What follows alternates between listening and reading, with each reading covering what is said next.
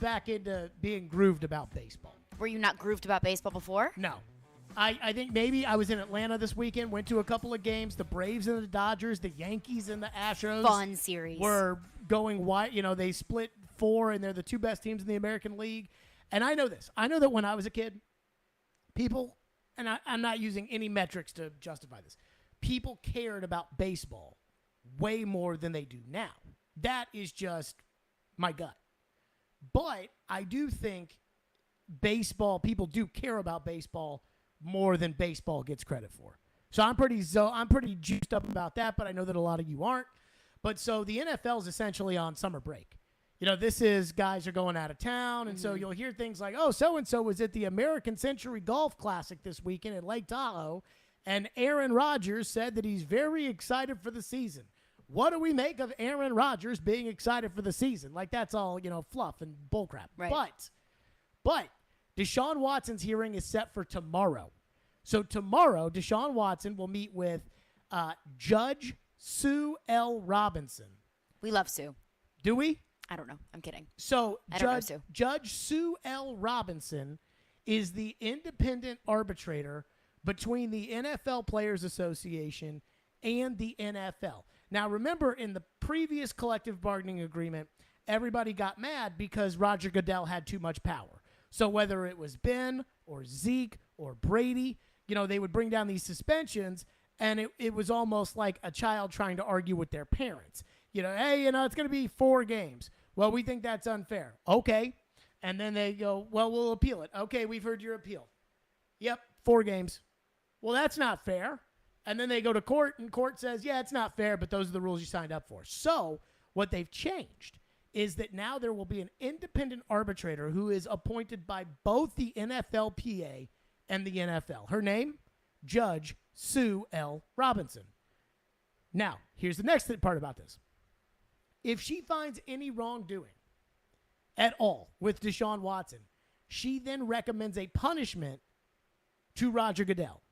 And then Roger Goodell gets the final say on the punishment. Now, I'll say this. In the Deflategate case, that I would like a neutral arbitrator to decide, because I'm on Brady's side, and I think Brady would have won that. In this case, it feels pretty obvious, regardless of how bad the Deshaun case is, that the neutral arbitrator, who is paid both by the NFLPA and by the NFL, is going to rule in some form or fashion that Deshaun did something wrong, right? Yes. So then it goes to Goodell, her recommendation. Let's say she says, I think it should be 8 games. It then goes to Goodell, and Goodell gets to decide, should it be 10 games? Should it be a year? Should it be 2 years? Should it be 10 years? Should it be 1 game? Should it be, Goodell gets to pick, which is crazy, right? That feels almost sacrilegious in the court of law, that like Roger Goodell has final say over a judge, but also a judge can make a recommendation, which I don't know, Sue L. Bird. Judge Sue L. Robinson. Sue L. Robinson's knowledge of Judge the NFL. Robinson to you. Pardon. Judge Robinson. I don't know her honors knowledge of the NFL or of football, but sure. How do you make that recommendation to Roger Goodell? Because what if she said, it's a 100-game suspension? Well, that seems a little bit dramatic in the eyes of the NFL. Well, then Roger Goodell gets to say, okay, well, it's not going to be 100 games. But then how much does Roger Goodell take that recommendation into consideration? Does he already have a number of games or a number of seasons in his mind? And if this judge is just giving her recommendation and he says, yeah, I already have my mind made up. Well, I'm glad you bring this up. Okay, wonderful. Because these like third world countries where they have a legal system, but like the trials have a legal system. Like I saw that Brittany Griner faces up to 10 years in jail for that hash oil in a vape cartridge or whatever.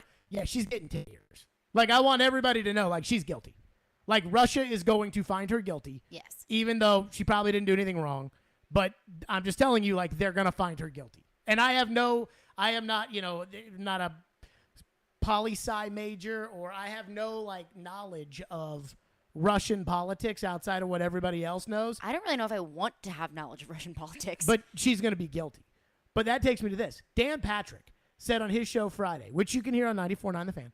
Dan Patrick said this Friday, you tell me if this is a crooked court or not. From what I'm told, they're starting at a year for Deshaun Watson. And it could be more from what I'm told. So, you know, I was told by a source that they were going to bring up what happened with Kraft and Daniel Snyder and Ben Roethlisberger, just as reference points here. But you're starting at a year with Deshaun Watson, from what I was told. So we haven't even had the hearing yet, and Dan already knows what both sides are going to argue, and he knows what the punishment's going to be. Well, the starting punishment. And then the Wall Street Journal came out over the weekend, and they said for Deshaun, it's going to be an indefinite suspension with a minimum sentence of a year. Which, by the way, I'm cool with. Like, to me, if they were, from what I've read and what I've heard and what I've seen, which, again, I'm not going to sit here and claim I'm some expert on the Deshaun Watson situation, but I'm cool with that. But here's what's so crazy about kind of the kangaroo nature of all of this. So we know the hearing is tomorrow.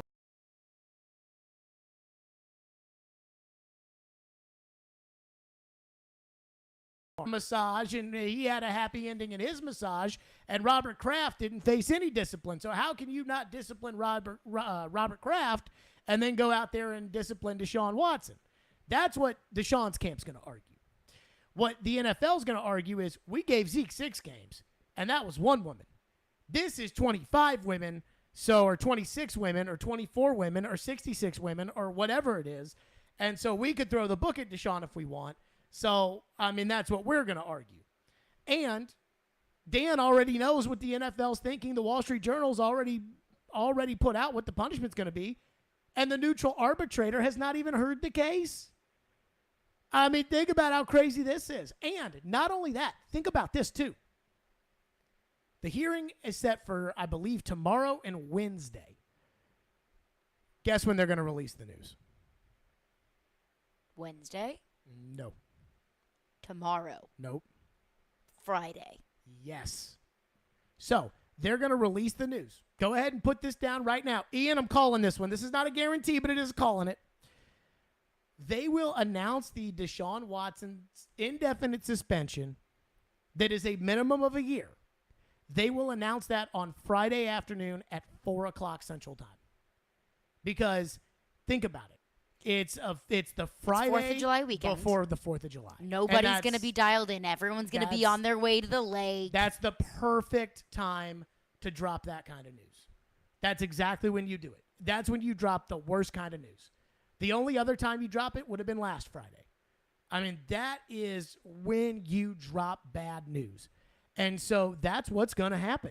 And it's wild because, again, we have this whole process in the collective bargaining agreement about a neutral arbitrator, and then the neutral arbitrator will make a decision. And if Deshaun is not guilty, then Roger Goodell cannot impose any sort of suspension on Watson. But because we all know he is guilty, Roger Goodell's already decided what he's going to do. It is wild. And we already know when they're going to do it, which is going to be next Friday, or which is going to be this upcoming Friday. And then you go from there. Now, I had 2 thoughts on this. First off, I'm kind of tired of the Deshaun stuff. Like, just go ahead and give it to me. Like, I'm kind of, again, I know you've got to go through the process as defined in the collective bargaining agreement because that's how these things are done. But just go ahead and do it. You know, he's out for the year. All right, now we can talk about, can Cleveland bridge the gap with Baker and what's it mean for Jacoby Brissett and Deshaun's contract. Here's a little nugget in the Deshaun contract. His contract technically tolls if he gets suspended for the whole season. So when they did that whole like $1 million base salary, $46 million up front thing, that was if Deshaun gets suspended for 10 games, then he loses the prorated amount of $1 million for 10 games. But if Deshaun gets suspended for a whole season, then you push the contract back a year. And so Deshaun would be making $1 million next season. And so he'd be kind of stuck on that. And the 4-year deal that he signed, or 5-year deal, or whatever it would be, would now become a 6-year deal because you push the whole thing back, which is another little interesting nugget as far as all of this is concerned. But I go back to, I guess I'm kind of tired of this. Like, just tell me the verdict. And I already know it. It's guilty. Dan Patrick told you it's guilty. So that's where we are on the Deshaun front. And then I can't believe I was thinking about this. It's like a very selfish thing to think about when it comes to this, because I think he did it. And I've said many times, like, after reading the Jenny Ventures article, if I was commissioner of the NFL, it would have been really hard for me to not just suspend him for life. And now that he's settled 20 of the 24 cases, and there are 4 cases out there, I guess you could probably not justify a lifetime suspension. But let's not forget that 4 is still a lot. 4 still a lot. Compared to 24, it's not a lot. But we talk about the Ezekiel Elliott situation, for example. That was a massive story. That was a 6-game suspension, and this is 4 times that. Yes. I mean, it could still be more. I mean, it could still be more. Because you never know with this guy and this situation. Like, I mean, there are more and more that come out of the woodworks as time goes on. But there's a selfish element here that I was thinking about today that I actually looked up, and I do want to get to that. So there's a selfish Titans element here that I want to get to. But let's get your thoughts in. Again, it's Deshaun week, where tomorrow they will have the hearing. My guess is we will not hear a single word about it outside of they will show him walking into wherever Judge Sue L. Robinson is hosting this hearing. I wouldn't assume it's a courthouse because this is not a court case. My guess is this is probably at the league office in New York.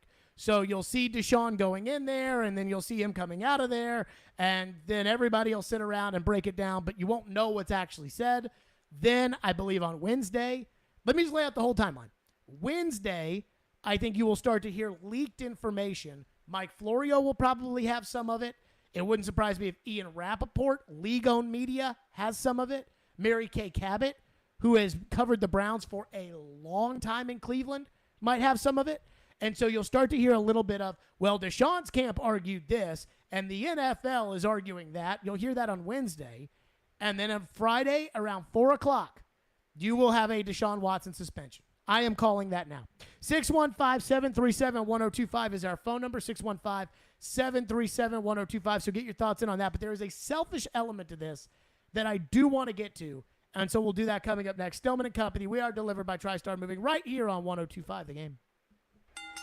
Every Wednesday at 5, join us for Jared versus Joe as they debate all of the big topics in sports, presented by Parman Tractor and Equipment and Mayweather Boxing and Fitness on ESPN 102.5 The Game and the Game Nashville app. At the law office of Amanda J. Gentry, we are committed to defending your rights. Being arrested doesn't have to be the worst day of your life. Being served with custody paperwork doesn't have to be the worst day of your life. It may feel that way, but if you have Amanda J. Gentry representing you, you can feel confident that you're going to have the best quality representation in all of Middle Tennessee. Amanda J. Gentry goes wherever justice demands. 615-604-6263. AmandaJGentry.com. Hey, Willie Donick here. Are you feeling the sting of higher interest rates and higher costs? Those credit cards and other loans are costing more and more every month, and inflation is making everything else more expensive. Your home can save you right now. Your home value is up, and there's a ton of cash in it that you can access with Loan Pronto. Loan Pronto specializes in zero-cost cash-out home refis. You can get tens of thousands in as little as 2 weeks. Pay off those 23% rate credit cards and other loans. Consolidate everything into one super low payment. People who do this usually cut $800 or more from their monthly budget. If your home mortgage rate goes up a point or so, it's offset by your credit card rate going to zero. So call Loan Pronto now and unlock that equity and wipe out the bad debt. Do it now. You can even skip your next 2 house payments. Call 615-499-5780 or go to loanpronto.com. That's 615-499-5780. Equal housing lender, NMLS 166-1781, subject to lender approval. Spring is in the air, and that means all kinds of fun in the sun is just around the corner. But if you're feeling low energy, if you've put on weight and just aren't getting the gains from your workouts, if you aren't sleeping well and your libido isn't what it used to be, maybe you aren't looking forward so much to sunny days and shirtless weather. This is Kim for the Tennessee Men's Clinic, and if this sounds like you, we might very well have the answer, because you may very well be suffering from low testosterone. And that, my friend, is something that can be effectively treated to get you back to the guy you used to be. The Tennessee Men's Clinic has treated thousands of men for low T. Our treatment programs are highly effective, with most men seeing results in just a few weeks. Assuming you're like most guys, you'll sleep better, have better workouts, have higher energy, and your sex life might just improve as well. So give us a call. Just $99 gets you a PSA and T-test and a medical consult. Call 615-208-9090. That's 615-208-9090. Or go to TennesseeMen'sClinic.com. Visit our website to learn more, including side effects. Treatments extra. Results vary. Jump into the thrill at Bally's Evansville Casino. Play to win with lots of slots and live and electronic cable games. Visit the High Limit Room for an elevated experience. Take a break with a cold tap house brew or a snack at the deli. For more elegant dining, check out the flavors, river views, and music at Kavanaugh's. Enjoy a relaxing stay at the Bally's Hotel or the luxurious Legends Tower. Plan your casino getaway at Bally'sEvansville.com. Gambling problem? Call 1-800-9-WITH-IT. Never miss a moment of the show. What is this? Check it out. Subscribe to the Stillman and Company podcast on iTunes, Spotify, and wherever you get your podcasts. You're listening to Stillman and Company. Presented by TriStar Moving. On ESPN 102.5 and 106.3 The Game. And on the Game Nashville app. For Cleveland, do you feel bad for the organization? You know, it's like, boy, they're such in limbo. They don't know what's going on. Well, you know, I think they didn't help themselves when they came out and said, hey, look, we did our own independent research and we felt comfortable. And they probably did. But, you know, in that way, you can't feel sorry for Cleveland in any capacity because they decided to go down this road and make this big decision within the organization. There you go. That is Mark Dominic, the former NFL general manager, who I believe lives in town here. Mark Dominic, formerly with Tampa Bay on SiriusXM NFL Radio. And the thing about NFL radio is that it's like NFL Network radio. Mm-hmm. So you're never going to hear somebody on NFL radio just come out and just blast Goodell on SiriusXM. You're never going to hear that because it's a league network. Just like you're not going to turn on NFL Network and hear LaDainian Tomlinson or Maurice Jones-Drew just lose their freaking marbles over Roger Goodell. It will not happen. But that tells you right there of Mark Dominic saying, I mean, you can't feel bad for Cleveland. Do you feel bad for Cleveland? Absolutely not. Nobody feels bad for Cleveland. Absolutely not. They should have foreseen this happening. Did they? They should have. I mean, again, they said that How do you not foresee this happening? They said that they did their own investigation and that they felt comfortable after doing their own due diligence, I think is the right term. So here's the one selfish element of the Deshaun thing, and then we'll get to your phone, 615-737-1025, is that I was looking at the schedule today, and I was like, does Deshaun being canned for the year, does that benefit the Titans, or is that bad for the Titans? Or is it indifferent for the Titans? Now, I think it's actually bad for the Titans, and I'm going to tell you why. And again, it's absolutely the right move to suspend him indefinitely, which was the Washington Post, or maybe it was Wall Street Journal. I think it was Wall Street Journal. The Wall Street Journal report over the weekend, which was they're going to suspend him for the season indefinitely, but a minimum of the season, which also does go along with what Dan Patrick said on Friday. And as I think we talked about this, I mean, we know Dan's sources are pretty solid. Oh, like, yeah. Dan's, you know that Dan's talking to, like, he may be talking straight up to Goodell because he's Dan Patrick. And we've talked about this before, that it should be, or at least if I was the commissioner of the NFL, I wouldn't make any definite suspension or any definite period of time until I had all of the information, at least that was laid out in court. Oh, sure. So or then, NFL court. Here's where this is bad, though, for the Titans, is I looked at the Browns' schedule. And at least they don't play the Colts, which is a good thing. Because, I mean, apparently this Baker thing is too far gone.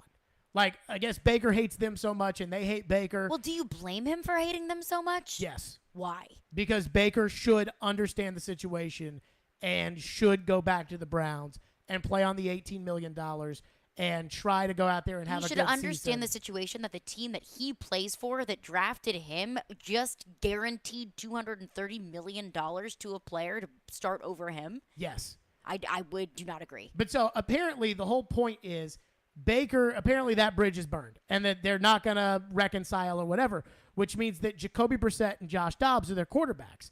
And that's how they're going to approach this year. Well, then they're probably going to lose roughly, I don't know, every game. Well, so who do they play this year? And the only AFC South team they play is the Texans. So who cares about that? But they play the Chargers. They play the Patriots. They play the Ravens twice. They play the Bengals twice. I mean, when I look at the AFC and I think about the Titans, those are the teams they play at Buffalo. Those are the teams that the Titans are competing with this year, whether it's for playoff seeding or for playoff spots. And so all of those teams, at least right now, it looks like they're going to get to play Jacoby Brissett. And so for me, I guess I have a problem about looking at this situation with Cleveland. And again, I want them to throw the book at Deshaun, but also knowing in my head, like, okay, how does this affect the Titans? It would be a lot worse for the Titans if they played the Colts, which they don't. But it's still a lot of the teams the Titans are competing with next season are going to play the Cleveland Browns. And that's an automatic win.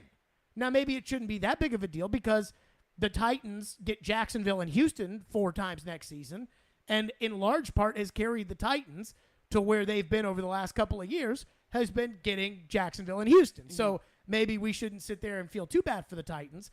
But, I mean, it would be nice if Deshaun Watson was quarterbacking the Browns.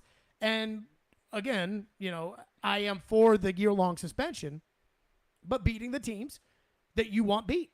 And I'll use the Patriots as an example here. I think everybody just when they think about the AFC and they talk about all these teams that might be better than the Titans, and we went over this last week, but all these teams that might be better, they just totally ignore the Patriots. And it's like the Patriots made the playoffs last year and I believe won 10 games with a rookie quarterback.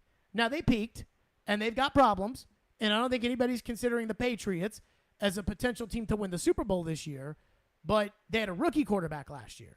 The biggest jump for a star quarterback, and I'm not saying Mac Jones is one, but the biggest jump for a star quarterback is between years 1 and 2. So if Mac is a star, now you got to deal with that.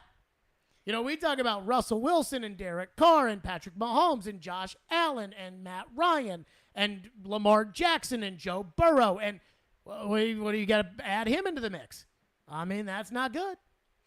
But what is the plan with Baker? Because we can say all day long the bridges are burned and Baker's not playing in Cleveland. Then where is he going to play? What are the Browns going to do with him? He's still technically under contract with Cleveland. So Albert Breer reported last week that they are going to that they're willing to eat half of the contract.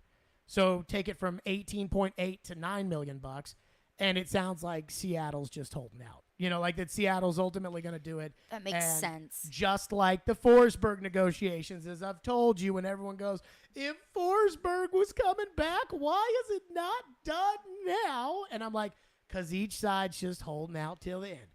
Then again, I just saw Freddie Freeman for 2 games play as a Dodger, and that was definitely a weird feeling and something that I did not expect until it happened. So, I mean, make of that what you will. I do have a thought on the Baker point, which I'll get to, but I do want to get your phones in here on 615-737-1025, and our phone lines are driven by WilsonCountyHyundai.com. Michael, kick us off today. Thank you for waiting patiently. Go ahead. Hey, guys. Thanks for taking my call. Sure. I just wanted to say real quick that just because Deshaun has settled 20 of these 24 lawsuits doesn't mean that the NFL can't take that into consideration. I don't know if they will or not because, like you said, I think that that lifetime ban is off the table due to these being settled. But that doesn't necessarily give a presumption of innocence or guilt when it comes to him just having settled most of these lawsuits. Just because they're settled doesn't mean he isn't innocent or he isn't guilty. No, I don't disagree with that, and I appreciate the call. I mean, I think he's guilty. I mean, that's just like when this happened, I remember last year, I forget exactly why, but I was parked up on my street for some reason. I don't know why I was. Something must have been up. But so I remember I was parked up on my street, and I got in the car, and I heard one of those sports updates. This sports update is, all right, thank you, Bobby. It's a brand new day in Cleveland when Johnny Joe hit a 2-run homer, and they play like the play-by-play whatever. Uh-huh. And it was like, this sports update, Deshaun Watson has been accused of sexual misconduct by a masseuse. Deshaun Watson says he will thoroughly defend himself for whatever. And I was like, oh, that's not good. I mean, that's, whatever. And then all of a sudden it was 2. Then it was like 10. Then it was like 12. Then it was like 14. Then all of a sudden Deshaun was 24. Like, yeah, I'm not going to play for the Texans still. I'm like, that's rich. Like, I mean, you got the gall to sit there and be staring down 15, 20, however many sexual assaults. He didn't really have the privilege of being able to choose where he wanted to play at that point. He got $40 million for doing nothing last year. And so, again, the whole situation's crazy. I think he did it. I think he should be suspended for the season and more. As I said many times, that if it were me, what I would have done, 8 games into the year. Now, I guess you can't do this because you do have to go through this sham hearing process with Judge Sue L. Robinson. We love Sue. But what I would have done if I was commissioner is I'd have waited 6 or 8 games into the season, and I'd have popped him with 16 games. So I'd have had 8 games this year and 8 games next year. And I'm screwing your seasons on the 2 ends. And now he's going to be a 30-year-old quarterback, which 30 years old is nothing to scoff at a quarterback. But now you're going to have a 30-year-old quarterback that you paid $100 million to, and he's missed half of 2 seasons for. That's what I would have done. Half of 2 seasons in and a full season in 2021. So he hasn't played a full season of football since 2020. Yeah, but I don't count the full season in 2021. That was his choice. Okay, so 4 years. That wasn't – the 2021 was not – the people that think, like, counting 2021 as time served. No, I'm not counting that as time served. That was his choice. I'm counting that as he hasn't played football for a year. And then you add another year on top of it. Now it's 2023. He hasn't played football in 2 years. He's 29 years old. Yeah, I've just seen Michael Vick come out of jail, though, and play football and win the MVP. So I don't think, like, the idea of he hasn't played football in 2 years. I mean, I think he'll be fine. But don't we make that argument about Caleb Farley and Dylan Radins? Yeah, but Caleb Farley's never been good. Dylan Radins has never been good. Well, you did not watch enough Virginia Tech football to know that Caleb Farley was never good. No. He's not Michael Vick. Good in the NFL. Okay. Like, you can be good in college. Yeah. Reggie Bush was good in college. But once you get to the NFL, you know, if you're good in the NFL, especially at that position, you know, running back is probably a little different. You're a running back. You take 2 years off, and then it's like, I mean, you know, you haven't been hit in 2 years. And well, you haven't 2 years at the running back position is more like 10 years. It's like dog years. Yeah. And then quarterback, though, I think Deshaun, I personally think Deshaun will be fine. It's like tearing an ACL or something.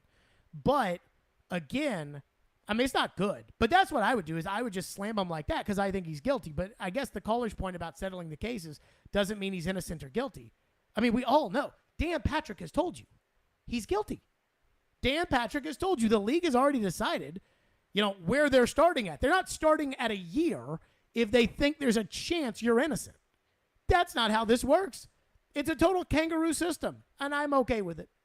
615-737-1025 is our phone number. We'll get back into your phones on this. 615-737-1025. And again, it is Deshaun Watson week. I've laid it out for you. I'll have a hearing tomorrow, maybe a little bit Wednesday. You'll start to hear some of the rumors either tomorrow night or Wednesday morning about what was said in the hearing, what defense they used, what the NFL, I guess Florio has a report where the NFL is going to use 5 of the 24 cases. Apparently there's something about these 5 where they think they've got pretty solid proof that Watson did something wrong. And so the 5 cases is going to be the NFL's case, supposedly. So we already know that. But again, he's going to be guilty. And then when he's guilty, they're going to give him a year plus an indefinite suspension. They're going to make him settle the other 4 cases so that they don't run into the risk of next summer there being all these hearings and everything and then worse things coming out and then wanting to suspend him again. That's what's going to happen, and you're going to find out about it Friday at 4 o'clock. So if you've got, 4th of July weekend plans and you're going to be driving, be listening because it'll break probably 4 o'clock, 5 o'clock on Friday. 615-737-1025 is our phone number, 615-737-1025 here on Stillman and Company on 102.5 The Game. This is Tanner Janot, and this is Smashville. And now down the right wing side, Tanner Janot. His shot, he scored! Tanner Janot with a shot! This is the flagship of the Nashville Predators Radio Network. ESPN 1025, The Game. This segment of ESPN 1025 The Game is brought to you by Train Heating and Cooling Systems. Tested, retested, engineered, and re-engineered to keep up with you. We run together. Visit traininfo.com to find your local independent train dealer. Traininfo.com. It's hard to stop a train. The clock is ticking on Genesis Diamond's amazing finance offer. You have until 5 p.m. Saturday to take advantage of the hottest offer of the summer. 5 years, 0 interest financing on practically everything in our showcases. Get in now and splurge. Maybe treat yourself. How about a stunning $12,000 designer ring, complete with a GIA diamond for just $200 a month? It's the smartest, easiest, and best way to buy. Nothing down and no interest for 5 years. But hurry, this incredible offer ends Saturday and will not be extended. Only at Genesis Diamonds, Green Hills and Cool Springs. On approved credit. Throughout the country, buried pipelines are indicated by a pipeline right-of-way. A long, wide stretch of grass cleared of trees and marked with signs. If you have a right-of-way near your home, do not plant anything in it or dig in it. Do not install a fence or build your kids a super cool fort without first getting the pipeline operator's approval. For more on pipeline safety, visit pipesafety.org. A message from the Tennessee Gas Association, Tennessee Association of Broadcasters, and this station. Thunderous dunks, crunching body slams, blazing fastballs, heart-racing game winners. Women's work is never done. SiriusXM is recognizing the 50th anniversary of Title IX by shining a light on how far we've come and how much further we need to go to ensure women have an equal chance to be great. Hear women's games, news and analysis of women's sports, and more. The 50th anniversary of Title IX. Download the SiriusXM app and listen now. Robbie and Rex Road here on ESPN. Welcome into the DDC. Stillman Company is delivered. There's a new way to hear 102.5 The Game. Nashville's best sports talk on 106.3 FM. From downtown Nashville to Spring Hill on I-65 and to Murfreesboro on I-24. You now have two choices to hear our great sports programming. Get the extra point, no problem. And the Nashville Predators. Scores! Check out 106.3 now and save it as a preset. Hey, this is John Hines, and you're listening to Nashville's best sports talk, ESPN 102.5 The Game. From what I'm told, they're starting at a year for Deshaun Watson. And it could be more from what I'm told. So, you know, I was told by a source that they were going to bring up what happened with Kraft and Daniel Snyder and Ben Roethlisberger, just as reference points here. But you're starting at a year with Deshaun Watson, from what I was told. There you go. That was Dan Patrick on Friday. And then the Wall Street Journal reported that expect an indefinite suspension with a minimum of a year. And then, again, the other thing that's wild is that Deshaun Watson's contract gets pushed back if he gets suspended for the whole year. Technically, the contract would toll. So that means that Deshaun, you know, who signed this big contract, supposed to get 40-something million a year every year, will only get $1 million next year. And, I mean, surely he's going to have to lose some money somewhere. I guess he's losing money in the year extra that it gets pushed back. But, anywho, that was Dan Patrick, and I trust Dan's sources, though the McDonald's bag and the money with the Jeremy Pruitt stuff wasn't necessarily all that true. But I still trust Dan Patrick nonetheless. Although that still feels like something wild to just make up. That's so oddly specific and oddly niche to just pull out of thin air. I mean, word on the street is that it's pretty obvious that Pruitt's coaches were paying players. You know, in roundabout ways. I mean, they weren't the only coaching staff in America, but yes, they were guilty. Not how it works. I know. Like, that's like tax fraud. People say, well, you know, I mean, everybody. There's a guy, I want to say he bought the San Jose Sharks. Ian, you know who I'm talking about, right? Maybe. They did like a 30 for 30 on this. This guy bought the San Jose Sharks, and he didn't have the money, so he lied about the money that he had in order to buy it. You know, none of these guys, except for the Walmart guy, and the Panthers guy, none of these guys have the money to buy the teams that they buy. What they do is it's like buying a house. They basically take out a huge note, they leverage it with the league, and they have to pay back the debt, right? You know, consistently, and then eventually they own the team. And so that's how buying teams usually works. So the guy lies about how much money he has and pretends that he is, maybe it was the Devils that he bought. Anywho, so he lies about how much money he has. And in the documentary, he ended up going to jail for this, and the NHL took the team away. But in the documentary, he was like, I can't tell you how many sports owners probably have gotten away with that. That over the years, all you have to do, baseball's a perfect example of this. All you have to do is own the team. You buy the team in baseball, and then you make hundreds and hundreds of millions of dollars every day. The team pays for itself. And then, right, you take the money that you make from the team, and then you pay the players with that. And then over time, you get a new stadium deal, you get a whatever, and you end up making a fortune. And so I say all of that because I forget what I was saying. About the McDonald's bags, how Pruitt wasn't the only coach doing it. Oh, yeah. So, like, the idea of, well, you know, I mean, the other owners were doing it. Well, yeah, I'm not saying that to justify what Jeremy Pruitt did, but I'm saying I'm not naive to think that he wasn't paying players. The best part about it, too, is how Jeremy Pruitt got caught. Or I shouldn't say how. Why? Because Why they wanted him out. Unbelievable. If they didn't want him out, then this would all be hush-hush behind closed doors. If I was the NCAA, and I'm not sure the NCAA has any power anymore, But if I was the NCAA and you did that, like you told on yourself in order to get out of an extension that you shouldn't have signed, like I'm absolutely throwing the book at you. Like I am taking that into account when I am total manipulation of the system. Yeah, I am like you're not going to use me to get what you want. So like I'm going to to make you don't have to dish out the cash to fire your coach just because you don't like him. Right. So I'm going to make you pay for the fact that you are using me in order to try to get what you want. Exactly. Anyway, I digress. Phone lines driven by WilsonCountyHunter.com. What do we have? Wes in Clarksville texts in about exactly what we were just talking about. So if Deshaun is out a year, that'll be 2 years since he played. Will he be any good when he comes back, or at least $200 million good? Michael Vick went to jail, came back, league MVP. I mean, but also that was Michael Vick. Can Deshaun Watson do it? I'm not saying it's impossible, but logic would tell you if you haven't played a professional football game in 2 years, you're going to come back and there's going to be, a knocking off the rust period. Sure. But as far as, will Deshaun Watson be a franchise level quarterback? I think he will be. I mean, I really do. It's like the guys that opted out of COVID seasons in sports, they came back, and it's not like all of a sudden they weren't any good because they took off that 1 year because of COVID.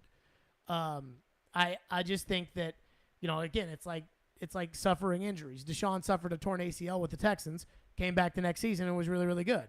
So it's not like Deshaun won't be working out with his quarterback guru coaches and won't be, again, Michael Vick went to jail. Like, what can you do in jail? You can work out in jail. You can work out in jail, but you don't have the football guru coaches there. You got the guys in the yard. Football guru coaches? No disrespect to the football guru coaches. No, that's the thing about a lot of these people in this league. Like, there are dudes in this league that are absolutely shredded with 8-packs, and it's like, man, I wonder what that guy eats. It's like, oh, yeah, he eats Chick-fil-A and McDonald's all day. He's just different. That's how a lot of that's like when you take a guy like Paolo Banchero got drafted number 1 overall by the Orlando Magic. And there was this big thing going around the internet over the weekend, which was he played quarterback and he played this sport and he played that sport. And it's like, right. Some guys are just athletic like he's that. better than you. Like, that's how this works, is that sometimes these guys are just better. I mean, I know it's great when you hear a story about a guy who, he was born and all he ever did was throw a football in the air and he'd throw it to himself and he'd catch it. And that's all he did. And now he's Joe Montana and it's, oh my God, his love of the game is what makes him so good. I understand, like, that's what a lot of people want to hear all the time. But oftentimes the reality is Connor McDavid's just better than you. Like, he's big, he's tall, he's fast, he skates like a freaking deer. He's just better than you. Now, sometimes it is the guy who's so obsessed that, he can't get over him. He can't get over himself. But like Michael Irvin did all that cocaine and he got in all that trouble. It didn't matter on Sundays because Michael Irvin was a bad boy. So that's just kind of how I look at this. Is like, guys take Michael Jordan went and played baseball for 2 years, came back and won 3 more championships. And again, Deshaun's not Michael Jordan, but I'm saying like the idea of Deshaun's out and what's it gonna mean? I think it'll be fine. What does it mean to skate like a deer? That doesn't sound like a good thing. Oh, he skates like a freaking deer. I don't even know what that means. Oh, my God. It's just so Wouldn't that mean that he's, like, kind of rickety on his legs? It's just beautiful to watch. Just watching the gliding of Connor McDavid on the ice. I have no idea it's where that just reference so gorgeous. came from In or fact, how you got to it. They played a game on a Sunday in 2017. Maybe it's 2016. They played a game. This is like McDavid's second year in the league. And the Predators scored. And so the fans are starting to do like the "you suck" chants, and they drop the puck, and McDavid just takes it and just goes the length of the ice, and Yossi's the only guy back, and as if Yossi wasn't even there. Like, he might as well have been a cone. Just like freaking Bambi on ice. And McDavid just galloped right past him and just right to the net and scored as they're like getting ready to do the "you sucks" chants, and I'm like, yeah. I'm not. Count me out of the "you sucks" chant on this one because Connor McDavid just split Yossi in his face and scored. And that's pretty good. But again, that's because he's better than you. He's better than you. I mean, that's what. Yeah, that's what, fair. What do we have at the text line? Andrew texts in and says the Ray Rice treatment should be more common with pro players. What is the Ray Rice treatment? Where they kick you out of the league for forever? I guess. I don't know what that is. But here's the thing people have to realize about that. Because I've seen some of the stuff about, Kaepernick. And it's like, well, they kicked Kaepernick out of the league. They didn't kick Kaepernick out of the league. Here's what happened. And this is the same with Ray Rice. Ray Rice was a 30-plus-year-old running back who was essentially the poster child for the NFL's lack of sensibility towards women. Or maybe not sensibility, sensitivity towards women and protecting women. Any team that would have signed Ray Rice would have had to have a bunch of press conferences, and it would have been talked about all the time. And every game you watch on TV, now it's 3rd down and 6, and Ray Rice is entering the game. Kind of like when the Titans signed Adrian Peterson last year, but in a different way. When they signed Adrian Peterson, it was all like, Adrian Peterson is in the game. When Adrian Peterson, of the 10 guys that ran the football for the Titans last year, Adrian Peterson was by far the worst. But because it's Adrian Peterson, he's a million years old. It's like Adrian Peterson. He is a future Hall of Famer. And that's what would have happened with Ray Rice, but only in a bad way. They would have brought up the bad stuff every time he came out. And he just, again, 30-plus-year-old running back, and I got to take the PR hit, and I got to dole out money to get him? Pass.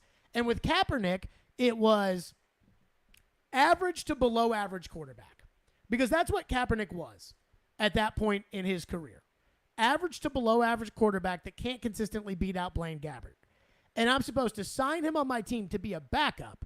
And then when he's a backup and I've got Daniel Jones as my starting quarterback, every time something in America happens, everybody's going right into the locker room and they're going right to Kaepernick.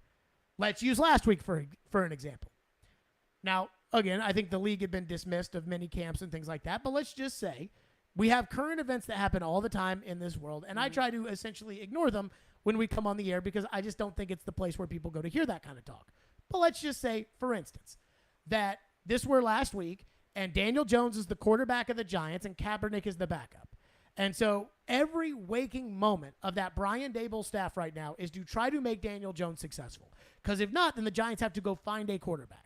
And it's a city where there are tons of distractions, where they freaking rip you apart if you are not good for one game. It's, oh my God. I sent you a Phil Mushnick column in the New York Post. That was wild. I mean, the guy just freaking goes. I mean, he's mad. I mean, Phil Mushnick went off because the Jets' first-round pick, Sauce Gardner, spent $50,000 to acquire number 1. He was not happy about it. Chucked Mekhi Becton under the bus at the same time. Yeah. So that's how New York works. That was wild. So Roe versus Wade gets overturned by the Supreme Court.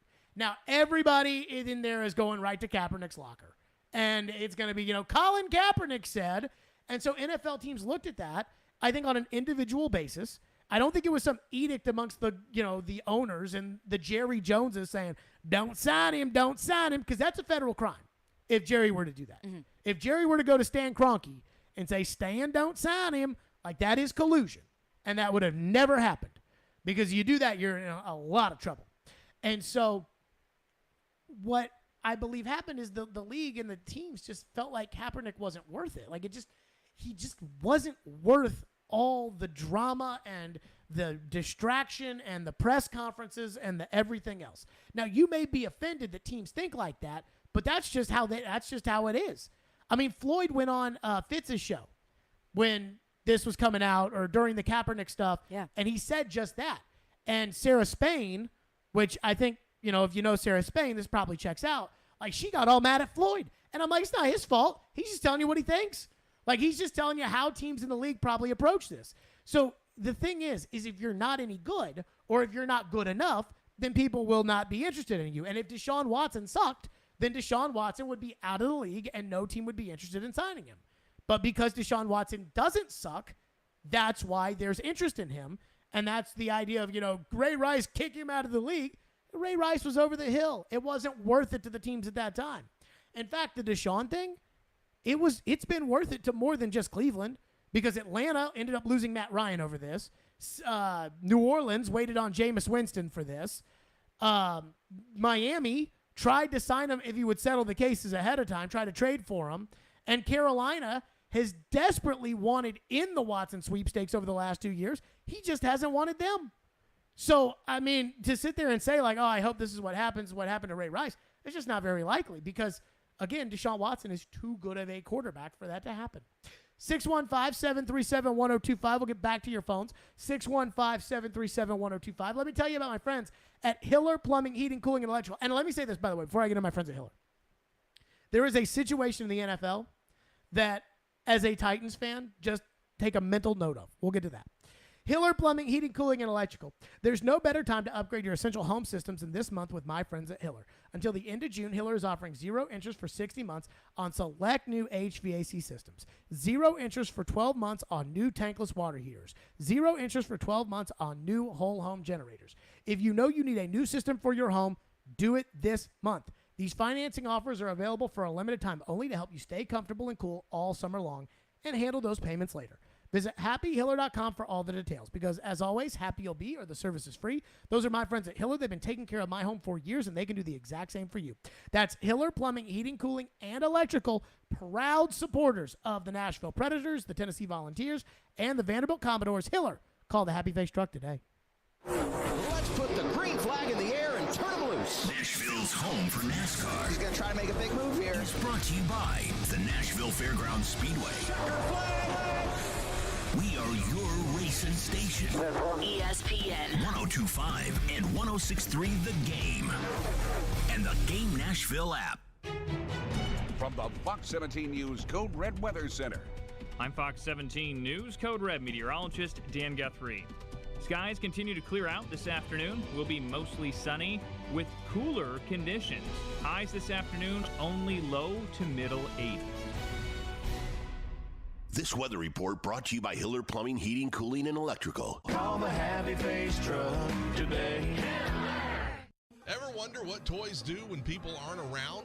With the Nashville Symphony performing the score live, Disney Pixar's Toy Story answers that question with a fantastic, fun-filled journey, viewed mostly through the eyes of two rival toys. Woody, the lanky, likable cowboy, and Buzz Lightyear, the fearless Space Ranger. Toy Story in concert with the Nashville Symphony, July 8th through the 10th, including a Sunday matinee performance. Presented by Disney Concerts. Get your tickets now at NashvilleSymphony.org.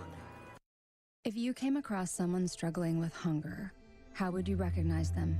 Would you notice a 16-year-old boy who got his first job? Not for extra spending money, but to help feed his little sisters? Or a mother who's in between jobs and sometimes goes to bed hungry so her kids can have dinner? I am the 1 in 8 Americans who struggle with hunger. I am hungered in America. Hunger can be hard to recognize. Learn why at IamHungeringAmerica.org. Brought to you by Feeding America and the Ad Council. Darren McFarland. I feel like we're a better playoff team. Willie Donick. You're in a window of a division you can win. Chase McCabe. I'm not signing him for more than $1 million. The DDC. Weekdays from 10 to 2. Presented by Spring Hill Heating and Cooling. On Nashville's best sports talk. ESPN 102.5 and 106.3 The Game. And on the Game Nashville app. You're listening to Stillman and Company. Sounds like this has been a game-changing day for all of us. Presented by TriStar Moving. on ESPN 102.5 and 106.3 The Game. And on the Game Nashville app. Stillman and Company, hey, listen for the Casino Sounder today through Friday. And when you hear it, text Bally, B-A-L-L-Y. Not now, but when you hear it, for everybody out there, text Bally to 615-737-1025 and be qualified to play the grand prize roulette wheel. All qualifiers will receive a number on the wheel, and the winner will be revealed during the noon hour with Darren, Donick, and Chase. The winner will then have 10 minutes and 25 seconds to call in to win the grand prize, a summertime casino getaway to Bally's Evansville. Must be 21 to enter. Official rules and more information at thegamenashville.com/Bally. So, again, wait for the opportunity to text in on that. Let's go to your phones in the text line, 615-737-1025. On what is Deshaun Watson week, the hearing between Deshaun Watson and the NFL will start tomorrow. And again, we already know he's guilty. Not because common sense tells us he's guilty, but because the Wall Street Journal has told us that the punishment is going to be an indefinite suspension at the minimum of a year.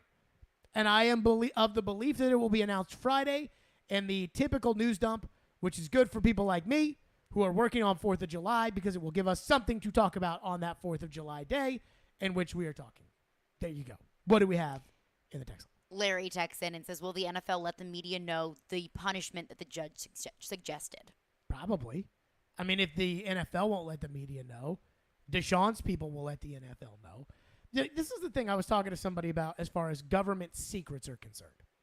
You know, I think there's like this world that we live in where we think that there's so many secret things that we don't know about. Mm-hmm. because it's kind of more fun for things to be that way. The conspiracy theorists love this stuff, right? They're like, open your eyes and do your own research. The flat earthers. And it is obvious that the world is coalescing to control everything that they... But the truth is that most things from a government standpoint, people usually know about. It's like all this testimony that's come out of this January 6th stuff. And, you know, you see this one woman at the New York Times who every time is like, I reported this on January 14th, 2021 and it's because for the most part, people don't like keeping secrets. Mm-hmm. And not only do they not like keeping secrets, they're also not good at keeping secrets. And deep down inside, a lot of this stuff ends up becoming public record anyways. So if Judge Sue L. Robinson makes a judgment on Deshaun Watson and decides 9 games, if she decides 1/2 the Urban Meyer punishment, if she decides the first half of the first game against Grand Toledo State, then Roger Goodell has the authority to change it however he sees fit. So Roger could then say, no, we're going to do indefinite suspension with a minimum of a year. Well, if Sue L. Robinson doesn't think that that's fair, then it's obviously someone's going to go to the media, whether it's her or her people or Deshaun or Deshaun's people. Someone's going to go to the media and they're going to say, hey, you know, actually, we really fought for this, and this is what we were. And it'll probably be a non-friendly NFL outlet like Mike Florio. I wouldn't expect it to come from, say, NFL Network or Adam Schefter, but it'll probably come out. What else we got? Cody texts in and says, given the NFL's stance on domestic issues the last few years, if they're truly protecting the shield, ban Deshaun Watson for life. Rape and sexual assault by an alleged serial assailant should not be calculated in game time at this level. The New York Times article shows that he is in fact dangerous. This is not a Roethlisberger situation. How could a teammate even feel safe with his family around him at a game or practice or team event? Lifetime ban, period. So I don't want to say that all 90 or 89 other guys on the Browns don't care, because I'm sure there's somebody on that team that's disgusted by Watson. Yeah, of course. But the general consensus of the teammates that he has, I'm telling you, I don't think they care. This idea of like, how could they feel like they care about him missing games? But the idea of this predator, I just don't think that they care that much. Why do you think that? Because I think the way that the league works is, and I've never played in the league, but I think the way that the league works is, yeah, man, you know, they said no charges, so no charges. He must, you know, whatever. You know, I'm trying to win football games. I'm not worried about the morality of the locker room. I don't know.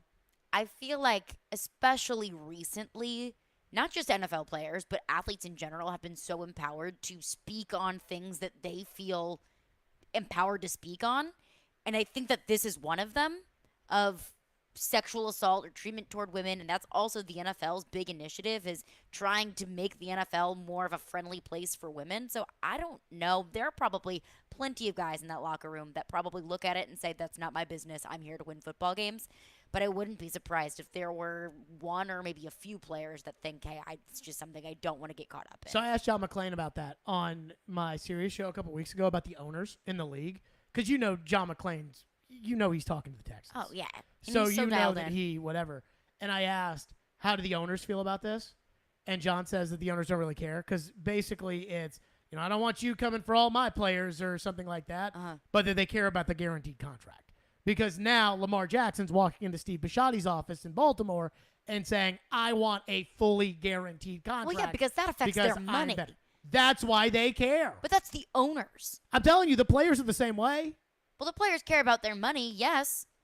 But I wouldn't be surprised if there was a player out there, or several players out there that aren't outspoken about this. I'll say this. Owners care about money. I consider myself friends with Derek. I like Derek. Derek likes me, I think. I like Derek Mason. Derek Mason went to the Ravens where Ray Lewis was the star player on that team. And I guarantee you that didn't bother him. You know what I mean? Like, it wasn't like, well, I don't want to sign with the Ravens because the star player of this team was involved in a double murder. Because Derek ended up signing. You want to know why Derek picked the Ravens over the Patriots? Why? Too cold. Well, it's pretty cold in Baltimore, too, but I hear him. And so, like, that's, again, like, that's my whole point is, it's like, you know, what? Well, I'm sure there are plenty of people out there that don't care, but I wouldn't be surprised if there were some that do. So then why have none of them spoken out? I don't know if I'd necessarily want to speak out. Why? It's a really tough position to be put in. Are they going to cut Jack Conklin and all his millions and millions of dollars that they owe him if he were to come out and say, yeah, I'm anti-rape, and it feels like that's something Deshaun did. I mean, is it so wild if someone comes out and says, hey, I'm really against raping people? I'm just telling you. I don't think that's a really tough stance to be a part of. They're not doing it. And they're not doing it, and I think in large part because my general consensus, this is my opinion, is that I don't think that I think these guys are so in their own worlds that it's all about their contract and their playing time and their team and winning their games, that the other elements of this we overlook too much. I think it's like after you retire, there's individual relationships you have that you're like, man, that was my best friend. Mm-hmm. Like Troy Aikman got Jay Novacek, the tight end of the Cowboys for all those years, got him a clock. And on the back of the clock, it said, when Jay Novacek retired, to Jay, hope the memories of the good times last forever, or something like that, Troy. And Jay Novacek on the Troy Aikman documentary showed the clock and like this bigger than any Super Bowl I could have ever won. And so maybe after you retire, those things kind of matter a little bit. But I also don't believe him. I truly believe that when it comes to guys being bad guys in the NFL, that NFL players are just conditioned to it. I mean, think about college players and the guys that there are a lot of bad guys in the NFL. Tim Tebow was in the middle of one of Aaron Hernandez's rages at Florida. Tim Tebow. Tim Tebow, Mr. Always, Mr. Golden Heart. I know. Tim Tebow played on a team with Percy Harvin and Aaron Hernandez and Riley Cooper and Brandon Spikes and the Pouncey twins. I mean, dude, I'm telling you, these guys, it's just different. It's just different. It's just these guys only care about themselves. I guess that's the roundabout way of saying it. And I hear you, and I'm saying I'm sure there are plenty of guys that don't care. Think about it. Brady's best offense ever. Randy Moss played wide receiver, who hit a police officer with his car. Dante Stallworth also played wide receiver on that team, who killed somebody with his car. Brady didn't have a problem. Okay, and I hear you. I'm telling you. And I'm saying I agree with you. I'm sure there are plenty of guys that don't care. I'm just saying I don't think it's the wildest. I don't think it's the wildest thought to think that maybe there is someone out there on the Browns roster that thinks, hey, maybe I don't want to play with a sexual predator. I didn't say that all 90 guys felt that way. I'm just saying that the general consensus around the league, as with the owners, as with everybody else. Well, the owners only care about money. Everybody involved in that league only cares about themselves. That's what it's like politics. Everybody only cares about themselves. I mean, I just remember plenty of players coming out of the woodworks talking about the Calvin Ridley suspension, about how ridiculous it was. And you don't hear anything about this? Well, no, you don't. But I'm just saying, it's not like players don't speak out against things that they think are ridiculous. So then they're not speaking out about this. They'll insert themselves into a situation. I would love to think about this. How many active players, if any active player, and I'm just using him as an example, Naquan Jones on the Titans. If Naquan Jones were to come out and say, I think that guy's a rapist and he shouldn't be in the NFL. If he were to say that is front page ESPN. Everybody's talking about it. Titans defensive tackle says that he thinks Deshaun Watson's a rapist, right? Like the inflammatory element of this and the yelling and the screaming and it's tailor-made for Stephen A. Smith, right? So now, have we heard any of that over 2 years? In terms of Deshaun Watson? Yeah. No. Any active NFL player that said that they have a problem with this? No. Amazing. 615-737-1025 is our phone number, 615-737-1025. The Avalanche won the Cup last night, and I got thoughts because I will say this. I do believe that Predators fans are going to couch their loss because Colorado is so good. And I do not think that's a good idea. We'll get to that next. Stillman & Company, it's ESPN 102.5 The Game. You watch the game. Line to left, coming on Newstrom. Base hit, Soundsman. We talk the game. But they knew he'd be really good. Well, if they don't make that move, they don't win those championships. We are the game. Nashville's best sports talk. ESPN 102.5 and 106.3 The Game and the Game Nashville app. ElectronicExpress.com. We make it happen. Hey, Willie Donick here. Are you feeling the sting of higher interest rates and higher costs? Those credit cards and other loans are costing more and more every month, and inflation is making everything else more expensive. Your home can save you right now. Your home value is up, and there's a ton of cash in it that you can access with Loan Pronto. Loan Pronto specializes in zero-cost cash-out home refis. You can get tens of thousands in as little as 2 weeks. Pay off those 23% rate credit cards and other loans. Consolidate everything into one super low payment.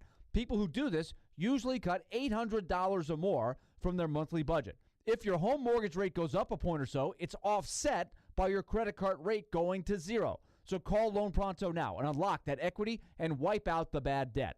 Do it now. You can even skip your next 2 house payments.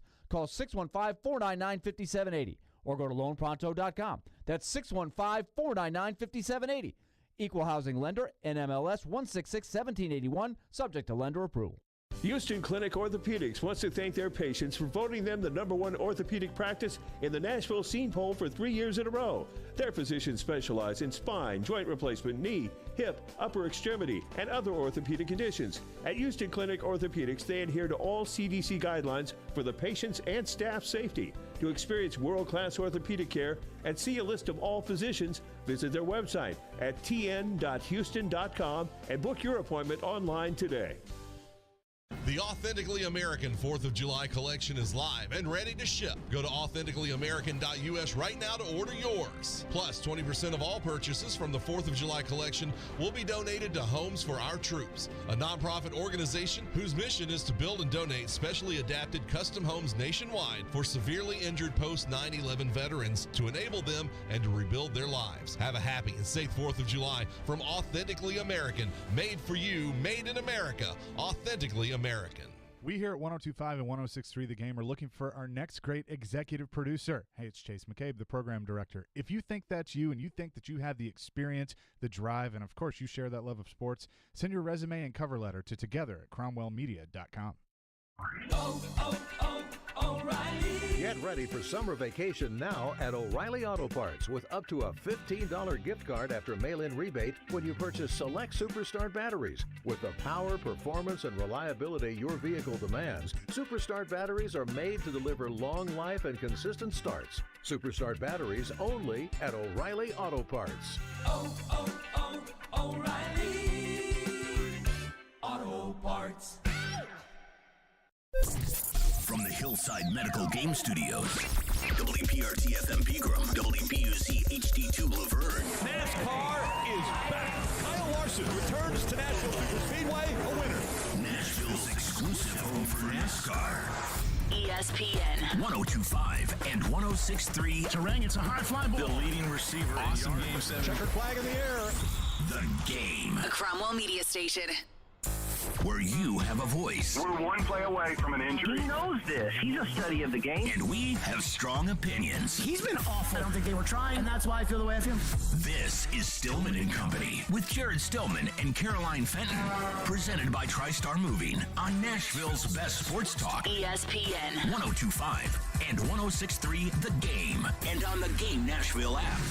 Stillman & Company is delivered by TriStar Moving, ESPN 102.5. The Game streaming live on Twitter, Twitch, YouTube, and Facebook Live. Thanks to the law offices of Amanda Gentry. Live from the Hillside Medical Game Studios. Last night, the Stanley Cup was awarded to the Colorado Avalanche, a team that for years and years and years had been knocking on the door, and for years and years, 2 of them to be exact, they had been upset in the playoffs. Last year, they finally this year, they finally broke through, and they won the cup. And to be honest with you, I thought this series was incredibly close. I thought Game 4 could have gone either way. I think that was the swing game of the series. I believe that had Tampa won that game, who knows what would have happened. I thought we had a great game Friday night. Mm-hmm. I thought we had a really good game last night. I thought at the end, Colorado was just too good, and they took home the cup. And I could already hear it, although I didn't see a lot of this last night, maybe because the game was late. But I could just hear the Predators fans that were defending the Preds, or more so maybe even internally, the Predators trying to sell us on David Poile, trying to sell us on John Hines, trying to sell us on all this of, see, you all got so mad. You guys got all bent out of shape. You guys got all worked up when the Predators got swept by the Colorado Avalanche, but they're a really, really good team. And that's why they got swept. And if Soros hadn't been hurt, then they wouldn't have played Colorado, and they would have played Calgary, and then they probably could have won that series like Dallas. Dallas got to Game 7. They could have won that series like Dallas almost did. And so don't be mad. Don't be upset. This team, competitive rebuild, and they weren't supposed to make the playoffs, and no one picked them to make the playoffs. And so they made the playoffs, and they got smacked by that Avalanche team. But did you watch them on TV? They're that good. Now, I'm not sure if I've heard anybody say this. So I'm just gonna nip it right now. Okay. The Avalanche winning the Cup does not make me feel better about the Predators. In fact, it makes me feel the opposite. Because I got 4 games of watching those two teams play each other. And in Game 1, it was a freaking blowout. And in Game 3, it was a freaking blowout. And in Game 4, it wasn't a blowout, but it wasn't like a true battle. Game 2 went to overtime. And in Game 2, the goalie absolutely stood on his head, and you still got outshot 50-something to 20-something, and it never really felt like the Predators were going to win that game. So that tells you how far away you are from the Cup, and that's how I look at this. And when I look at the Predators, I see a house that needs major renovations. I mean major renovations. Even if Forsberg comes back, major renovations. You can maybe convince me that the foundation is worth keeping. But everything else, I mean, I think you need major renovations if you want to compete with those two teams. And the major renovations come in the form of high-end young players that you have to get probably by losing. I think their line is, we're just a couple of quick fixes away here, new kitchen counters, a new bathroom, just a hardwood little bit. floors. Oh yeah, flooring. We're done. And this house is ready to go to compete with those Colorado Avalanche. And I just don't buy that. And I know that that's what they believe because that's what the coach told me. But I do not buy that. But I do wonder if the Avalanche's Cup win, because I mean the people that called this show the day after the Predators lost to the Avalanche, the fans around here, regardless of what you want to say, the fans were embarrassed. They were embarrassed by that series. But I do wonder if there are people that are now, because time heals all wounds, just like with Ryan Tannehill, that I wonder if there are people around here that are like, well, I mean, look how good that Colorado team was. And, I know we got swept by them, but, no matter how hard we had played or no matter how well we had coached or no matter who was in goal, we would have never beat that team. And so why have the expectation to be able to beat that team? And that's what I do feel is probably the sentiment, and I'm just nipping that right now because Colorado is really, really good. They've been really, really good for 3 years. It was obvious 4 years ago when the Predators beat them in the first round of the playoffs that this team was going to be really good, and so they're really good, and they're going to continue to be really good. And I say all of this as a long-winded way of saying I don't feel better. In fact, I feel worse. Because that's the standard, and that's how far away from the standard you are. And so maybe if there's any Preds fans out there that watched this series and thought, hey, I feel better about the Predators, I'd love to hear from you. But I don't want people to think that because I just don't think that's true. I think a lot of Predators fans look at it and say, well, see, that Colorado Avalanche team was so good. And they're not wrong because that team is that good. The Predators weren't the only team that got swept by the Colorado Avalanche in the playoffs. But I look at it like that is the most elementary surface level way of looking at it. Like, okay, other teams lost to the Avs. Other teams got swept by the Avs. So the Predators aren't much different. The Predators aren't very far off. Do you feel better about the Predators after seeing Colorado? No. Because that doesn't ignore the fact that this team, although they did get swept by the Avs, and they're not alone in that, there are so many problems that need to be addressed beyond just getting swept by the Avs. It does not ignore the fact that in the last month of the regular season, the Predators did not look good. It does not ignore the fact that who is in 5 years, who's going to be the superstar of this team? I don't know. you can probably feel pretty good about who the superstar of the Colorado Avalanche is going to be in 5 years. I Edmonton actually, Oilers are going to be in 5 years. I don't know who the superstar of the Avalanche is going to be in 5 years because they have so many of them that superstars. It could be it could be Makar, it could be McKinnon. It could be either of those guys. And that's the thing is, if the Predators got swept by the Avs and the Avs went on to sweep every team and win the cup, but you felt really good about the foundation and the future of the Predators, you could say, you know what? They got swept by this team that was really good, but next year it's going to be a series. Next year they can compete with these teams. But I don't feel that way. I think the only way that you can feel good about this team moving forward is if you feel good about the future and the foundation, and I just don't feel that way about the Predators. You know, it's funny. As I was getting ready to talk about this, it's almost like I felt, over the years, I have had many clashings with the Predator fans, and a lot of it is usually about narratives. It's usually narratives that I don't believe, that they believe, and then instead of addressing whether or not the narrative is true or not, they just get mad at me. It's just like, oh, Jared Stillman, Jared Stillman does this to get people riled up. Jared Stillman doesn't believe the things that Jared Stillman says. And I'm here to tell you that that's just 100% not true. Like, I absolutely, everything that I feel like I talk about, I mean, I feel truly that's how I feel. And I almost love the autonomy of my job because I look at other people in other jobs and I hear other things that other people say. And I'm like, man, that must suck to not be able to sit there and say what you think. But as I sit here and I mount this, I want to say attack on Predators fans or a narrative that may come of the Colorado Avalanche winning this series, I'm not sure I have heard a lot of the boo-hooing about this. Now, we heard it from the team when they lost, whether it was the team itself at their press conference talking about, that's a really good team, but in order to be a good team like that, you have to lose a lot of games. Or the other side of it being like when Chris Mason came on the show to debate and was like, they are a good team. The Predators are a good team. They just ran into a really good team. And it's like, I mean, you lost. But I haven't really totally heard a lot of that boohoo narrative. So to me, I'm just nipping it on the front end. I actually am pleasantly surprised at how little sympathy I have heard, no matter how much Colorado has won. Make no mistake about it. That's a good team. I was just thinking about this, which is crazy. The Avalanche in 2018 looked like they were going to be a really good team. I've got 2019 pulled up in front of me just because I know the Predators won the division that year. Colorado, by my count, they finished 5th in that division. And they were 38, 30, and 14, good for 90 points. So that Colorado team was not nearly as successful as this Predators team as far as the regular season was concerned. But I knew in that 2018 series that Avalanche team was going to be good. And that Avalanche team got good. And they are good. And they have made good moves since then. And that's a big part of it.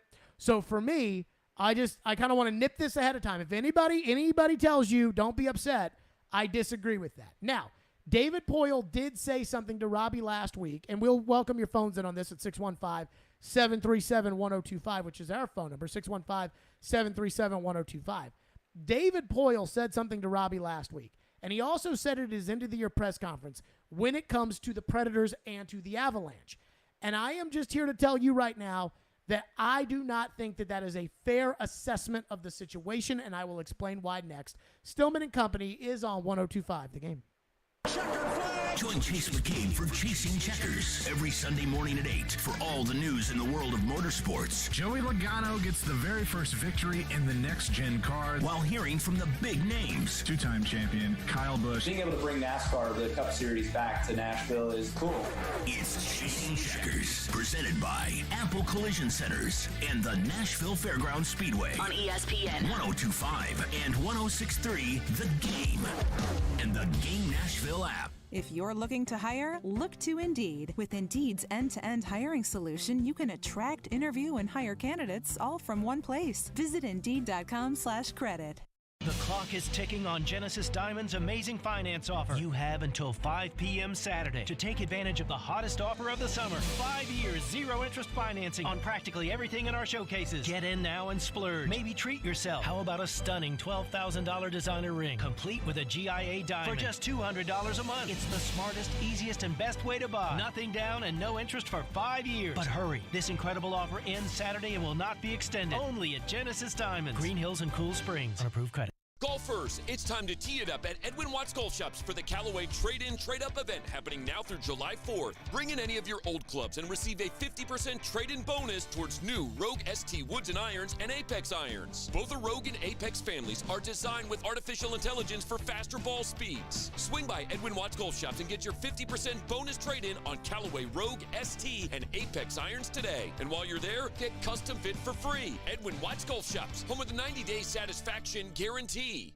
If you suffer from joint pain, from arthritis, or an injury, you know the traditional treatments: pain meds, steroids, and then surgery, right? Willie Donick here with great news. Now there's a better way, and it's here now from the local medical professionals at QC Kinetics. QC Kinetics is the nation's leader in regenerative medicine. This is an advanced, exciting, and natural alternative that can give you lasting relief using your body's own healing power. Listen, steroid shots are toxic to your joints. Pain meds can be addictive, and nobody wants to go under the knife.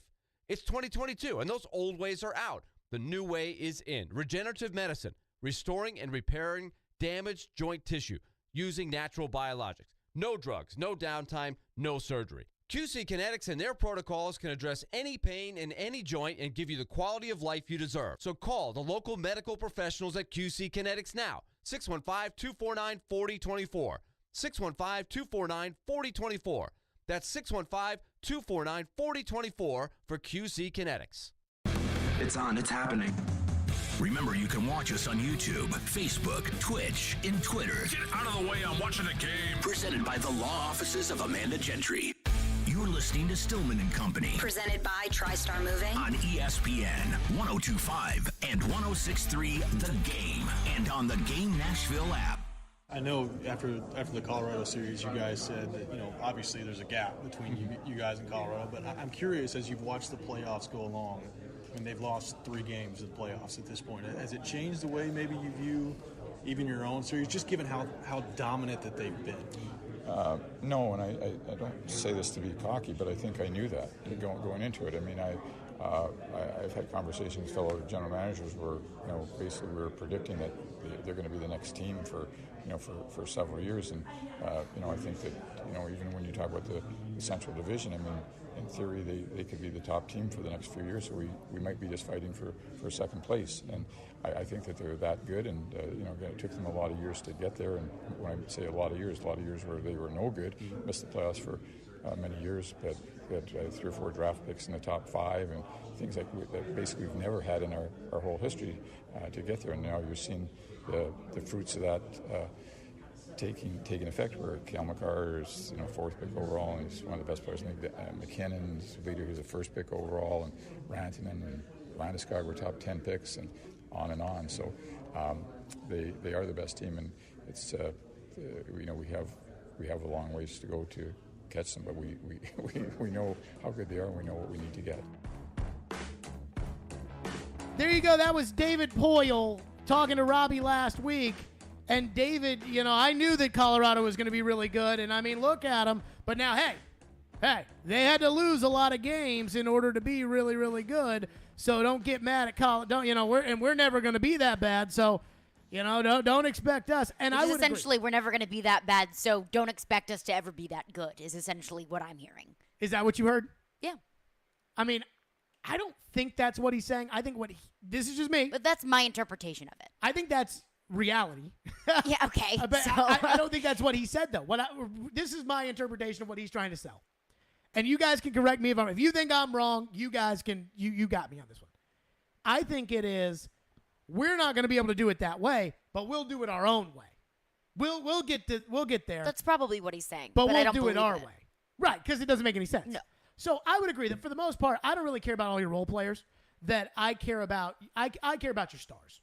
That, the Predators lost to Pittsburgh in the Stanley Cup final because one team had Crosby, Malkin, and Kessel, and one team didn't. And the only reason you got to the Stanley Cup final is because Pekka Rinne was unbelievable. So I really care about your stars. And for them, like the core of their team, Colorado, McKinnon, Landeskog, Makar. I'm going to throw Devon Taves in there just because he plays with Makar. But that's pretty much the core of their team. If you want to add Rantanen in there, I've always thought Rantanen was kind of like Marvin Harrison or Edgerrin James, where it's really easy to run the football when Peyton Manning's the quarterback. That's how I've always felt about Rantanen. In fact, I call him Remax Rantanen because I think he's a real estate player, that if you put him like on the Predators, he wouldn't do what he does there. But that's it. But in a series like this, where for every Nathan McKinnon, there's a Steven Stamkos. For every Cale Makar, there's a Victor Hedman. Where it's this close, I thought the role players were really what was the difference for Colorado. And that is my biggest bone of contention with the theory that David Poyle throws out there, which is we'll never be as good as them because we'll never be as bad as them, right? That's what I interpreted it as. I know that's not what he was saying, but that's what I got from it. Here's what bothers me. They have 2 defensemen on their team. And I know Sam Girard got hurt in the second round of the playoffs. But they have 2 young defensemen on their team who are going to be on their team for a long time. Sam Girard and Bowman Byram. And you want to know how they got Bowman Byram? How? You want to know how they got Sam Girard? How? The same trade. So they traded Matt Duchene. You got Kyle Turris. Ottawa got Matt Duchene. You gave up Sam Girard. And Ottawa gave up the 4th overall pick in the draft, which ended up being, or 7th or whatever it was, which ended up being Bowman Byram. So they got 2 young, good defensemen. Now, again, that was 2017. And here we are, 2022. So it's 4 seasons later that they won the cup with those guys. And it takes a little bit of time. But that was how they got those guys. Bowen Byram. And that's how they got those guys. That's a good trade, right? Yeah. Nazem Kadri was on Toronto.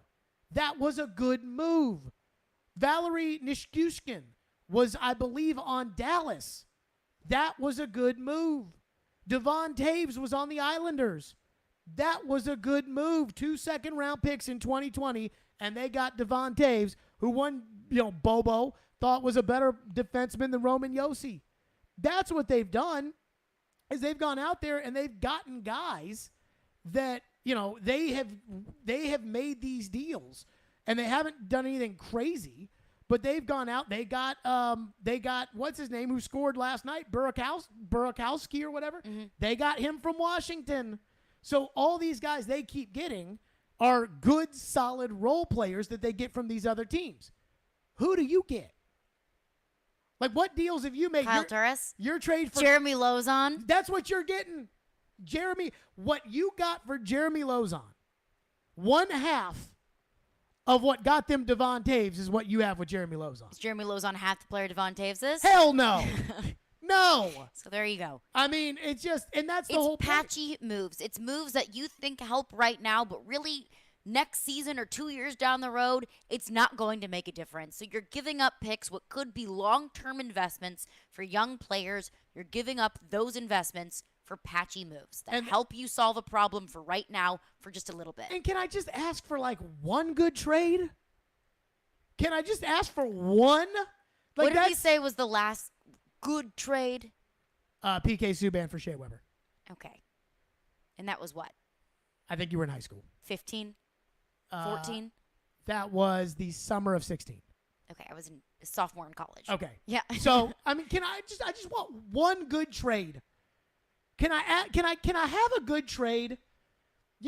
Again, like if the Predators had a good solid if they had these foundational pieces, if it was like Josi, Forsberg, I really don't want to put Johansson or Duchene in there because I just don't think they're that good. But I'm talking about like if the Predators got good, then we could look at, hey, that was a good move to go get Granlund because he, fits a little bit of a purpose or whatever. But that was not a good trade. What you gave up, what you paid, what they gave up, what they paid, what they've gotten in return out of Fiala, and what they paid him compared to what you've gotten out of Granlund and what you've paid him, they're not the same. And then to have Chris Mason be like, well, everybody hates Fiala.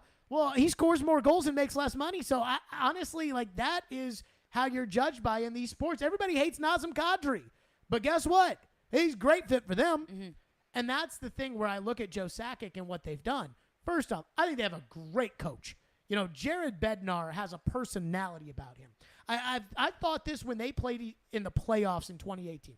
I don't really get to know these other coaches around the league until they play the Predators in the playoffs, because then it's like 2 weeks where you're listening to what that coach has to say and you're seeing what that coach does and things like that. So it was easy for me in 2017 to realize that Mike Yeo was just a total loser, and he's lost everywhere because he's a loser. And then he gets a job, and a year later he gets fired because he's a crybaby loser. So it's easy once I get to see these guys for 2 weeks to really get a sense. And in 2018, when they played Colorado, I mean, I felt like Jared Bednar. I was like, this guy's a good coach. And now I watch him he's the Jay Wright of hockey. He coaches like Jay Wright. He's cool and calm like Jay Wright. He knows how to work the media and the refs like Jay Wright. And it kind of looks like Jay Wright. Like, he is the Jay Wright of the NHL. And he's a good coach. So they got a good coach, and they make all these good surrounding moves, and they draft well. Like, I don't want to be the one to be the bearer of bad news, but I heard PK Subban this morning on ETV on ESPN say that he and Yossi were texting, and Cale Makar might win the next 6 Norris trophies. That was the discussion that PK said he had with Roman Yossi. Well, you know, Ray Shero, who's a David Poile apprentice, and John Hines, who was the head coach of the New Jersey Devils, could have taken Cale Makar with the first overall pick. They didn't. They took Nico Ian Hirschler. Heischer. They took him. He's not Cale Makar.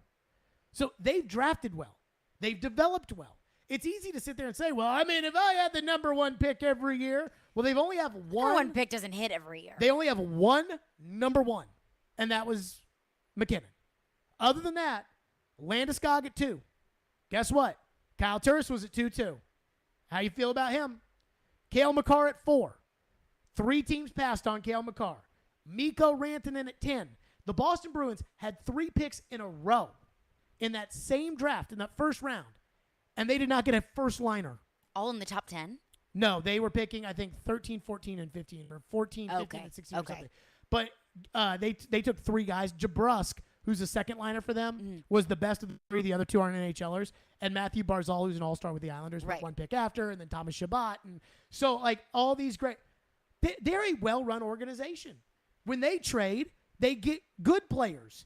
When they draft, they draft good players. Good players. And so that's what I'm looking at here when it's like, well, you know, they were really, really bad, and that's why they got really, really good, and, you know, that's why. But there's a process to that. And I know when we were talking about are fans for a rebuild or against a rebuild, the people that were against a rebuild were saying, okay, well, then they could end up like the New Jersey Devils and be, you know, just so insignificant in the world of hockey for so long. But that's where the conversation comes in of, okay, whenever you're bad, that's when you get the primo picks. But you have to do something with them. And if you don't, and if you draft poorly, and if you develop poorly, that's when you become the New Jersey Devils. The Cleveland Browns have made about 6 different Herschel Walker trades over the last 10 years. But they haven't drafted anybody good. So nobody cares. You know, it's easy to say, go look at the Julio Jones trade that they made at the 2011 draft where they gave Atlanta that pick. They got like 7 players. Not a single good one. That's why they keep churning through, you know, GMs and coaches and everything else, because they can't get good players. And that's why the good teams that use big trades like they traded Matt Duchene and they got 2 young quality defensemen out of it. It's a good trade. And that's how you stay good. That's how this happens. That's why the good organizations, yes. I mean, every now and then there's a Cincinnati where, how did Cincinnati get good? They drafted Joe Burrow and they drafted Jamar Chase. And honestly, a lot of people could have done that. You know, I could have probably drafted I don't think Joe it was Burrow. a bold pick to choose Joe Burrow first overall. But when you constantly are competing like that, I mean, it's like Jerry Krause. I felt like he never got enough credit for those Chicago Bull teams because he worked a deal where he traded the rights to Olden Polynice and ended up getting Scottie Pippen. He got Pippen and Horace Grant in the same draft. That's good drafting. That's good development. You know, people thought that Rodman's career was over after Detroit. He was a mess in San Antonio. They knew that Rodman could fit in Chicago. They went and got Tony Kukoc. Like, those things matter. And I just feel like it's easy to sit there and say what I think that I felt like David Poyle's doing. He would never say this to, I think, Colorado themselves.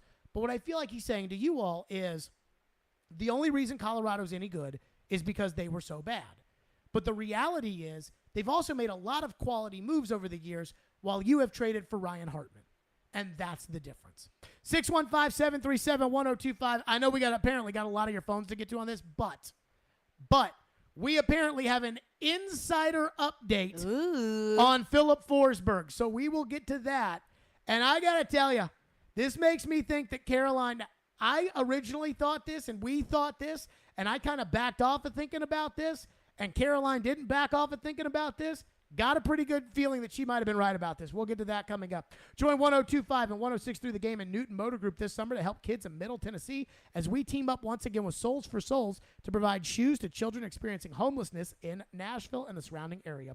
With school coming back, our goal is to raise $20,000, which will provide 1,000 pairs of shoes for kids. But we can't do it, obviously, without you. Please help however you can by going to theGameNashville.com/shoes. All donations will go directly to Souls for Souls to give shoes to children in Middle Tennessee experiencing homelessness. Let's do some good this summer, and thank you for your help. TheGameNashville.com/shoes. Newton Motor Group is a proud sponsor of Souls for Music City. Newton Motor Group, the best car deals in Nashville start at Newton. If you're on the road between downtown Nashville, They're still in good shape to make the playoffs. and I-840, Players make it clear they don't want to be somewhere anymore. there's a new way to hear all your favorite shows and sports programming on 102.5 The Game. I go back to that play and I shake my head. What I was worried about is that they were still just going to keep the goal. It's 106.3 FM. Think about all the good Titans teams. This is very much so a run-first offense. Now you have two choices to hear Nashville's best sports talk. Check out 106.3 now and add it as a favorite. This is Chef John from Kitchen Notes at the Omni Nashville. Inviting you to come join us for breakfast and lunch. We are offering some exciting new menu items. For breakfast, we have a smoked prime rib hash. Comes with a sunny side up egg, hominy, caramelized onions. It's a great start to your day. We are featuring a sourdough pancake made with a sourdough bread starter. It's a fun spin on the classic buttermilk pancake. As always, Kitchen Notes is serving biscuits all day. Come join us and create a memorable experience here at the Omni Hotel. Food is all about memories for us. We'd like you to start a new memory here at Kitchen Notes in the Omni Hotel. Breakfast at Kitchen Notes in the Omni Nashville Hotel. Celebrate July 4th with huge deals from Electronic Express. Save big on summer necessities from brands like Charbroil, Yeti, Samsung, GE, Sony, and more. Electronic Express has huge savings in every department. Computers, appliances, 4K TVs, smart home, furniture, and more. Save up to 40% on all appliances with up to 36 months free financing. Shop in-store or online at electronicexpress.com and get free express delivery on most items. Electronic Express. We make it happen. Hey, what's going on? Chase McCabe here to tell you about Dr. Kelly Rice Family Cosmetic and Dental Sleep Medicine. Dr. Rice, is it true that according to the American Dental Association, roughly 80% of people in the U.S.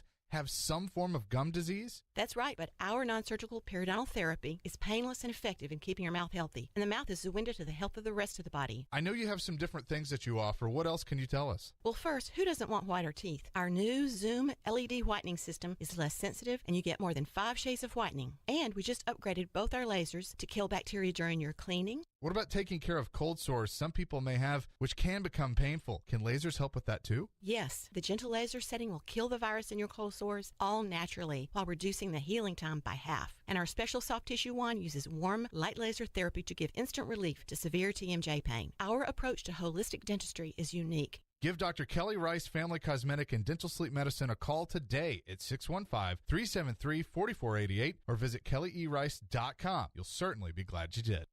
Cutting the price of your wireless bill feels good, really good.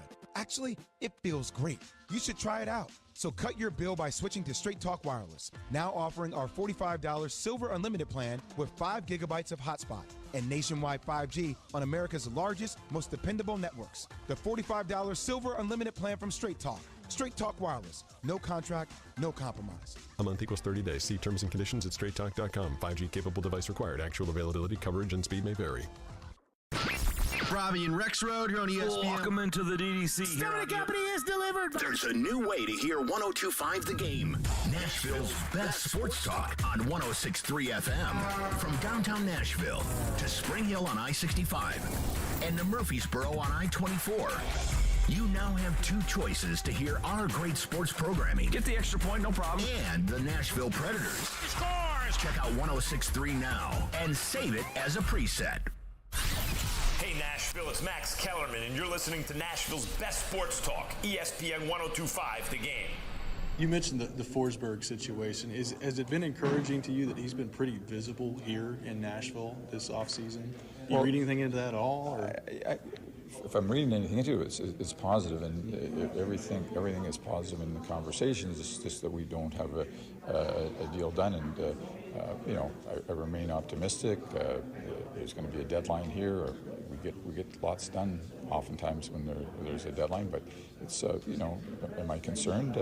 Absolutely. I mean, it would have been very good if we could have had this done a lot earlier, because there's certain things that you would do or could do if Philip was signed, and there's certain things that you can't do, and now we're in a situation where we're formulating all sorts of different plans because we have to be ready for either scenario. So it's not where I want to be, and I would hope that if there's going to be resolved, that it can be resolved. But we got to prepare for whatever now. There you go. That was David Poile last week, and a lot was made about the fact that David Poile was very concerned about signing Philip Forsberg. And we've talked at length about should they not, what should they give him, the big thing that we've talked about a lot is the holdup. And what is the holdup between the two sides? Now, when David, and I don't mean to throw Elliot Friedman under the bus, and I could be wrong about this, so I'm speculating, but I feel like when David wants to plead his case to a national media member, he goes to Elliot, then Elliot comes on the midday show and says things that just sound so David. First off, a couple weeks ago, he said they need a deadline. And then David last week said, we need a deadline. Interesting. And it was odd how that happened. Or Elliot said on the midday show at one point during the season that, that it's got to come in between Johansson and Duchesne's 8 and Yossi's $9.059 million. And I remember hearing that and thinking to myself, why? Why does it have to come in between the two? But what that is that's David pleading his case to Elliot, Elliot telling us, this is what I think, because I think there's a lot of fans out there that would say, yeah, he's better than Forsberg, or he's better than Johansson and Duchesne, but he's not as good as Yossi, so he shouldn't make as much money as Yossi. Fine, whatever. I don't really buy that. I mean, the market's the market, and if you get to the market, I mean, it doesn't matter what Yossi makes. It matters what somebody else is willing to pay him. But apparently, we haven't heard any grumblings. We heard David last week. Well, I'm going to guess this was on Nick Cole, who works for Athlon, tweeted this out. But he used to work for the Tennessean for a while. This was on, I believe, a Daily Faceoff podcast. I don't know. Frank Cervalli's one of the insiders, like all these other guys. My guess is J.P. Barry, Forsberg's agent, told him this. This is what Frank Cervalli up in Canada said about the Forsberg situation. Philip Forsberg's an interesting one to me. I'm not I don't know what he's asking for, Frank. I've looked at all his numbers, but if you're the Nashville Predators, man, I don't see how you wouldn't sign him. You don't he's your best forward. To me, it's not close. I don't know. Is he a $9 million player? Yeah, probably. You have Roman Josi there. They didn't ask for 9, I can tell you that. So they're asking for I was told well south of what Roman Josi makes. So then he's at 9.058. Yes. I think they're somewhere in the low 8s. Okay. So, low 8s. And again, I'm telling that is coming from Forsberg's people. Yes. So this is what I believe is happening. Because we talked about this at length around the trade deadline and everything else. And I kept saying he wants trade protection. That's what he wants. Because Arvidsson got shipped out, because Ellis got shipped out, PK got shipped out, Shea Weber got shipped out, Turris got bought out. They're shipping got Austin Watson, if you want to go that far, got shipped out. I mean, Bonino got shipped out. So they have no problem. They benched Pecorine. They got no problem. Regardless of what you want to say, they got no problem treating you like you're just a worker for them.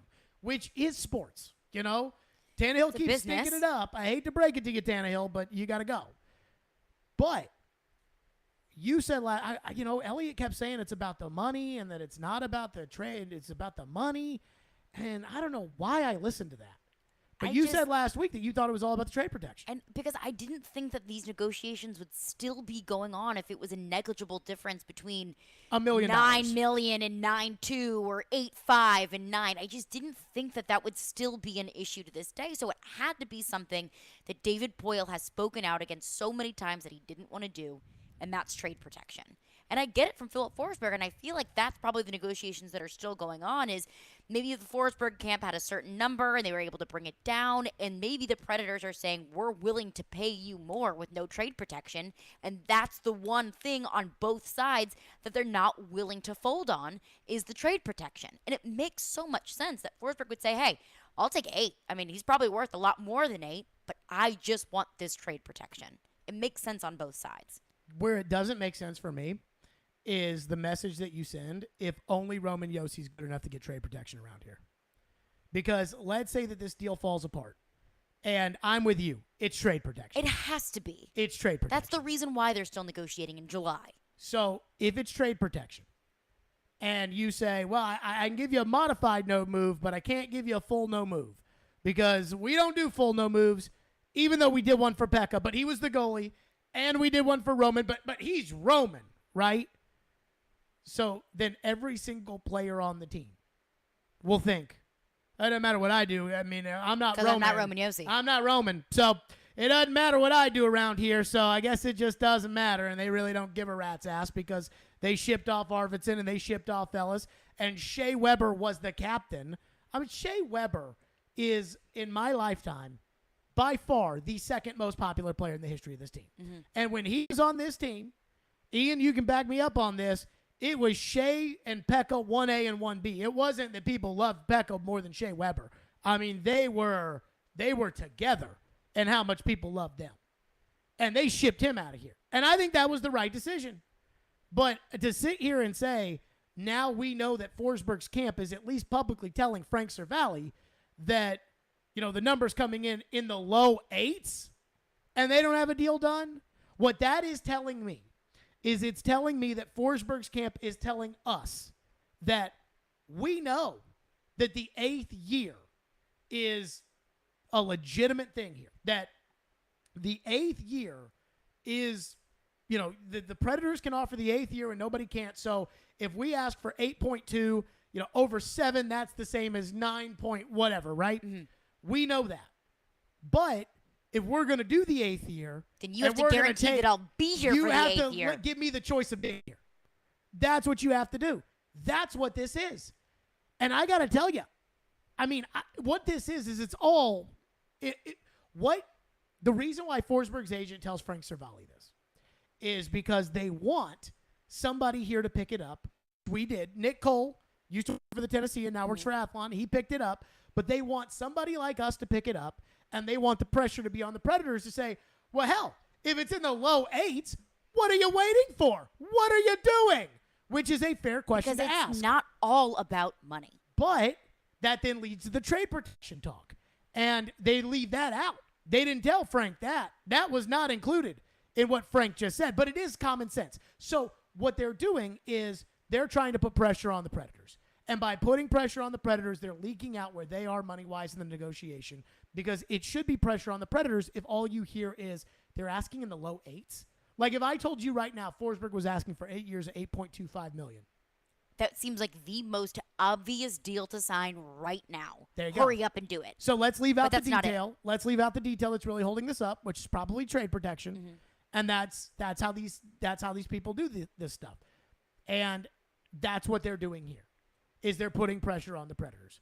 So now you know that. Now you know that apparently, according to Frank Cervalli, Daily Faceoff, apparently the ask is in the low 8s per year on Forsberg. Your thoughts. 615-737-1025 is our phone number. We're to them next right here on Stillman and Company. It's 1025 The Game. The college football season never stops. ESPN college football analyst Trevor Manich joins Stillman and Company every Tuesday at 4:30. They've got to do what Nick Saban in Alabama has done so successfully over the last 10 years. Presented by Houston Clinic on Nashville's best sports talk. ESPN 102.5 The Game and the Game Nashville app. From the Fox 17 News Code Red Weather Center. I'm Fox 17 News Code Red meteorologist Dan Guthrie. Skies continue to clear out this afternoon. Will be mostly sunny with cooler conditions. Highs this afternoon only low to middle 80s. This weather report brought to you by Hiller Plumbing, Heating, Cooling, and Electrical. Call the Happy Face Truck today. News Nation is news for all America, reporting all sides. Go to newsnationnow.com/join us to find News Nation on your television provider.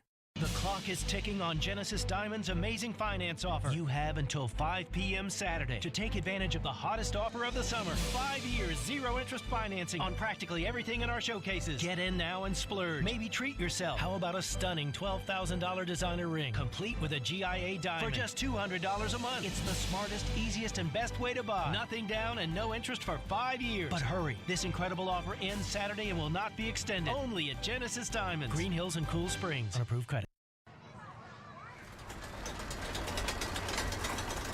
For the love of the climb,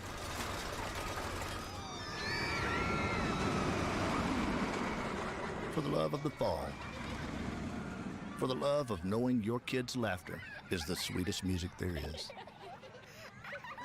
for the love of Tennessee. Travel safe. Brought to you by the Tennessee Department of Tourist Development, the Tennessee Association of Broadcasters, and this station. Robbie Stanley. To avoid non-contact injuries and not repeat last year, Joe Rexrode. Just wait until next year's national TV schedule comes out. Robbie and Rexrode. Mornings from 6 to 10 on Nashville's best sports talk. ESPN 102.5 and 106.3 The Game and on the Game Nashville app. You're listening to Stillman and Company. Sounds like this has been a game-changing day for all of us. Presented by TriStar Moving on ESPN 102.5 and 106.3 The Game and on the Game Nashville app. Yeah, well, I don't understand why that would even be a hesitation in Nashville. That seems odd.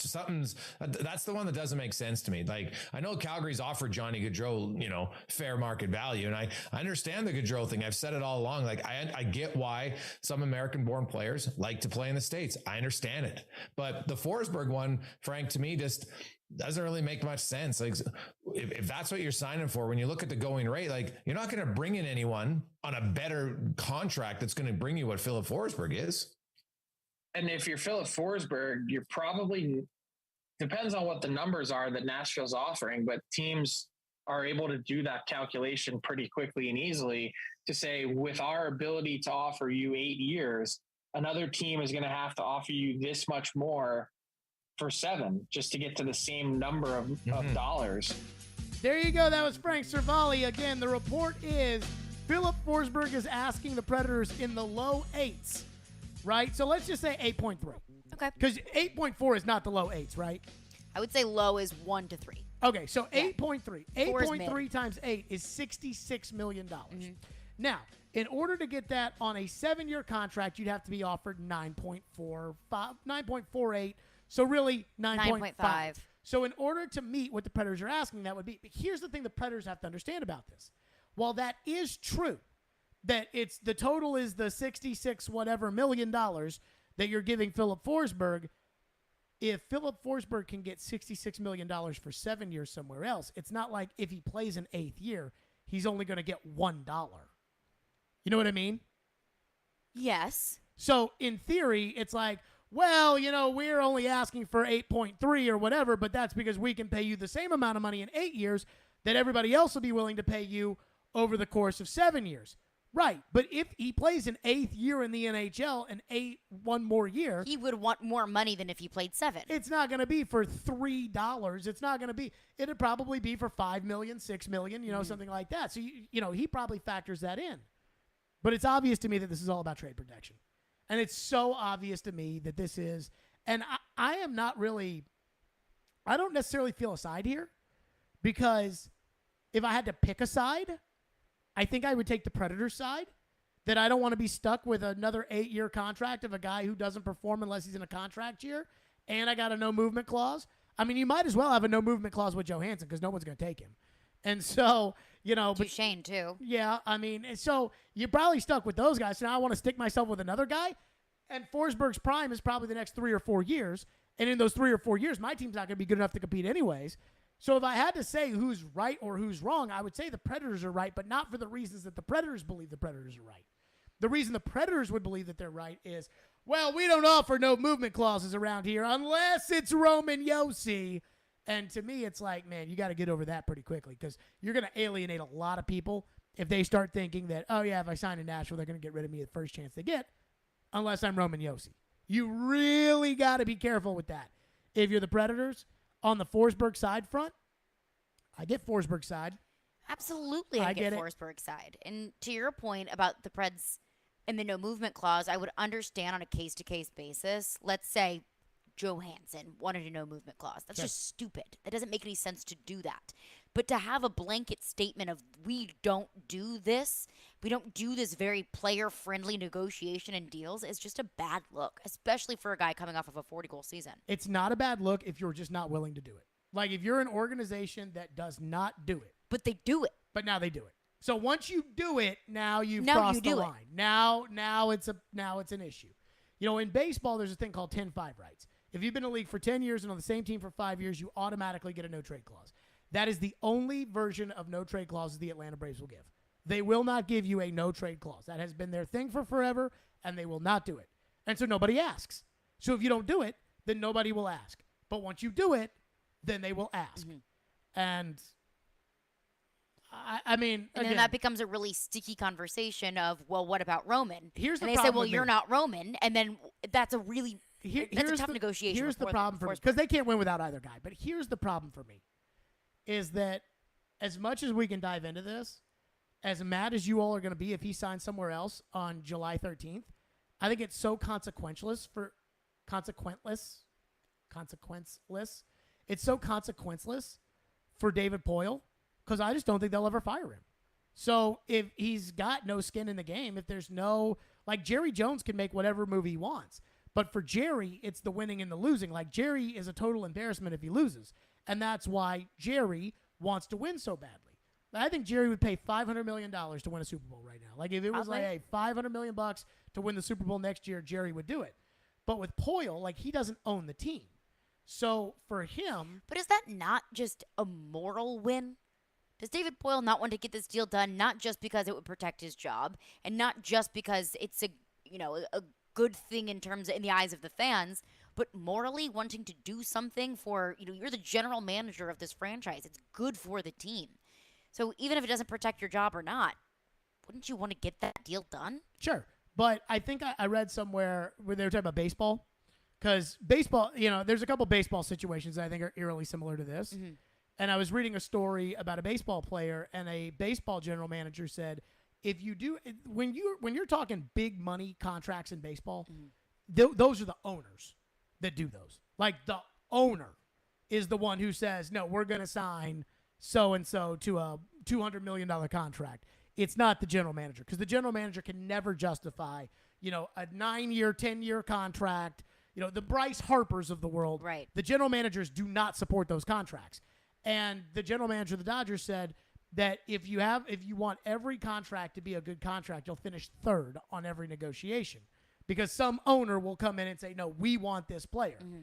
And that's just kind of, I think, a lot of other sports are similar to that. I think when it comes to this, David probably looks at it and says, because I've told you many times, I don't think Philip Forsberg is going to be good in 8 years. And I don't think the team's going to be competing for the cup in the next 5 years. Well, maybe the next 3 years. I don't think they have any chance to compete for the cup in the next 3 years. So what's the point? Like, what is the point?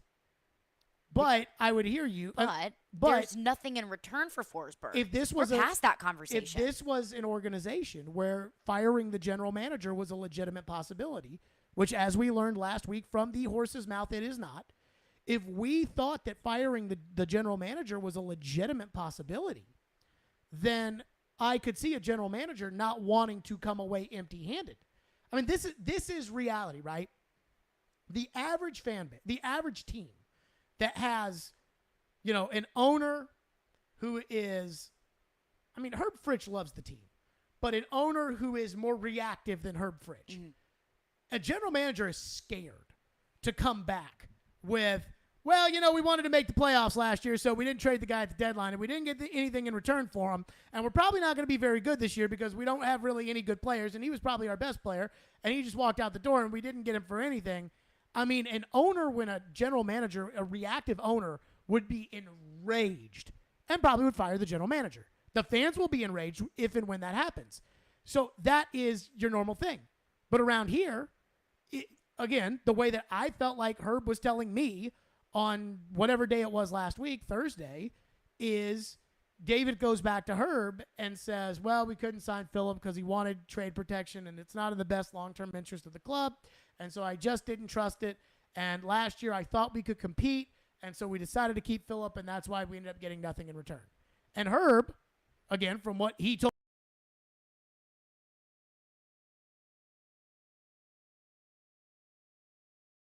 knocking Herb for this, I actually think that I usually prefer ownership that is not hands-on, that does not tell a general manager what to do.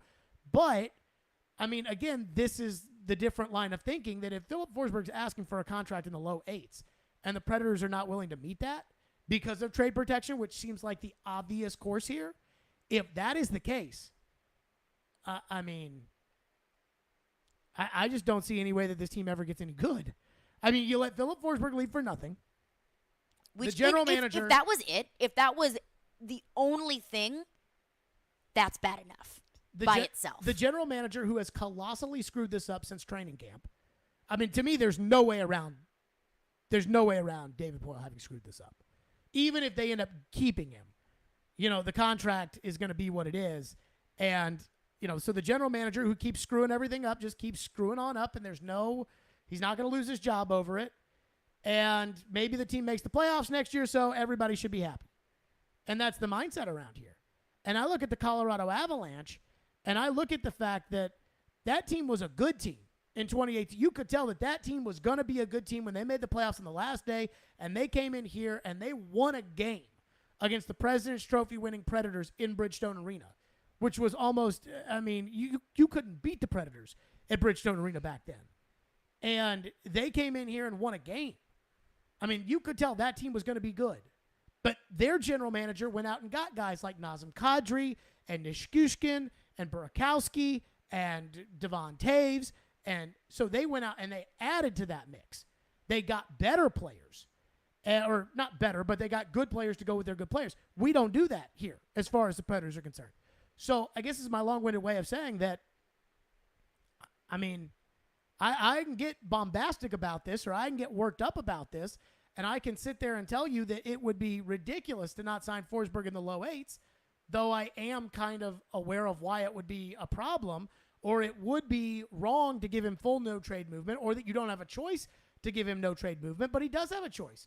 Because if he doesn't give Phillip Forsberg the no-trade movement, then he's still going to keep his job. So there's no consequences. And that is why we are here. And that is going to last for probably 1 or 2 more seasons. And then after that, I cannot see this fan base putting up with that. So that's where we are. I promised phones, and we didn't get to them, so we will reset this topic, and then we are phones. 615-737-1025 is your phone number. Again, Frank Cervalli of Daily Faceoff reporting that Forsberg has asked in the low 8s per year.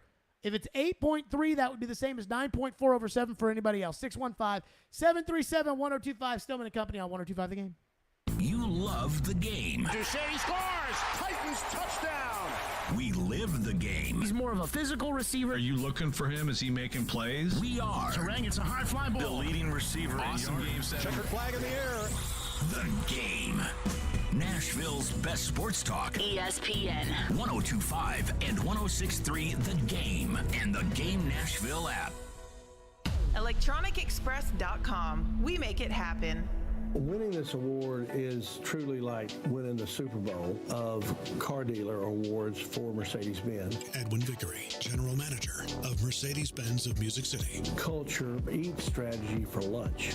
You have to hit on all cylinders to win this award. You can strategize all you want. You got to still have the right tools, and our tools are our people. Live the dream with 3-time Mercedes-Benz Best of the Best award winner, Mercedes-Benz of Music City. Go to mbofmc.com. With your home value up again, you are sitting on a pile of money. So don't let it sit there. Use it. Willie Donick here for my friends once again at Loan Pronto. Introducing Loan Pronto's Equity Line of Credit program.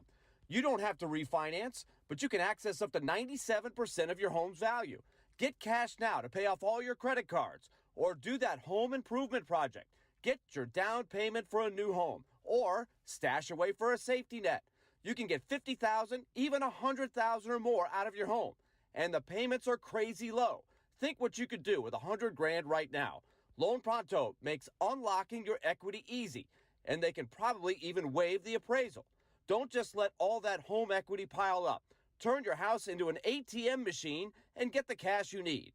Call Loan Pronto now, 615-499-5780. That's 615-499-5780 or go to loanpronto.com. Equal housing lender, NMLS 166-1781, subject to lender approval.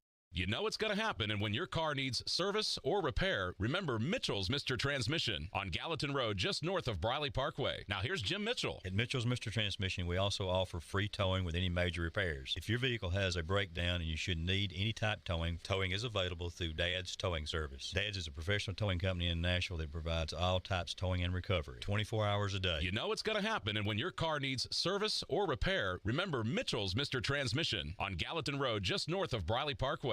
When Smashville wants to rock. I tried so hard and got so far, but in the end, it doesn't even matter.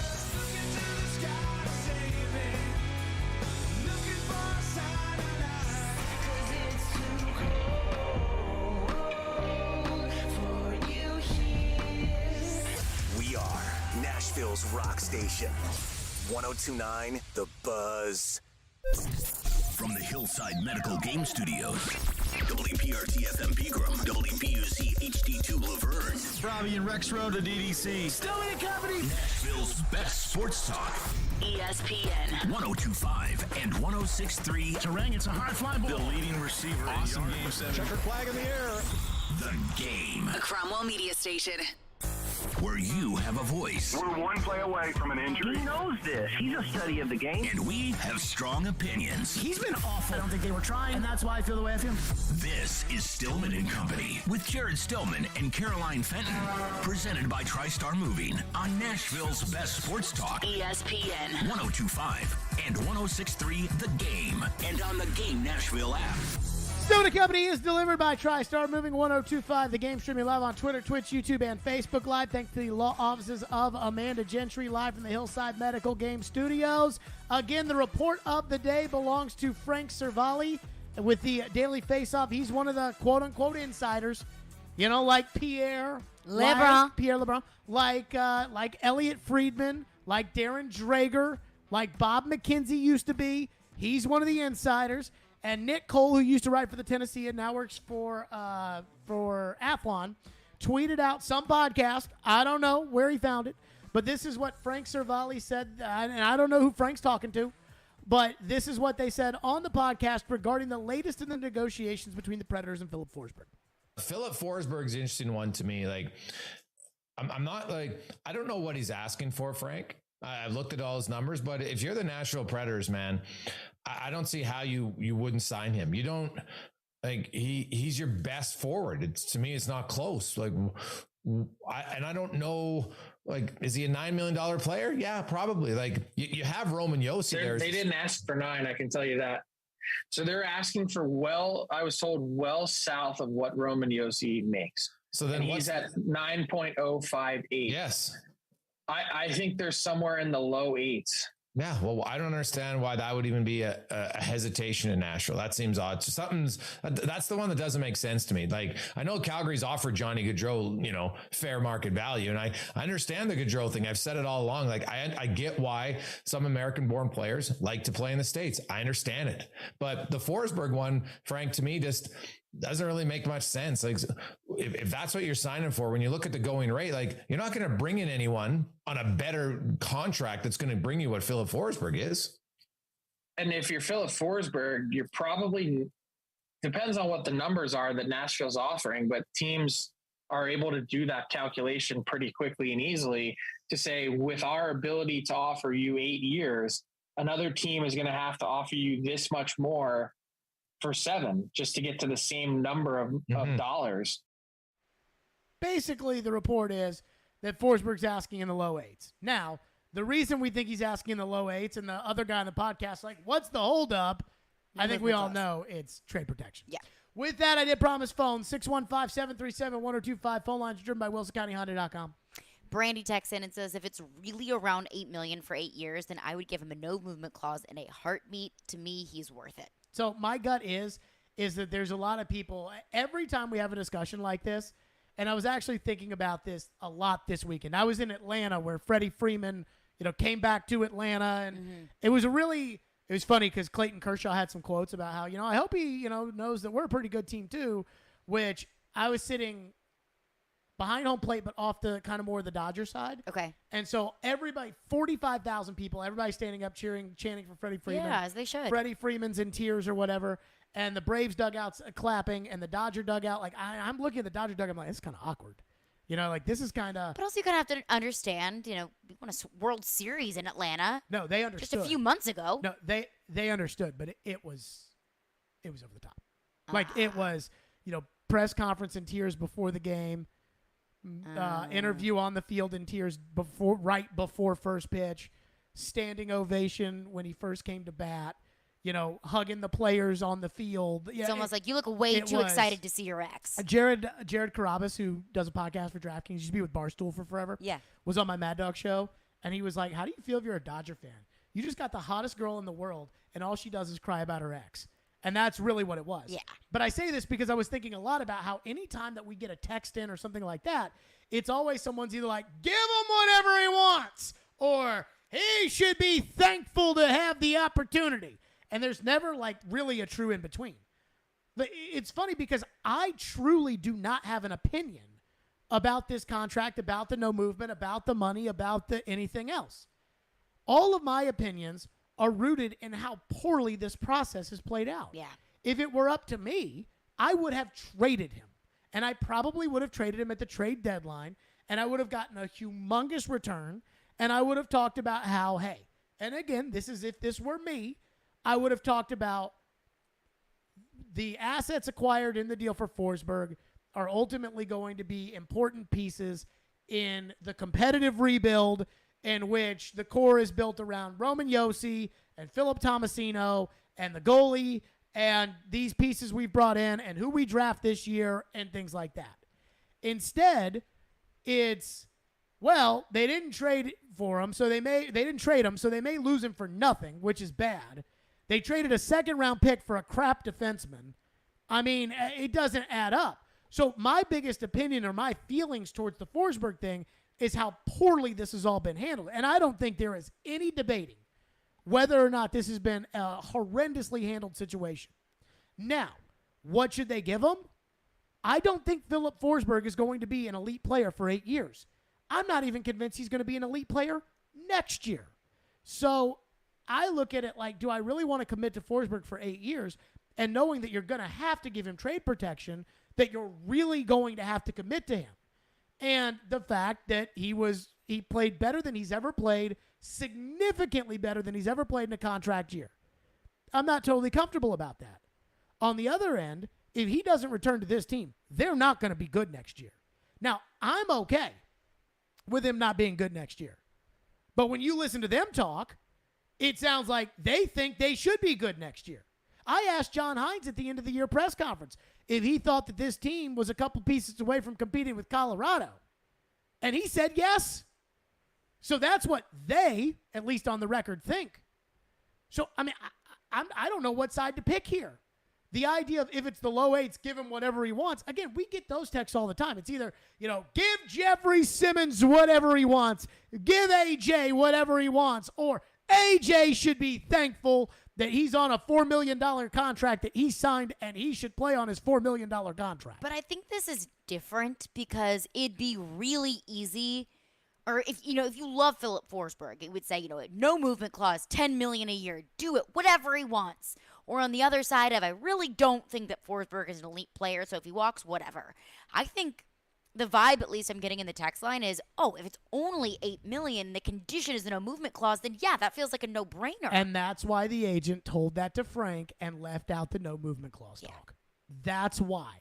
Because, and this is the funny thing about it, if I owned a team, and I'm not saying that I think I get sucked in by this, because I don't. And there are certain things. I would like to say that I consider myself friendly with both organizations, the Titans and the Predators. Mm-hmm. And I would say that I consider myself, now that I met Herb Fritch, to at least have, some sort of a hey relationship with the owners in town. And I do like the owners. I like John Ingram. Mm-hmm. I like Amy Adams Strunk. I like Herb Fritch. But at the same time, I don't think that they can really butter me up. I will not sacrifice the truth. But a lot of people would. And if I was an owner, or if I was a general manager, what I would do is I would work my hardest to be more entrenched locally. Because those are the people that are talking to the biggest contingency of your fan base, or your local fans, especially in a smaller market like here. Whereas Forsberg's agent goes to Frank Cervalli and says, here's what I'm hearing, and then it's good that we picked up on it, but if we didn't pick up on this, I'm not sure that it would get discussed at the level where people could sit there and say, oh my God, it's only $8 million. You have to sign them. Mm-hmm. But that is what Forsberg's camp wants, is they want the outrage of, it's only 8.3, 8.2, 8.1. That's it. I mean, you have to sign them. That's what they want. That's why they and told it makes Frank the that. no movement clause almost feel like insignificant in terms of negotiating, because it's like, oh, well, he only wants that much money. Just give him the no movement clause. Now, I'll say this. I don't think he's going to be Johansson. I don't think it's going to be where every single year you look at the ledger, and even in an average year, which is what Johansson had last year. And I like Johansson. I thought Johansson played okay last season. Johansson played okay for a regular contract. He did not play okay for an $8 million contract, but the bar has been lowered so much over the years that okay is now good enough. But I don't think Forsberg's going to be Johansson. But the idea of adding another Johansson, 8 years, and you're looking at the contract, and you're like, God, that does not sit well with me. And Forsberg has scored 40 goals once.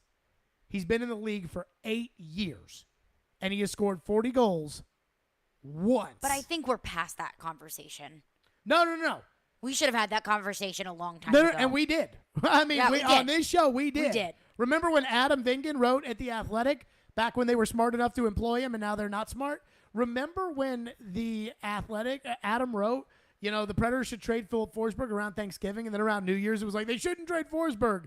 Remember, I agreed with Adam, and I didn't change my tune. Because I knew the whole time, this is some contract year stuff. Corey Davis performed well in a contract year. Jonnu Smith performed well in a contract year. Neither guy did jack last season. I'm nervous about Harold Landry performing in a contract year. I do not like when guys perform in contract years, and sometimes they're Derrick Henry, but most of the time they're not. I mean, you look at baseball, Dansby Swanson. Again, I was in Atlanta this weekend watching baseball. Dansby Swanson, who has been an average hitter. I mean, I don't mean average in a bad way. Like, he's okay. He's good. Yeah. Now, he's a really good. He's a good fielder. He's a okay hitter. Is hitting 300 and is the hottest hitter on the team and just probably going to make the All-Star team. He's up for a new contract. And is going to be a free agent at the end of the year. Aaron Judge of the Yankees hit a walk-off 3-run homer. He leads baseball, I believe, in home runs. He is going to win the MVP. The Yankees are on pace to win 120 games. And Aaron Judge turned down a $30 million a year contract offer from the Yankees before the season and is betting on himself to make more. And he's gone out there and he's playing like he's Babe Ruth. This is why. And Aaron Judge has always been good, but he's playing uncharacteristically good. He hadn't been $30 million good. I mean, well, he has been $30 million. He hadn't been league MVP hitting all these home runs good. And not only that, he always gets hurt. Well, he just magically is not getting hurt this year. Those things I don't buy. I don't trust that stuff. 615-737-1025. I think we got to one text. So we will just rifle through them coming up. 615-737-1025 here on Stillman & Company on 1025 The Game. Robbie and Rex Road here on ESPN. Welcome into the DDC. Stillman Company is delivered. There's a new way to hear 102.5 The Game. Nashville's best sports talk on 106.3 FM. From downtown Nashville to Spring Hill on I-65 and to Murfreesboro on I-24. You now have two choices to hear our great sports programming. Get the extra point, no problem. And the Nashville Predators. Scores! Check out 106.3 now and save it as a preset. Looking to save money? With DriveWise from Allstate, the safer you drive, the more you can save. At Allstate, better protection costs a whole lot less. Visit allstate.com or call an agent for a quote today. Hi guys, it's Andrew with Hillside Medical Clinic. Is erectile dysfunction damaging your relationship? Are you sick of the pill and all the side effects? Well, welcome to the future. We have a major medical breakthrough.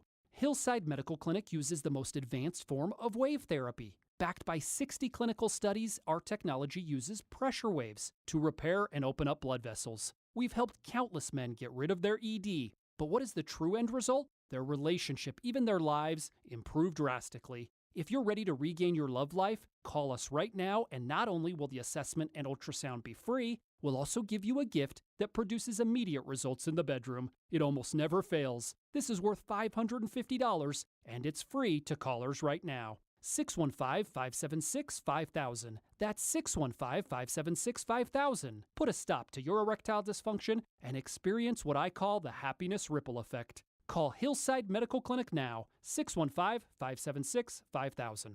The clock is ticking on Genesis Diamond's amazing finance offer. You have until 5 p.m. Saturday to take advantage of the hottest offer of the summer. 5 years, zero interest financing on practically everything in our showcases. Get in now and splurge. Maybe treat yourself. How about a stunning $12,000 designer ring, complete with a GIA diamond for just $200 a month? It's the smartest, easiest, and best way to buy. Nothing down and no interest for 5 years. But hurry, this incredible offer ends Saturday and will not be extended. Only at Genesis Diamonds, Green Hills and Cool Springs. On approved credit. Hey folks, Joe Rexroad here, inviting you to step up to the tee and take a swing at betting the PGA Tour on FanDuel Sportsbook. Right now, new customers can bet the tour with a no-sweat first bet. You get up to $1,000 back in free bets if you don't win. Lots of ways you could go here. I wouldn't overthink this. I'd be looking at guys like Scotty Scheffler, Cameron Smith, Sam Burns, Rory McIlroy. These are the folks who are really flourishing this year on the tour. And, of course, on FanDuel Sportsbook, you got great promotions every day. It's safe and secure. It's easy. You get paid fast. See for yourself why FanDuel is America's #1 sportsbook. Download the FanDuel Sportsbook app and sign up using promo code Joe102 to get started with your no-sweat first bet up to $1,000. FanDuel Sportsbook, official betting operator of the PGA Tour. Again, promo code Joe102. You must be 21 or older and present in Tennessee. First online real money wager only. Refund issued is non-withdrawable site. Credit expires in 14 days. Restrictions apply. See full terms at sportsbook.fanduel.com. If you have a gambling problem, call the Tennessee Red Line, 800-889-9789. Signs First is the official sign company for 102.5 The Game. Go to sfnash.com. 7.5 million children in Ukraine need to find water and shelter. They need a place to sleep and comfort in the dark. Show them the world cares. Support UNICEF, unicefusa.org/action. We want to hear from you. Thanks for taking the call. Join the conversation. Call or text at 615-737-1025. Driven by WilsonCountyHyundai.com. You're listening to Stillman and Company. Presented by TriStar Moving. On ESPN 102.5 and 106.3 The Game. And on the Game Nashville app. David said at his end-of-the-year press conference that he's got the full support of ownership. Fans obviously want to see success.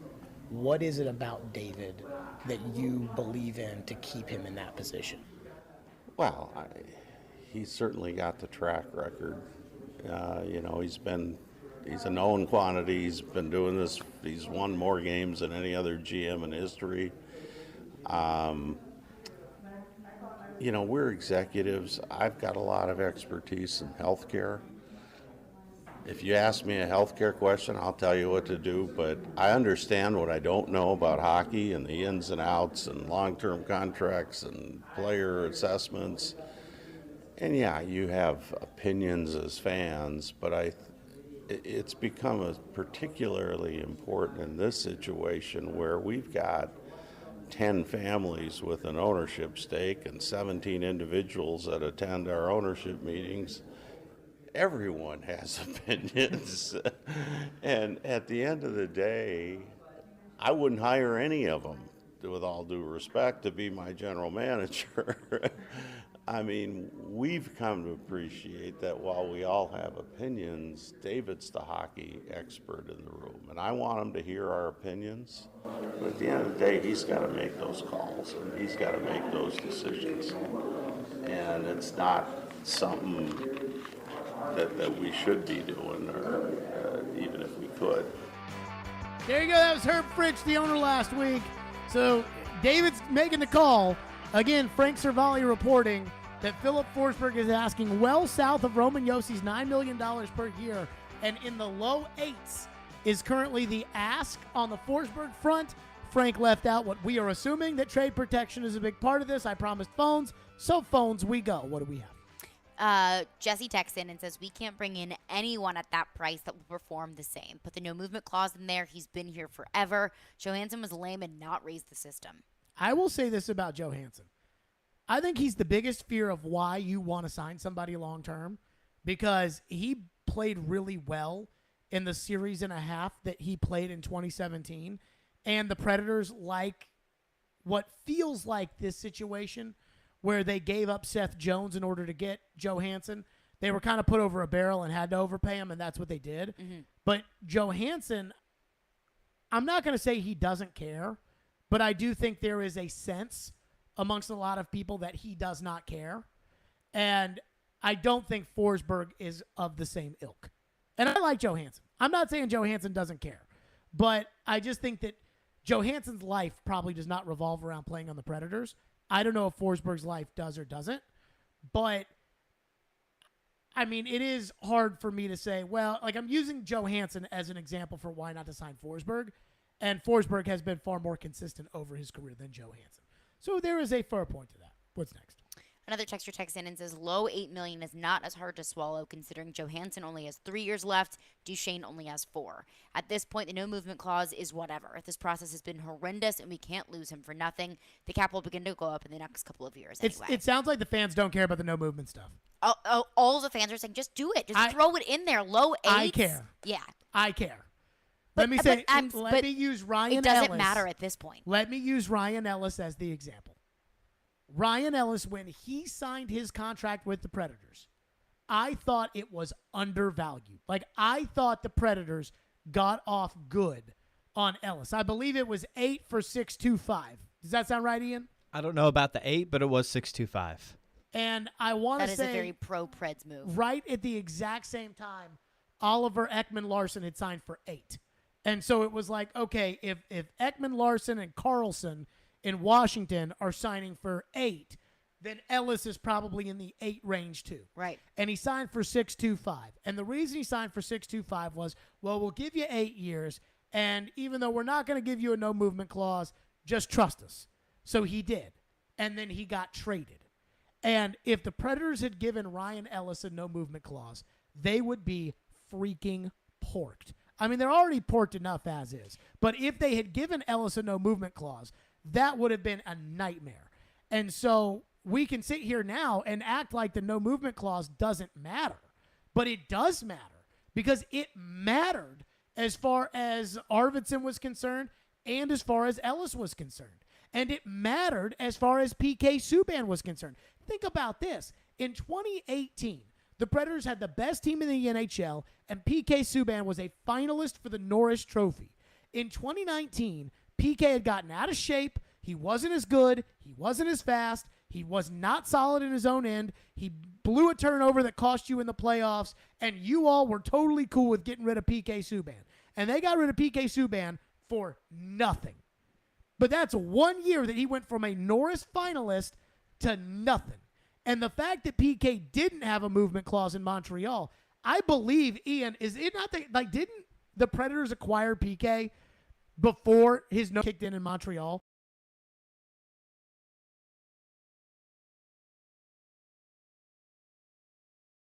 If he had stayed a year later, he would have had a no movement that would have kicked in Montreal. That could and be so true. that's why Montreal was easy to, move him out the door, because this was their last chance to do it. Yeah.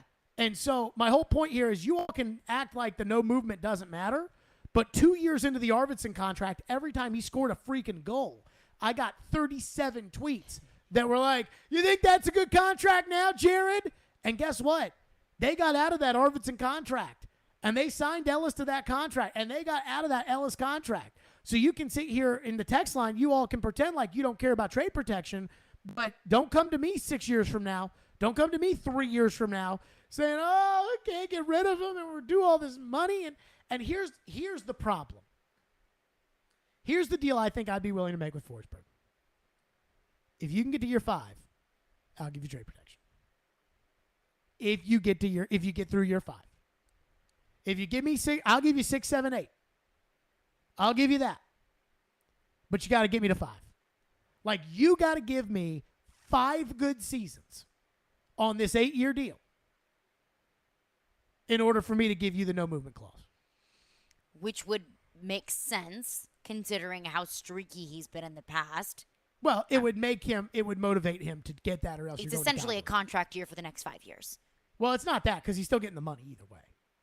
Right? Like, he's not, if he doesn't. But it seems like the no movement clause is of more priority than the money. So, yeah, the money's important, of course, but that's what he wants. He's working for the no movement clause. What it is basically is basically a 5-year deal with you've got 3 years of incentives. But again, if he sucks, as we're learning with Johansson, it doesn't matter if he doesn't have, if he's got the no movement clause that kicks in 6, 7, 8, and you get to 5 and he's stinking it up and you want to move him, if he's making $8 million, nobody's going to take him.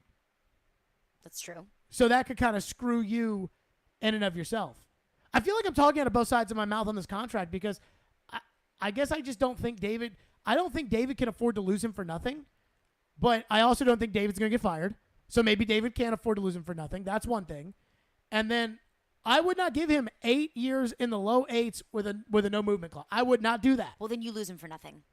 Like, if I were hired as general manager today, and this is part of the reason why I was hopeful that they would fire David Poile, why I was expecting them to fire David Poile, and why I was disappointed that they did not fire David Poile. If a new guy comes in and looks at the team and says, yeah, I mean, it makes no sense to sign this guy who has one 40-goal season. James Neal has a 40-goal season. I think we're past that discussion. If it's a new guy who comes in, the new guy can look at everybody and say, yeah, I made this decision in the best long-term interest of the Predators. So we've decided to move on. Because it's not the new guy's fault that they held on to him at the deadline for nothing. No, it's not. No one's going to where we're at right now with David Poile, I just don't even think that that's a conversation that's worth having because we're past it. I would agree. But this is probably how he's looking at it if there's no fear of being fired. If there's no fear of losing your job, then why do you have to coalesce to Is there fear of GMing a team that's bad? For Poile? Yes. Shouldn't there be a fear there that you want this team to be good? I would agree.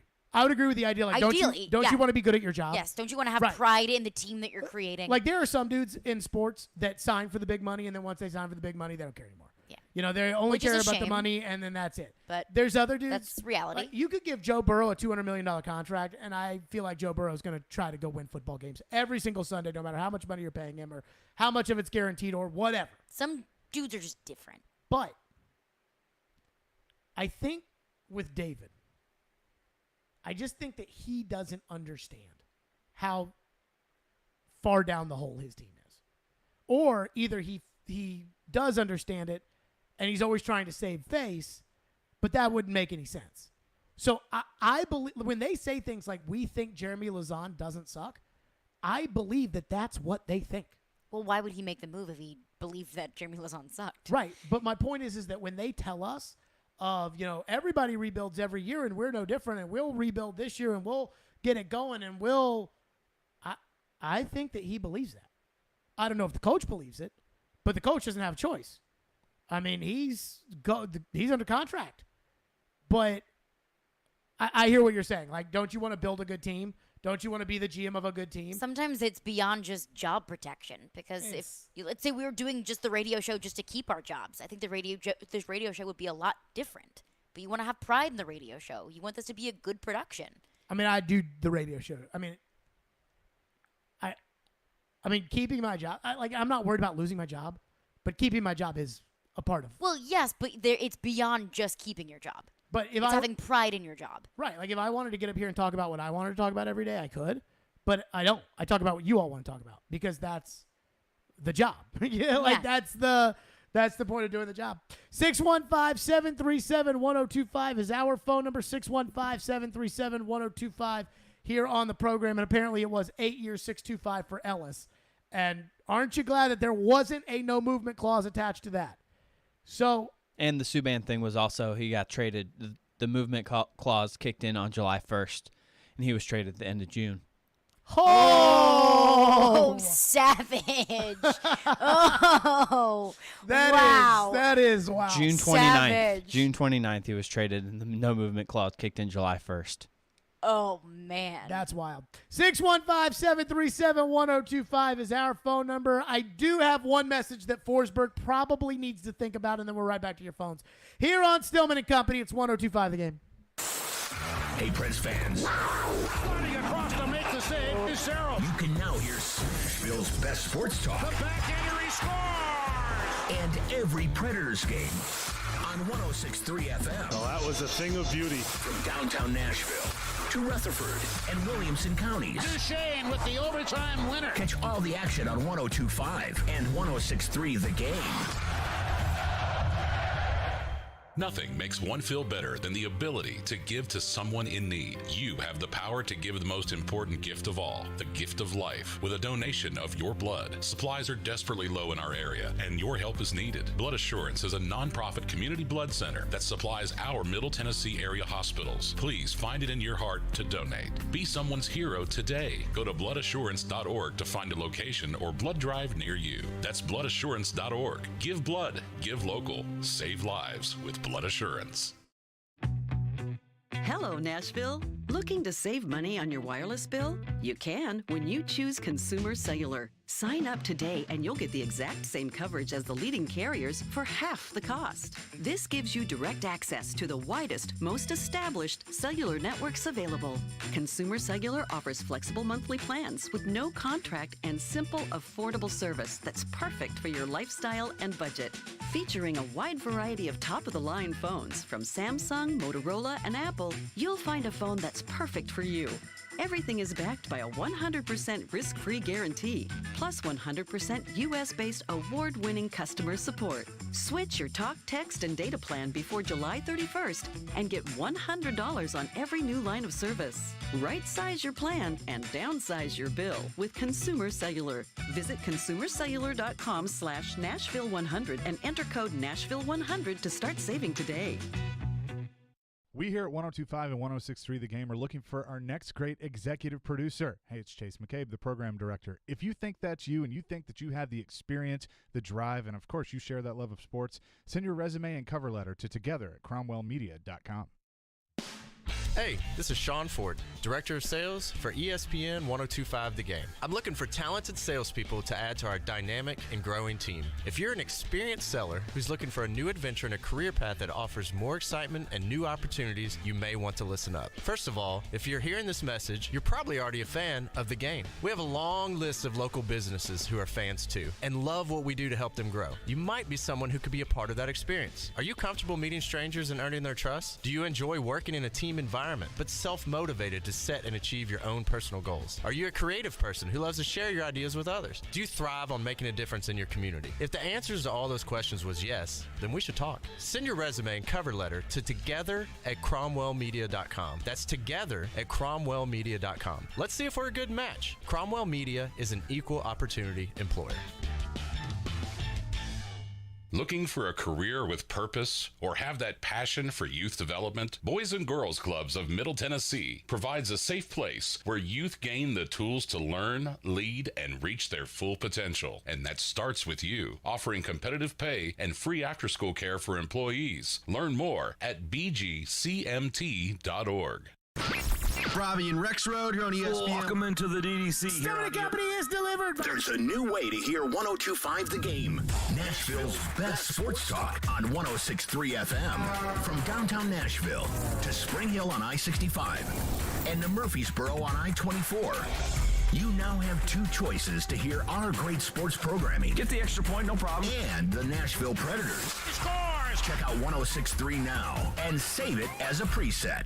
Hey, Nashville, it's Mike Greenberg, and you're listening to Nashville's best sports talk, ESPN 102.5 The Game. Philip Forsberg's an interesting one to me. Like, I'm not like, I don't know what he's asking for, Frank. I've looked at all his numbers, but if you're the Nashville Predators, man, I don't see how you wouldn't sign him. You don't, like, he's your best forward. To me, it's not close. Like, I don't know, like, is he a $9 million player? Yeah, probably. Like, you have Roman Josi there. They didn't ask for 9, I can tell you that. So they're asking for I was told well south of what Roman Josi makes. So then he's at 9.058. Yes. I think they're somewhere in the low 8s. I mean, if this were me, and I know that the hockey agents deal with the hockey media, and then they can get somebody to. If this were me, and I was Philip Forsberg's agent, and I wanted that out there, well, I guess it worked because we've been talking about it for an hour now. But if I wanted that out there from Frank Cervalli that, hey, the well south of Yossi's 9, low 8s, I would pick up the phone and call Gentry Estes. Because once Gentry Estes writes that story in the Tennessean, then all the hockey people will pick up on it, and all of the local people will pick up on it at the same time. And I think more pressure comes from the local people than it does from the hockey people, because hockey people talking about, in Canada aren't buying your tickets. The local people are buying your tickets. And if there's a fear that Philip Forsberg's not coming back, it would be a fear of the local people more than it would be of the hockey people. But then again, we're talking about it anyway, so I'm not sure it makes much of a difference. Do you have a thought, or do you want to go to the phones? To the phones. Phone lines we go. Ellie's up next here on a no movement clause. Thank you for calling. Go ahead, Ellie. You look at Forsberg. Did he outplay his last contract? Did he already get paid? Essentially, $6 million for 6 years. Sure. Did he not put in full effort the whole time? Essentially, I mean, he's the franchise right now, and you want people to buy tickets. You haven't have any enthusiasm. I'd rather sign Forsberg. He's giving you a deal. He could get $10, $11 million in the open market. And you know what? I'd rather sign Forsberg and get rid of Johansson and Duchesne than not have Forsberg on the team. He wants to be a Predator for life. We should embrace that. He's not Ryan Ellis. He's not a smaller guy who's going to get beat up over time. He actually gets better and better with time. He's not tourist. I mean, he's Philip Forsberg. He already made the money. He doesn't have to prove anything to us. And he just wants to be here. Let's sign him. Thank you. Okay. I got you, Ellie. Remember what I said, and I want to say this was months ago. And I think Joe, got all Joe Rexroad on me about, Remember what I said? If I was running the team at this point, I'd sign Forsberg, and then I'd turn around and I'd flip Duchesne. But the truth is that it depends on what you want to do. I want to be able to get a team that can beat the Colorado Avalanche. Now, the Colorado Avalanche are going to be really good for the next couple of years, and for the next couple of years, you're not going to have a team that's good enough to beat them. Just like when the Predators run of success, to me, was 2015 to 2019. Now, I believe that the success started a year before it was supposed to and ended a year before it was supposed to, but that was the run of success. 15, a hard-fought competitive series with the eventual Cup champion Chicago Blackhawks. 6 games, the Predators, a couple plays here or there could have won that series. Now, I think Chicago always kind of had it in them to win that series. Yeah. But the Predators could have won the series. 16, 7 games with Anaheim, 7 games with San Jose. San Jose ended up in the Cup final. You were right there with San Jose. I mean, you were a good team in 16. 17, you got to the Cup final. You lost by 2 games. 18, you were the best team in the league. You got to Game 7, you lost that. 19 was when it all started to kind of fall apart. But you still got to the first round of the playoffs and had a competitive 6 games. Competitive is maybe a strong word. 20 was when it started to become a mess. And then 21, it was down, then it was up. Then this year it was up, then it was down. So, I mean, this team, last year's team, the team before that, not competing for anything. So, I say all of this because I want to get back to that. I don't think you get back to that overnight. I don't think that's something where you're a couple players away and you get those players and you come in there and you do that. Which is why ultimately I would probably let Forsberg go. But by getting nothing in return for him, it almost makes it hard to justify letting him go for nothing considering that you are certainly not a better team. There is no way to argue that you are a better team to your fans by letting him go for nothing. Oh, no. Because the argument, too, is about the money. It is, I know that, this year you've got the money, but in the coming years, when there's really a good free agent out there, or there's a really good trade to make, and then you can sign the guy, or there's really somebody else who's actually better, then you have the money in the coffer in order to do that. But fans won't want to hear that. Fans, that'll go in one ear and then out the other of, well, they're cheap. That's what that'll be. Oh, they won't spend to the cap. So, hopefully Governor Haslam will come in here and spend the money, and obviously they won't do that. And that's not the truth, but that's what people will say. But, again, to the caller's point, I would agree. He's not Turris. He's not Johansson. He's not going to be significantly worse. But he signed a 6-year, $36 million contract, so $6 per, in his last deal. I think that he played to that contract. Over the 6 years, I think he played to the $6 per.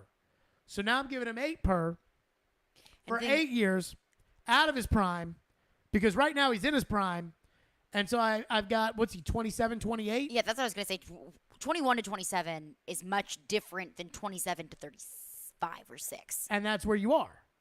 And so I don't know. Look, it's a mess. One thing I do wonder is with, when you get those deals for some of the younger guys and you're kind of projecting forward, sure. When he got the 6 for 6, I do not think they anticipated, obviously nobody did, this whole flat cap situation. Mm-hmm. So, you're talking years ago, and you're considering, how much is the cap going to go up by the end of his contract? You're probably thinking pretty significantly. But with the cap being as flat as it has for the past couple of years, and maybe even to next year with the whole COVID situation, I do wonder if that has thrown a wrinkle into anything when it comes to this kind of stuff. It's definitely projecting forward, Sure, it's definitely suppressed salaries. Oh, yeah. Did you hear what Nathan McKinnon said a couple weeks ago about playing Connor McDavid? I don't think so. So they asked Nathan McKinnon, they were like, how do you feel about, this superstar matchup of, you guys versus, you versus Connor McDavid? And he's like, yeah, I'm sure fans like it. And if it gets the escrow to go down in my check, then sure. But other than that, I don't care. I'm like, cool. At least he's honest. Yeah. What else we got? Another texter checks in and says you cannot and should not give Forsberg the no-trade clause unless he's willing to take a $6 million contract or something like that. Won't happen. Obviously, that won't happen, but giving Forsberg $8 million plus a no-trade clause cannot happen. I don't give two poops. Here is the wild card in this. And this would make me nervous if I was J.P. Barry, Forsberg's agent. The wild card in this is Poyle. Because 2 reasons. One, as we learned last week, there is no consequence for him screwing this up. He's not getting fired. So if his job's not on the line, it's easy. If you know his job's on the line and you know you've got him backed into a corner and you know he's going to have to give you whatever you want. But if he's not going to get fired under zero circumstances, then I got to tell you, that would scare me. And the second thing is, a lot of the moves that they have made over the last couple of years have been very irrational moves. And that would make me nervous, because if I was dealing with somebody rational and somebody who may be on the verge of getting fired, then I would know what the score is. But because David does things like says competitive rebuild and then trades a second-round pick for Jeremy Lauzon, you don't know where he is. There's no, and this is almost like those Major League Baseball pitchers that are effectively wild, where they're so wild in the strike zone they can't control their pitches that hitters can't figure out what they're going to do. Right. That's what this is. Like David, I have no idea, zero clue, if David knows that he's completely off the hot seat, that there is no seat, that David's good. Because that's what they've told us. And if that's the case, then it's like, well, why do I have to give you something I don't want to give you when there is no consequence for me if I don't give it to you? That's the first thing. And then the second thing is... Well, the consequence would be not having Forsberg. And then you have to deal with the repercussions of however bad the team is going to be without Forsberg. And what are the repercussions of that? I guess if your job's not on the line, that's the biggest thing that you're going to be concerned about. But I got plan B and C. Oh, yeah, of course. Plan B, C, and D. I forgot about that. I'll go sign Nichushkin and spend some money to sign somebody else and Ryan Hartman, and I'm good. Is that the best path to success? Are you asking me or are you asking David? I'm asking hypothetically. Because The answer I don't is think no. it is. No. I don't think it is. Well, at this that point in doesn't his career, Poyle knows his time is limited to win, right? I know, but again, he can't win. Like everybody that watched the Colorado Avalanche come in here, that is winning. But he What doesn't you know saw that he them can't in here. win. What And the you best saw path them- to winning is with Forsberg. I know, but what you saw Colorado do, what you saw that team do, this team is not a Philip Forsberg away from competing with that team.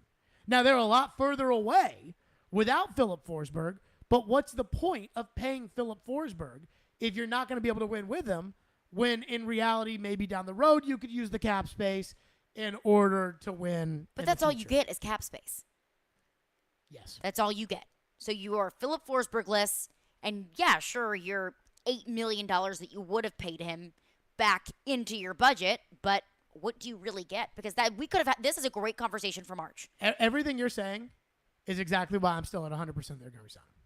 Yeah, because it doesn't make any sense to not bring him back. Because everything you're telling me. All of these discussions about, what can we get, what can we do with what we can get for Philip Forsberg in return, they don't matter. Let's take a breather on this. 615-737-1025. We will reset this. 615-737-1025. A football thought and a situation that the Titans easily could have found themselves in. We'll get to that coming up next. Right here on the program, 615-737-1025 is your phone number if you'd like to get in. And let's give away some Sounds tickets later in the show. So don't be calling now, because those Sounds tickets we'll give away later. But we got some Sounds tickets to give away. Stillman and Company on 102.5 The Game. Join 102.5 and 106.3 The Game and Newton Motor Group this summer to help kids in Middle Tennessee. We're teaming up with Souls for Souls to provide shoes to children experiencing homelessness in Nashville and the surrounding area for back to school. Our goal is to raise $20,000, which will provide 1,000 pairs of shoes for kids. To help, go to thegamenashville.com/shoes. Let's do some good this summer. Newton Motor Group is a proud sponsor of Souls for Music City. Newton Motor Group, the best car deals in Nashville. Start at Newton. Visit thegamenashville.com/shoes. From the Fox 17 News Code Red Weather Center. A summer pattern for us the next couple of days. We'll look for minimal chances for rain, mainly sunny skies, highs in the upper 80s on Tuesday to 90 by Wednesday. Better chances of storms later this week. For Fox 17, I'm Chief Meteorologist Katie Morgan. This weather report brought to you by Hiller Plumbing, Heating, Cooling, and Electrical. Call the Happy Face Truck today. Being present and in the moment for family activities was impossible because Will Burt was so focused on the constant pain in his leg. My wife likes to take walks. I always kind of dreaded going on walks because they hurt. The boys both play baseball. I coach their teams. I was going to do them and be in pain and be uncomfortable and kind of sacrifice my own health. An old Achilles injury left Will coping with agonizing pain until he discovered the natural biologic treatments at QC Kinetics. No surgery or steroids. The procedure took place in the office, and Will walked right out. I feel great. There's no pain. There's no tenderness. Patients like Will are feeling amazing and living their best lives. Ironically, just got off the golf course today, so I think that's a good telltale sign that the Achilles is feeling better. Don't be in pain another day. Call QC Kinetics for your free consultation. Call QC Kinetics, 615-249-4024. That's 615-249-4024. 615-249-4024. New Chef's Chicken Sandwiches from Panera. Pan-seared chicken, a secret garlic aioli recipe, Parmesan crisps, and pickle chips all on a buttery brioche roll. Try one for only a $1 delivery fee when you order on their app. Restrictions apply. Text Valley to 615-737-1025 now. We will qualify 38 listeners for a chance to win a summertime casino getaway at Bally's Evansville. Must be 21 to enter. The winner will be announced Friday at noon. Hi guys, it's Andrew with Hillside Medical Clinic. Is erectile dysfunction damaging your relationship? Are you sick of the pill and all the side effects? Well, welcome to the future. We have a major medical breakthrough. Hillside Medical Clinic uses the most advanced form of wave therapy. Backed by 60 clinical studies, our technology uses pressure waves to repair and open up blood vessels. We've helped countless men get rid of their ED. But what is the true end result? Their relationship, even their lives, improve drastically. If you're ready to regain your love life, call us right now, and not only will the assessment and ultrasound be free, we'll also give you a gift that produces immediate results in the bedroom. It almost never fails. This is worth $550, and it's free to callers right now. 615-576-5000. That's 615-576-5000. Put a stop to your erectile dysfunction and experience what I call the happiness ripple effect. Call Hillside Medical Clinic now, 615-576-5000. Darren McFarland. That's the most personality I think I've heard. Willie Donick. Give me credit. I said it. Chase McCabe. I still talk to people outside of this building. The DDC. Weekdays from 10 to 2. Presented by Spring Hill Heating and Cooling. On Nashville's best sports talk. ESPN. 102.5 and 106.3 The Game. And on the Game Nashville app. You're listening to Stillman and Company. Sounds like this has been a game-changing day for all of us. Presented by TriStar Moving. On ESPN. 102.5 and 106.3 The Game. And on the Game Nashville app. Deebo Samuel. Yeah, I don't get the sense anything's changed there. He did show up for minicamp, which was good. I don't think he did anything, but like just being there, not wanting to get fined, like sound business decision. Don't, say goodbye to your money like that in a way, don't get the fines. I think that was smart. I would expect them to make some moves as far as a potential contract extension. I think they know something's got to happen before the season, but I don't think, as I said with Baker, I think everything is fixable, but this one will take a lot of work, and it's not just going to be money. It's going to be money. It's going to be a plan. It's going to be how they're going to use him. He's going to have to feel really comfortable that his future being in their hands is a good thing. So there's a lot here. I think it starts with a contract extension, one that he would be okay with, but I don't think it ends there. And as far as his trade request, I don't think it would not make any sense for a player to go, all right, just kidding. Like if you meant it then, you meant it now, and it's on the team to kind of fix it. There you go. That was Ian Rappaport on the Pat McAfee show today, saying that I think it's more than just money as far as Deebo and the 49ers are concerned. But as Jeremy Fowler at ESPN reported over the weekend, Deebo has not rescinded his trade request. By the way, do you think it is more than money as far as Deebo is concerned? I think so. I think it's always used. So I think Deebo would be willing to be used like a running back / receiver. For a certain dollar if amount. they paid him, yeah, that way. I would agree with you about that. But with the caveat of, well, if they paid him more, then if you're going to pay me $25 million a year, then I can be a running back for sure. So this is what I want everybody to know. Deebo is still upset. Deebo publicly requested a trade before AJ requested a trade. Mm-hmm. Before we even knew that there was some serious drama with the Titans and AJ, Deebo was requesting a trade. Deebo was the first one that was a story as far as all of this was concerned. And unlike the Titans, who traded AJ, and DK Metcalf, who didn't show up to minicamp, same with Terry McLaurin, the 49ers said no. So Deebo wants a trade. The 49ers looked at each other, Shanahan and Lynch, and said no. So then Deebo probably didn't like that. Just like how AJ requested a trade, according to TD. And according to TD, AJ was not going to show up in the facility without a new deal. Okay. So I guess the point I'm making is whenever somebody says that the Titans had to trade AJ Brown, no, they didn't. Just like the 49ers don't have to trade Deebo Samuel. Now, it would be easier for them if they can't come to an agreement with Deebo Samuel to eventually trade him, but there is no way that the San Francisco 49ers are going to be as good or better without Deebo Samuel at this point.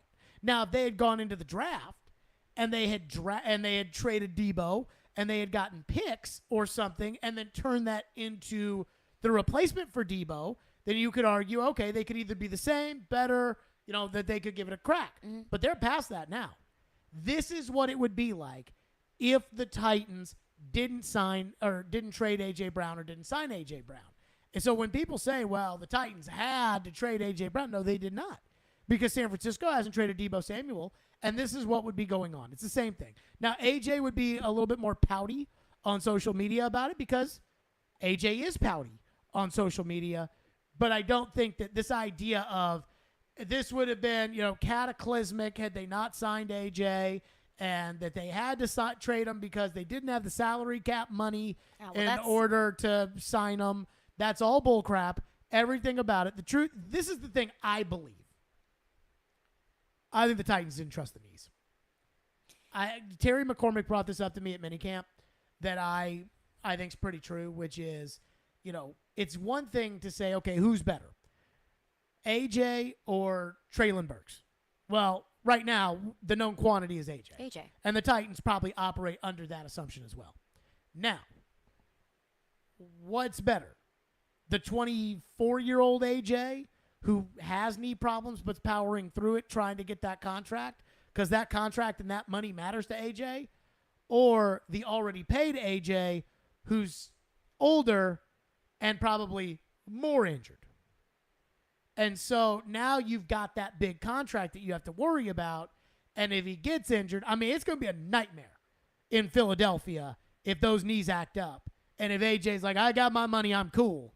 It's going to be a nightmare for the Eagles if that's what happens. I'm not saying it is what's going to happen, but I'm just saying if it does happen, that's going to be a disaster. Oh, absolutely. And so I think that the Titans ultimately looked at it and said, it wasn't the poutiness, because Debo's pouty. But I think that's part of it. I certainly think they were tired of it. Yes. But I don't think it was the poutiness of AJ that led them to make the trade. I think it was the combination of thinking Burks was an adequate replacement and the injuries and the money that they would have had to fork over in order to sign him, like the straight-up cash they would have had to write a check for and had to deal with in the future. And so they just decided this will be our way to get out. People will pay attention to this for one day, and then everybody will move on, and that's what's happened. But I think the Debo thing is a total case of the Titans didn't have to do anything. Now, with Debo, he's going to show up to training camp, because why would you show up to minicamp if you're not going to show up to training camp? Right. So he's going to show up to training camp. He's going to play for the 49ers, and if Shanahan asks him to run the ball, he's going to have to run the ball, even though he's not going to like it, or else the 49ers will suspend him for conduct detrimental to the team. And he has to show up to training camp, because if he doesn't show up to training camp, then he'll be a restricted free agent, not an unrestricted free agent. So that to me is obvious, but I just, this is what the Titans avoided by trading AJ, is the AJ still wants a trade, AJ still mad on Twitter, AJ still, but that's all it is. It's not.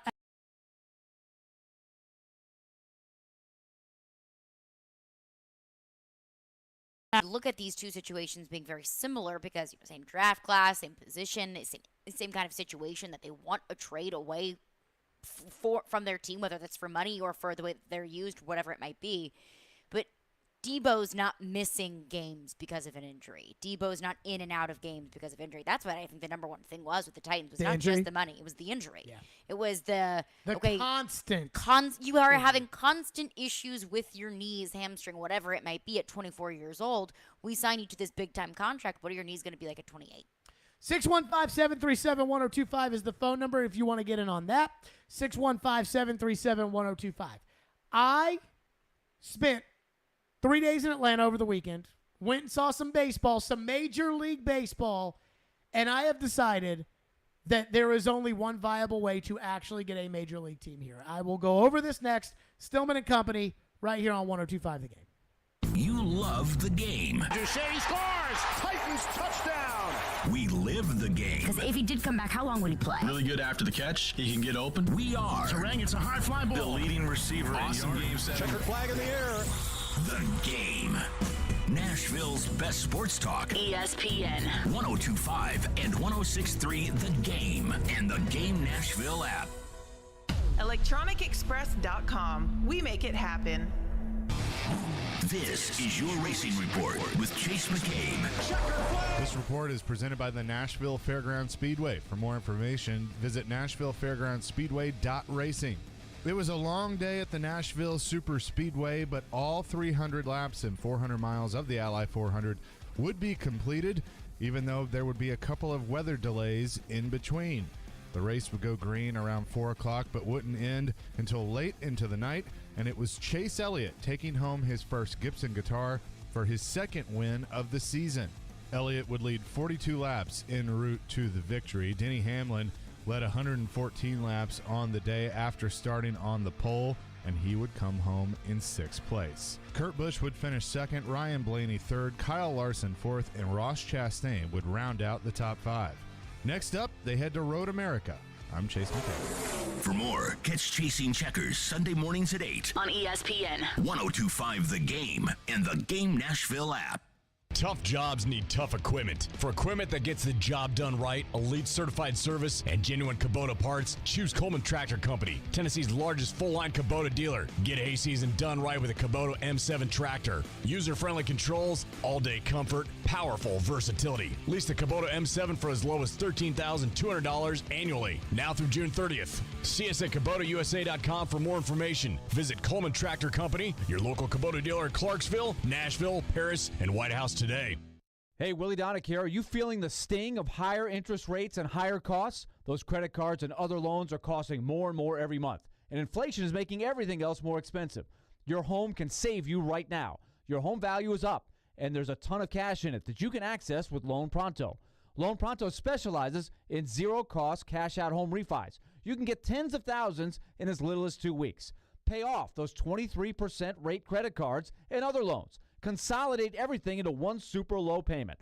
People who do this usually cut $800 or more from their monthly budget. If your home mortgage rate goes up a point or so, it's offset by your credit card rate going to zero. So call Loan Pronto now and unlock that equity and wipe out the bad debt. Do it now. You can even skip your next 2 house payments. Call 615-499-5780 or go to loanpronto.com. That's 615-499-5780. Equal housing lender, NMLS 1661781, subject to lender approval. The Game text line is driven by Wilson County Hyundai, online at wilsoncountyhyundai.com. Be a part of the conversation. Call or text the Game at 615-737-1025. From the Hillside Medical Game Studios, WPRT-FM Pegram, WPUC HD2 Laverne, Nashville's exclusive home for the Nashville Predators. ESPN 102.5 and 106.3. Terang, it's a high fly ball. The leading receiver. Awesome game 7. Checkered flag in the air. The Game. a Cromwell media station. Where you have a voice. We're one play away from an injury. He knows this. He's a study of the game. And we have strong opinions. He's been awful. I don't think they were trying, and that's why I feel the way I feel. This is Stillman and Company with Jared Stillman and Caroline Fenton. Presented by TriStar Moving on Nashville's best sports talk. ESPN 102.5 and 106.3 The Game. And on the Game Nashville app. Stillman & Company is delivered by TriStar Moving 102.5. The Game streaming live on Twitter, Twitch, YouTube, and Facebook Live. Thanks to the law offices of Amanda Gentry, live from the Hillside Medical Game Studios. So I was in Atlanta over the weekend, went and saw the Braves play the Dodgers, saw Freddie Freeman's return. It was very emotional if you're a Braves fan like me. It was very emotional if you were a Braves player. It was very emotional if you were Freddie himself, who cried multiple times. But and then there was the Dodger bench that I thought, is probably pretty uncomfortable. But it was great because it kind of felt like a playoff preview. These two teams have met in the NLCS the last 2 years or whatever. And so it felt like high-intensity baseball, which is always fun. There's so many games they put on TV that are, the White Sox versus the Orioles, and it's like, who cares? Like, even the players don't even look like they care. But this was like high-intensity baseball. And if you've never been to Atlanta Stadium, I am telling you, this is the only way that we are going to end up getting a Major League Baseball team in the Nashville area. So about 10 years ago, the Atlanta Braves played in a downtown stadium called Turner Field. They built it for the Olympics, and then they remade it into a baseball stadium, and that was where the Braves played from 1997 to 2016. And they played there, and that stadium stunk. Now, it was like a run-of-the-mill fine stadium, but there was nothing around the stadium, downtown Atlanta. I mean, it just stunk. It was hard to get to. It was just a ballpark. It was just there. Just, here's your ballpark. Mm-hmm. And there's really nothing around it that was really any good. But again, that was all downtown Atlanta. So finally, the Braves struck up this secret midnight deal with Cobb County officials who all, I think, got voted out after this happened. But they struck this secret deal in which they basically decided to build an entertainment complex with the Braves stadium inside of it.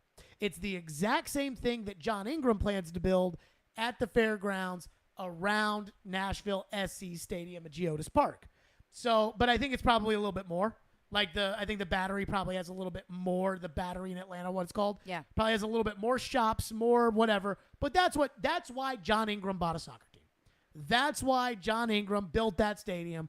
That's why he paid the $200 million franchise fee or whatever it was. That's why. Because he wants to own the real estate that has all the shops, all the restaurants, all the whatever. And that's what you're going to have. Now, Major League Baseball. I have been told that if they could get land downtown for a stadium, if they could get a downtown stadium built for Major League Baseball, that Major League Baseball would give Nashville a team. Either they would give you the A's or the Rays, or they would expand, and whatever owner went to Major League Baseball and said, I got $10 billion, I'd like to own a team, they'd say, you got to own the Nashville team. If they could get a stadium built downtown. But that's not going to happen. I don't know if you keep up with the current trends of where everything's going, but the money that's being spent downtown, the East Bank project with Mayor Cooper, that is for the Titan Stadium. Governor Lee's not handing out another $500 million. Mm-hmm. They're not doing more revenue bonds on private, which is either private or public land. They're not doing that. And the public land, that's going to the Titans as part of the East Bank project in order to build that stadium and get all those things. They're not getting a downtown stadium. It's not going to happen. Even the fake Nashville team that has jerseys you can buy, even they've shifted their focus away from downtown, even though they promised all of us that they were going to get a downtown stadium built with no taxpayer dollars, which never made any sense. They've shifted their focus to TSU, to build a baseball stadium over at TSU. I mean, what's there to do around there? No disrespect to TSU. I like TSU. I like Eddie. I like all that. But we're talking about, bringing people over there 80 times a year. Plus, it's too close to the ballpark we already have. So that's probably not going to work. This, and I've told you this many times, this is how you do it. You have to take an area where there is land, and in the state of Tennessee, specifically the Nashville area, there is less and less land on a daily basis. But what you have to do is you have to build an entertainment complex, just like the Braves. You have to build that for a team here. I literally stayed in a hotel that was inside the entertainment complex. We went to dinner and lunch and all the other meals inside the entertainment complex. Everything we did not venture outside of, it's called the Battery. We did not venture outside of the Battery the entire weekend. Well, why would you? There's Everything you 4 need hotels. is there. Well, plus it's in the middle of nowhere. It's Cobb County, Georgia. So it's not Atlanta. Ted Turner, who owned the Braves in the 90s and started, CNN and TBS and everything else, Ted Turner was once asked if he was going to support the Braves at the new stadium, and he said, I like the Atlanta Braves. I don't like the Marietta Braves. And so that was a smart-ass way of saying that, no, they're not in Atlanta anymore. They're not. And so every time I bring this up, every time, I feel like people laugh at it. Whenever I talk about Smyrna or Murfreesboro or one of these adjacent counties, and it's not going to be Williamson County because they don't think they need it, and it's not going to be Davidson County because you're not going to get Mayor Cooper to spend $2 or $3 billion to build an entertainment complex for a baseball team. But that's the only way to do it. And I think that if you are not one of the premier cities, and I'm talking premier, like if you are not Los Angeles or New York, and New York's got their stadiums, if you're not Chicago, if you're not these places where they can't move the Cubs, if you're not one of these places, they are not going to want to do business with you if you do not give them this entertainment complex. Now, I will say this. I've now been to that stadium 5 times, but I've stayed in there twice. One time I didn't stay in there at the World Series, and getting out of the Battery, it's probably a pain. An unmitigated disaster. It is almost, people can get killed trying to get out of there. It's so hard. The ride shares, everything else. It makes a Nashville SC game, from what I've been told, looked like driving right up to the front door of a restaurant, walking right in, the way the Battery was at the World Series. But I've now stayed in the Battery twice. I stayed in the Battery in 2018. Me, Floyd, and Chase all stayed at the Omni in the Battery when during the SEC Media Days when there was no baseball. Baseball was at the All-Star Game, and so we stayed in that Omni Hotel, and the Battery, with no baseball game going on, was freaking popping. Like waits at restaurants, and there was always people around. And I remember I'd go running, and so would Floyd, like early in the morning. And there wasn't a lot of activity or people around. But once it got to be about, 10 o'clock, it was packed. And this was when there was no baseball there. Now, I think COVID probably did a number on the Battery, but that makes sense because it did a number to all in-person businesses. Now, the other side of this is I've now stayed there when there was something going on. And that freaking Battery was packed. It was packed. Here's the thing that I think a lot of people don't realize, which is how are you going to get 40,000 people to go support a Nashville baseball team every single night because there's 82 games? I'm not sure that season ticket holders of baseball teams go to every game. In fact, I would think the majority of them do not. There were so many Dodger fans at the Dodgers games, at the Braves-Dodgers this weekend. That's sports nowadays. I mean, I had an official with the Titans tell me, we were talking when Floyd went into the Ring of Honor, and I was just talking with one of the Titans officials, and they said, what are kind of the things the fans are saying? Not about the team, but just about, the organization. I said, well, fans look at some of these big games against, the Steelers or something like that, and they look at all the visiting fans, and I think they get pretty worked up about that. And the person with the Titans told me, that's sports nowadays, and told me, you should have been in SoFi Stadium for the Rams Sunday Night Football game, because apparently there were so many Titan fans at SoFi Stadium that it was noticeable. It works both ways. How many Titans fans there were. So if we were to have a team, they've got a new rule now in the collective bargaining agreement for baseball that, as opposed to how the Yankees play the Red Sox 20 times a year, that's gone.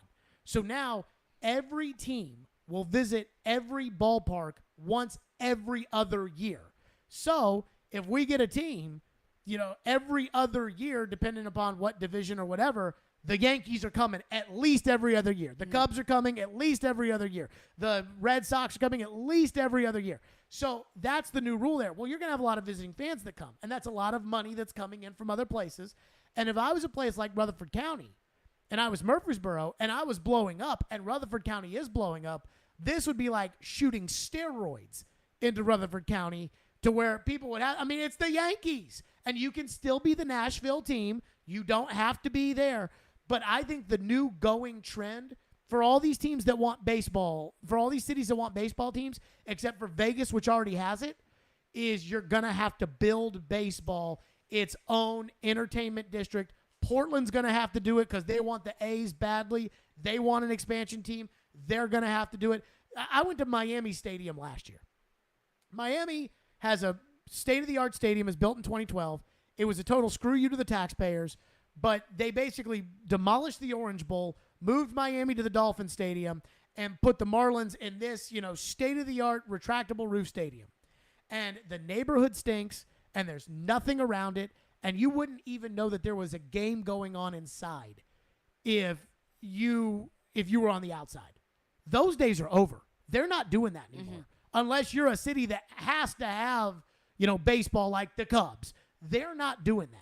So if we want to get in the game, I think this is the only way to do it. Well, Wrigleyville exists. You are going to line the coffers of whatever owner moves that team here or whatever owner owns a team here. You are going to line his pockets. But guess what? You're lining John Ingram's pockets right now with the fairgrounds land. You're lining Amy Adams Strunk's pockets with that new East Bank development.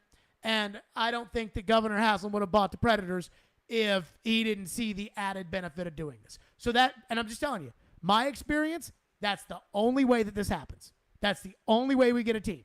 So for everybody else who, every 2 weeks or every 2 months, the fake baseball group will, sit down with some very well-respected outlet, whether it's the Wall Street Journal or the New York Times or ESPN, and they'll write a story about how Dave Stewart is leading the effort to bring a team to Nashville, in which every single one of those articles barely mentions the fact that they don't have an owner, they don't have a stadium, they don't have a team, and Major League Baseball is making no commitments to bringing a team here. I'm telling you, if you want a team, that's the only way to do it. If TSU is willing to give up its land, like they say they are, supposedly, if they're willing to give up their land, they're going to have to give up a lot of land because you're going to have to build hotels and you're going to have to do it all. Then we got a shot. If Rutherford County is willing to do this, then we got a shot. If one of these other counties is willing to do it, you got a shot. But my thing is you need to be within 45 minutes of downtown Nashville, and you're going to have to probably spend about $2 or $3 billion, and the price is only going up. You're going to have to spend $2 or $3 billion to then build a stadium for some rich guy to come in here and profit off of your money. But that's how you do it. That's the only way. 615-737-1025. Caroline, get your thoughts in on this. We'll go to your phones because I see them lining up. But again, my experience in Atlanta this week, you can sit there and tell me what you want about baseball and the popularity of it and everything else. I think it would do very, very well here, but that's the only way you're getting it done. And if you've got some other plan that's not that, I highly doubt that's actually going to be effective in today's society. 615-737-1025. Let me tell you about Hiller Plumbing, Heating, Cooling, and Electrical. I absolutely love my friends at Hiller. They do a fantastic job of taking care of my home, and I promise you that they can do the exact same for you. I've been using Hiller now for 4 years, and every single time they come out to the home, boom, everything is taken care of perfectly. That's why I love Hiller, and that's exactly why you will too. You do not want your HVAC to go out on you. You do not want your power to go out on you, so you need to get with them because there's no better time to upgrade your essential home systems than this month with my friends at Hiller. Until the end of June, Hiller is offering 0 interest for 60 months on select new HVAC systems, 0 interest for 12 months on new tankless water heaters, 0 interest for 12 months on new whole home generators as well. If you know you need a new system for your home, do it this month. These financing offers are available for a limited time only to help you stay comfortable and cool all summer long and handle the payments later. Visit happyhiller.com for all the details. As always, happy you will be or the service is free. That's Hiller Plumbing, Heating, Cooling, and Electrical. My guys, proud supporters of the Nashville Predators, the Tennessee Volunteers, and the Vanderbilt Commodores. Hiller, call the Happy Face Truck today.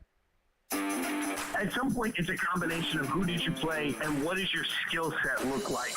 Get the best analysis of the big stories in the sports world with ESPN's Jason Fitz. If you reach for a quarterback in the draft because you need one, you're going to set your franchise back 5 years.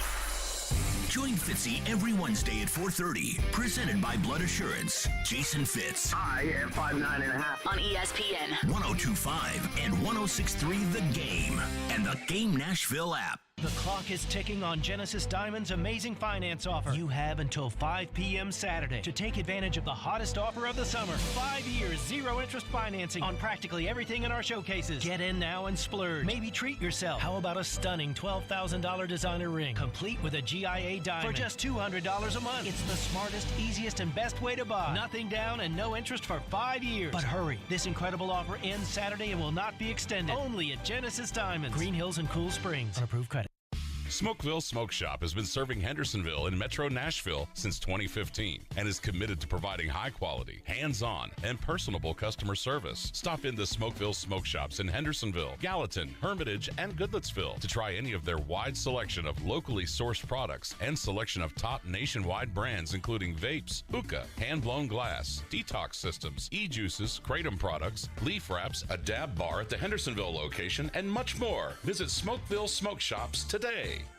The Authentically American 4th of July collection is live and ready to ship. Go to authenticallyamerican.us right now to order yours. Plus, 20% of all purchases from the 4th of July collection will be donated to Homes for Our Troops, a nonprofit organization whose mission is to build and donate specially adapted custom homes nationwide for severely injured post 9/11 veterans to enable them and to rebuild their lives. Have a happy and safe 4th of July from Authentically American. Made for you, made in America. Authentically American. We're saluting 4 more of our teammates at Cromwell Media this month. Cindy Johns in sales has been here 20 years. Lakin King, who handles all our commercial logs, is enjoying 13 years. Operations Manager Ace Swartz is toasting 12 years with us. And Chase McCabe, Program Director for our Sportstalk stations, chalks up 10 years. That's 55 years of combined experience with our company. There's a reason for that tenure. We value our employees and do our very best to create a great work experience. Check us out at together@cromwellmedia.com. Did you book the Townsend's 10th anniversary ticket? Alona's travel agency is overbooked and experiencing delays. She needs to land a new project manager to clear her business's runways. Yes, Mrs. O'Hara, we checked. Pygmy goats do not count as emotional support animals. Indeed can help her hire great people fast. I need Indeed. Indeed you do. You can schedule and conduct virtual interviews all from your employer dashboard. Earn up to $500 in sponsored job credits by interviewing on Indeed. Visit Indeed.com/credit. Terms and conditions apply. Never miss a moment of the show. What is this? Check it out. Subscribe to the Stillman and Company podcast on iTunes, Spotify, and wherever you get your podcasts. You're listening to Stillman and Company. Presented by TriStar Moving. On ESPN 102.5 and 106.3 The Game. And on the Game Nashville app. IndyCar is back. Single-day tickets for the Big Machine Music City Grand Prix August 5th through the 7th are on sale this Wednesday at 10 a.m. Enjoy racing live music and one big party. Visit musiccitygp.com for more information. Again, I went to Atlanta this weekend, watched the Braves play the Dodgers. We did drop 2 out of 3, but it was a very competitive and fun series. I had a blast, and I think I will be – I would not be surprised to see me in Atlanta at some point in October this year, mainly because they've expanded the postseason so that if you don't suck, you'll make the playoffs. But that's just part of it. But again, they are not in Atlanta. If you have not been to a Braves game in the last 5 years, you do not know what that stadium is like. I did my Mad Dog radio show from the 680 The Fan Studios. Big shout out to them, by the way. I did my Mad Dog radio show from there on Saturday. Their studios are literally right next to the stadium. It's unbelievable. That's really cool. It takes longer to get from our setup in the Patron Platinum Club, like to the seats, than I think it would from there into the seats. Which is in Bridgestone. Yeah, which is, I mean, That's wild. It's insane. And then on top of it, we stayed in one of the hotels inside the Battery. Very convenient. That's what it would take. And it would take somebody, one of these counties, to pony up and say, we want to build whatever baseball owner this great entertainment district for him to profit just, like there's no tomorrow, but then you could get a team. And it would work. To all the people out there like, I don't know, 82 games. Trust me, it ain't just Nashville people going to those games. It's one of those things where Pittsburgh Pirate fans look at their schedule when it comes out and say, oh, we're playing Nashville? All right, we're going. That's going to be a fun trip. We'll make a weekend of it. That will happen. Phone lines are driven by WilsonCountyHyundai.com. You have a thought or you want to go to the phones? To the phones. Scott has been waiting patiently on this. If this is who I think it is, he likes to argue a lot. Go ahead, Scott. No, for once, you and I are in total agreement, and I think there are 3 prime locations where you would do this. I think the best one would be near the 24-840 interchange, somewhere around in there. I think it needs to be close to 840 because, you don't have the rush hour traffic on 840. And you'll have a lot of people coming over from Franklin and people coming down from Mount Juliet. So if you can get on and off around 840, that would work. I think, on 840 just north of Smyrna toward Mount Juliet, near the racetrack, and you could build. Oh, Scott. I do think Williamson County, if you did it right there at the border, at the College Grove exit, that would be a good location. Yeah, there's a lot of $1 million homes in the vicinity, but none right there at the exit. And you've got 2 major highways, or not major, but 2 highways there, and you've got a lot of old industrial space where all those old factories and Scott, I'll be honest with you. I've lived in Nashville for 30-plus years, and I appreciate your call. I've lived in Nashville for 30-plus years. I don't even know half the places you're talking about. And maybe I should, but I don't. So I'm not going to sit here and pretend like I do. As far as there's a lot of industrial space over there, Williams, sure, whatever. I mean, again. Wherever there's space. To me, I'm not worried about finding the space. To me, I'm worried about who's going to step up and say, hey, our county is willing to pay, $3 billion in order to get this in. Because you're getting hotels with this, is what you're getting. Yeah. Now there's going to be people that stay downtown Nashville and then take, the Cowboys are like this. The Cowboys and the Texas Rangers are like this because I stayed in downtown Dallas. I went to a concert at AT&T Stadium a couple of weeks ago.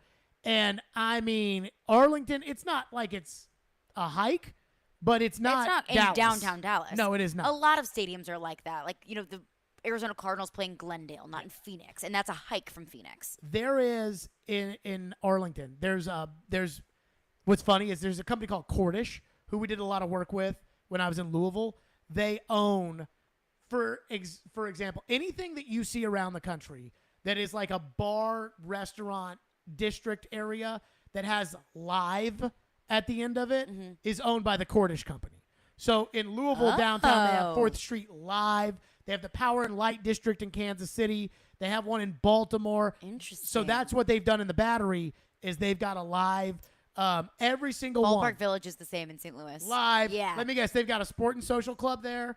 They've got probably a place called Tavern there. They've got a bull riding place called PBR there. They do have a PBR. They're all the same. Yeah. So like Fox Sports Midwest Live, something like that. Okay, yeah. So that's probably their version of sport and social club. Right. But it's all the same.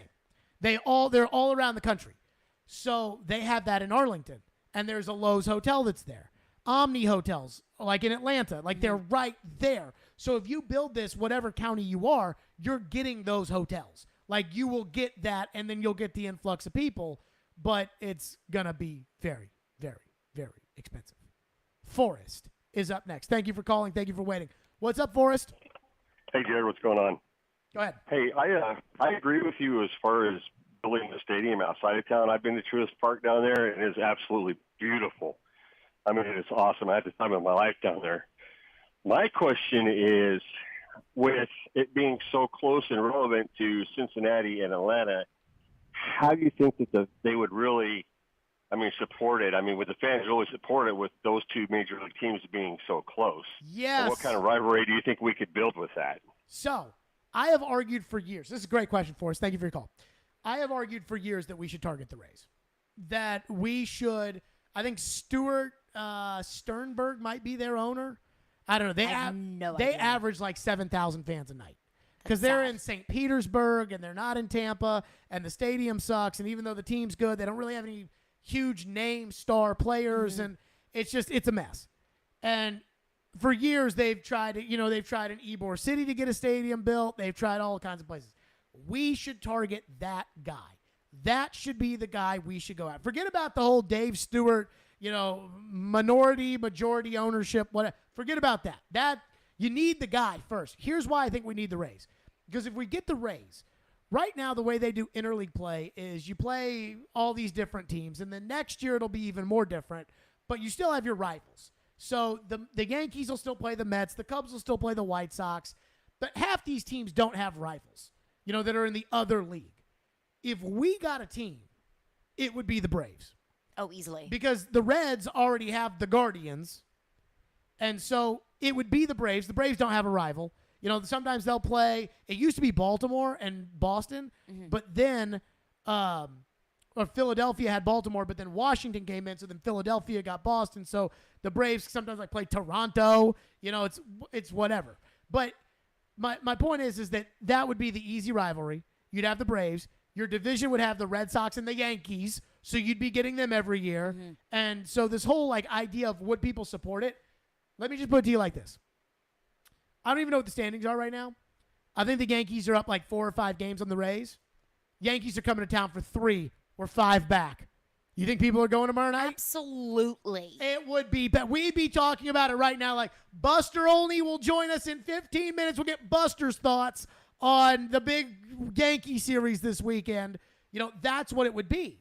And as far as people coming and going, they would come and go. I've never spent a second of my life in Cobb County, Georgia, until that stadium got built.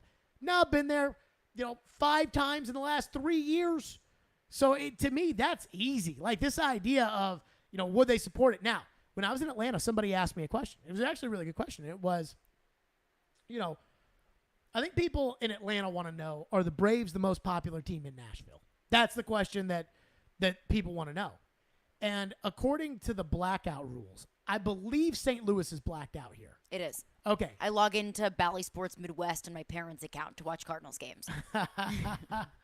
God, I hate baseball for stuff like that. I know. It's so frustrating. So the Cardinals, the Reds, and the Braves all technically claim this as a territory. This is just my opinion. if I had to tell you in order of fan bases in Nashville, I think the Braves are easily number one. Now, I don't think it's like a landslide. I mean, I still think there are other. It's a landslide. Like family, like if this were Family Feud, like there's still other ones up on the board. But I would say Braves are easily number one. 55% Braves. I would even argue like 70. I think that's too much. I think there's too many other teams that would cut Maybe into so. it. So let's just say, but I think the Braves by far are the most popular team. For sure. And it would be hard for me if we got a team. Like, it would be hard for me to not root for the Braves because I love the Braves so much. I mean, I went to the Sounds game last week, and I was rooting for the Sounds, but that's easy because, you know, I want to see the Braves minor leaguers do well. Like, the guys that are going to play in the major leagues one day, and they did. They hit home runs, and I was like, yes. By the way, Eddie Rosario, the NLCS MVP, he did a rehab assignment with the Gwinnett Stripers this weekend, and he got a couple of hits last night. Nice. And so everyone's putting out these videos of, oh, here's Eddie Rosario on his rehab assignment getting out hits. Sounds getting some love. And it's Willie on the call. No way. Yep. That's pretty awesome. And so going back to this, though, about... But I do think that's a fair point, though, that there are already a lot of baseball fans in Nashville of other teams. I think the Cubs are number 2. Cubs? Yes. Really? I do. I would have said probably the Reds. Hell no. Hell no. The Cubs. Yes, the Reds have... Here are the people that live in Nashville that like the Reds. Kirk Herbstreit, Ricky Merritt, and it used to be 3, Ryan Porthmood. He's a Reds fan? Yeah. I didn't know that. Ryan Porthmood. Ryan Porth, yeah, he was in Nashville. This is my thing on all things Cincinnati sports. I'm sorry to break this to the Cincinnati people out there, but they don't really exist, so I don't have to worry about it. Snooze Fest Anonymous. We got freaking screwed a handful of years ago. Bridgestone Arena got freaking screwed. We had the first and second rounds of the NCAA basketball tournament, and Cincinnati and Xavier were both 1 seeds, and this was the closest. So instead of getting Kentucky and Tennessee, we got Cincinnati and Xavier, and I was like, no. And Tennessee ended up going to Dallas. Oh, my God. I felt so bad for everybody downtown, but I don't feel that bad because they make just oodles of money every 5 seconds. But still, so I would say the Cubs are second. I think the Cardinals are third. And then I think it's a coin flip between the Yankees and the Reds for 4th, 5th. Yeah, there's going to be Yankees fans everywhere. Right. But I think the Cubs are number 2. Interesting. I don't think I've ever met a Cubs fan in Nashville. Ian, what do you think about my ranking? I'd say that's probably pretty close. I weirdly also run into a lot of Mets fans. Maybe we just know all the Reds fans in town, and that's why it feels that way. Maybe so. Well, we know the Mets one, fans, too. and the other one left. Porth does not live here anymore, for everybody out there. Fair point. But you are But right. between Willie and TD, I just feel like I'm bombarded with Mets fans. Yeah, I really don't feel like I know any Mets fans other than those 2. I don't feel like I know any Cubs fans. Oh, man. Other than our friends at 312 Pizza Company. All these people, that's the thing, though, is all these people have moved from Chicago here. Yeah, because Chicago's just too cold. Well, Chicago is too cold. I mean, it seems on TV like it's rather dangerous. Well, that's downtown Chicago. I said TV.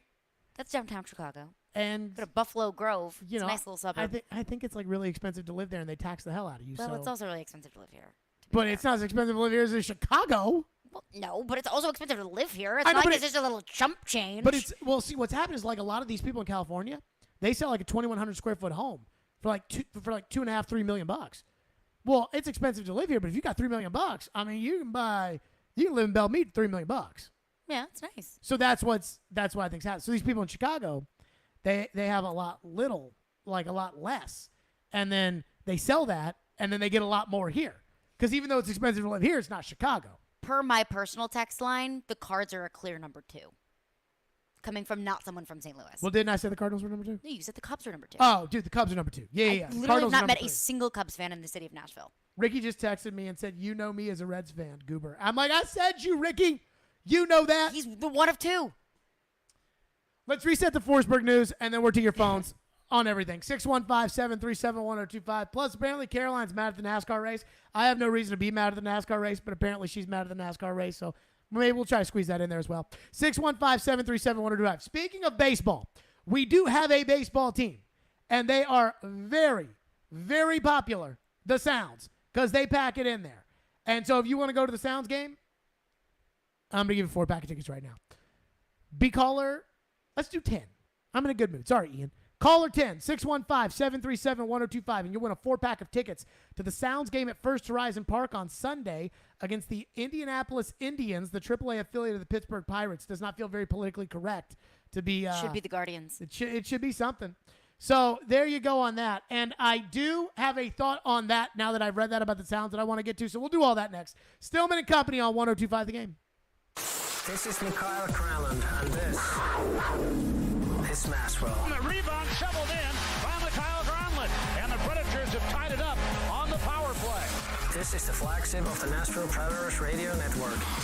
ESPN 1025, The Game.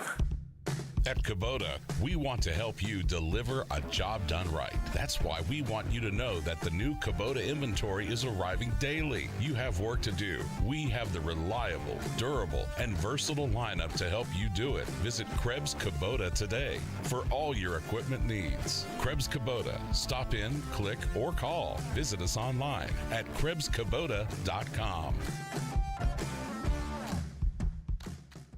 Attention all foremen with 3 years experience. Harness LLC is your local excavation and site utilities company. We're growing and we need 5 foremen to grow with us. This is Ray Jeter with Harness LLC. Invest in a company who's going to invest in you. Go to selectharness.com to apply today. The 5 foremen we hire will receive 100% paid health coverage, vacation, and up to $6,000 sign-on bonus. Go to selectharness.com and apply today. Harness LLC. Build people, move dirt. As in all human conflict, adults fight and children suffer. Today, 7.5 million children in Ukraine need to find water and shelter. They need safety in school. They need a place to sleep and comfort in the dark. Show them the world cares. Support UNICEF on the ground in Ukraine. We won't stop until every child is safe. UNICEFUSA.org/action. Rob tried to manage his constipation with belly pain, discomfort, and bloating day after day. After realizing it was irritable bowel syndrome with constipation or IBS-C, he found another way and finally said yes to adding Linzess.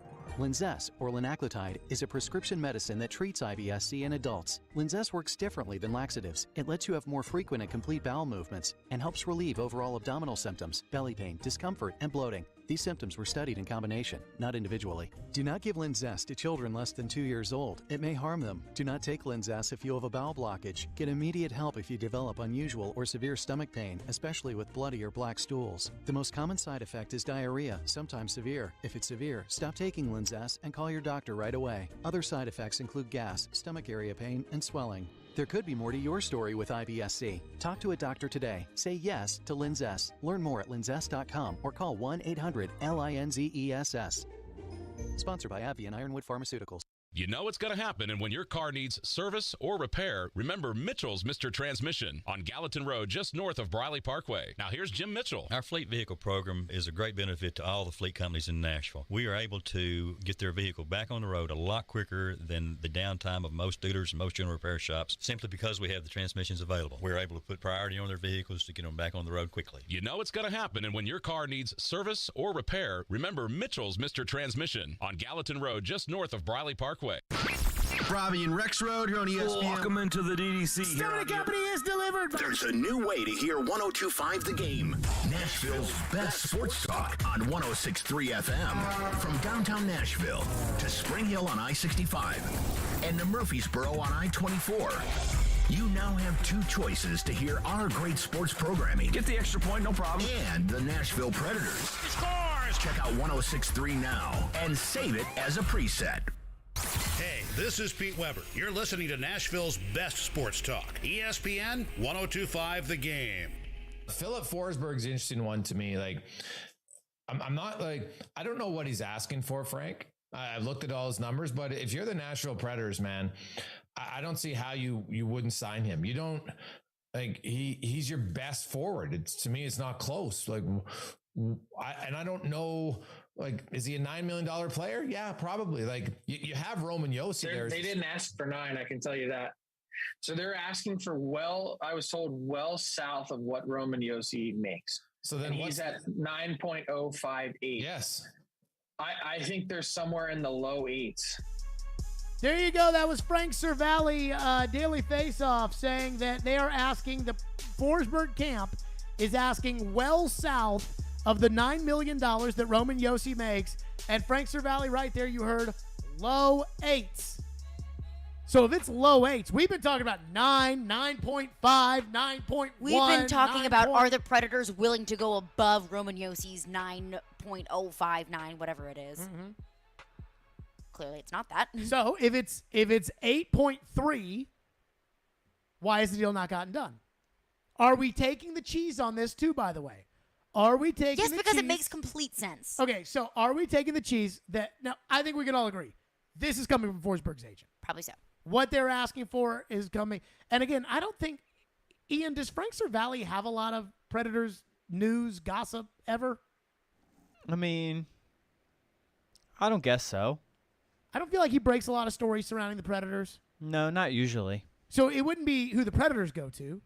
It would be who J.P. Barry, Forsberg's agent, is going to. Mm-hmm.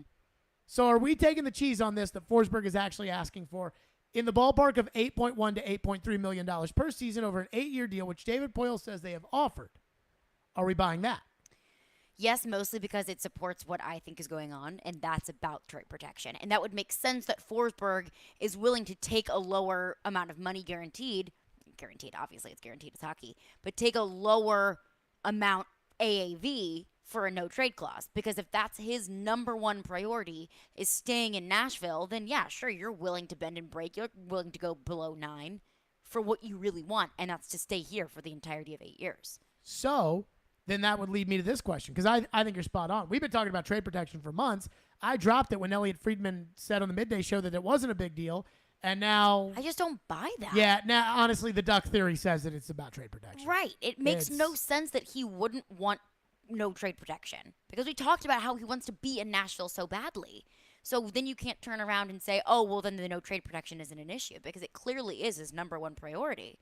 So with that, then how do we feel about losing this deal or this deal falling apart over that trade protection? Because it seems like the text line earlier today was not interested in losing this deal over trade protection. I think trade protection is pretty important here. So what do we make of that? I mean, the text line is very much so, oh my gosh, if it's low 8s, throw in the no movement clause because it's worth it. And the no movement clause is scary because you're committing to 8 years with a 27-year-old forward who is incredibly wishy-washy, who is incredibly hot and cold. I understand that. But I think at this point, and I've said this since after the trade deadline, that it doesn't matter what he's asking for. You pretty much have to give it to him. If you didn't want to commit to the 8 years, you should have made your mind up about that in February or March. If you didn't want to pay him X amount of dollars. But they were trying to win. Oh, yeah, and they did a really good job of that, didn't they? But that's, I go back to, whatever Poyle wasn't willing to bend or break on, he should have set that boundary before the trade deadline, because now you have no choice but to give a no-trade clause. Now, that's setting a big precedent because David Poyle has always said, the Predators do not do no-movement clauses. Other than the fact that they do them. Yeah. So now you have to commit to that. Now you are no longer an organization that doesn't give out no-movement clauses. Now you have 4. Because technically Duchesne got a modified no movement, but it's a weird one. All right, let's go around the room. 8 years at 8.2 per. Full no movement, yay or nay? Yay. Ian? I think I'm in for that. I'm not giving him a full no movement clause. Then you should have done it in February. I know. Well, see, the difference is I would have moved him. Yeah. See, that's the difference. I would have done that. With all things considered right now on June 27th, you have to. I'm not sure he cares about the 8th year if you're not willing to protect that 8th year is going to be in Nashville. No, why would it matter? Part of me feels like Forsberg's game will age well compared to some of the others. That's the other thing that I thought about is that even if Forsberg isn't a 40-goal scorer, which he's really not because he did it this season, but this season was a contract year. Even if he's not, he's been a solid player for the last 7 years. So you're probably going to have a solid player for the next 5 or 6 years. And to Ian's point, he probably can help you. And if you're not any good by the time you get to 7 or 8, he may be waive willing to waive in order to go to a good team. But he can do that. He's got the personality. I mean, I don't think we'll ever see Philip Forsberg arrested, anything like that. Yeah. He's a predator, all these things, whatever. But I don't know, man. I don't know. So add that to the kitty. 615-737-1025 is our phone number, and we got all the baseball stuff. Again, I went to the Battery in Atlanta this weekend for the Braves and the Dodgers, and I'm telling you, that's the only way we get a team around here is that way. What do we have in the text line? One texter texts in and says, I've got a lot of friends who are Reds fans, but I know that so many of them would be willing to hop on the Nashville MLB bandwagon. I mean, I think there's some truth in that. Like, my dad didn't care about the Oilers at all. And then we got the Titans, and all of a sudden, we became huge Titans fans. Mm-hmm. I mean, I think that's part of it. I think there would be a lot of it, too. Floyd told me that this was kind of their sell to people that were big football fans when they moved here, which was, you're a big Steeler fan? That's great. Root for the Steelers when they come here. But root for us the other 7 games. Right. And I think that is the model that the baseball team would probably have, which is, you're from Chicago, you're a huge Cubs fan, root for the Cubs. But root for us, too. Mm-hmm. If we're in the playoff, like the Cubs suck this year, and the Rays, the team that I so badly want, is good. And so if you're a Cubs fan, if the Cubs come here, you'll root for the Cubs. But our team's pretty good, and the Cubs suck, so, follow our games. Plus, now baseball stinks at this because it's easier to get out-of-market games than it is to get in-market games nowadays. Which is ridiculous. But that's why there's a very concerted push. Did you read this, by the way, about Sunday Ticket?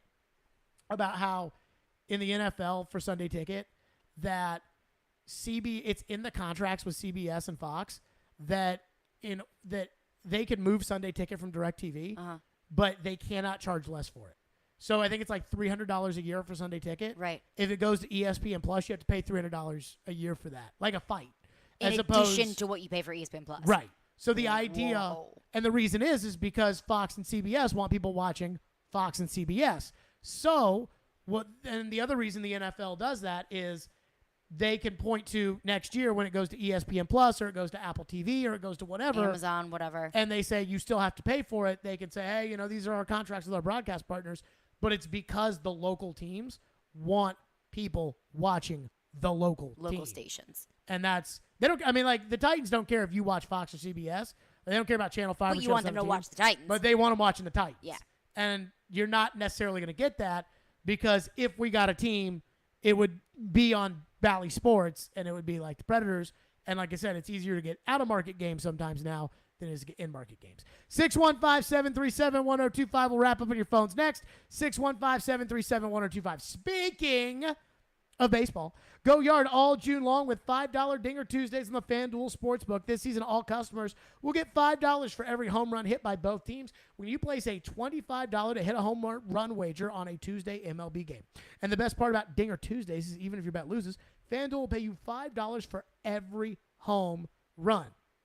I saw the Braves this past weekend, and there's not one player that I feel confident about telling you to bet, but I do think that they'll hit some home runs. So I'd bet on them because they're playing red hot, and they're playing the Phillies, who just lost Bryce Harper, and they're not that good anyways. So what are you waiting for? Pick your home run hitter and turn big swings into big wins. There's no better place to bet America's pastime than on America's #1 sportsbook and my official sportsbook app.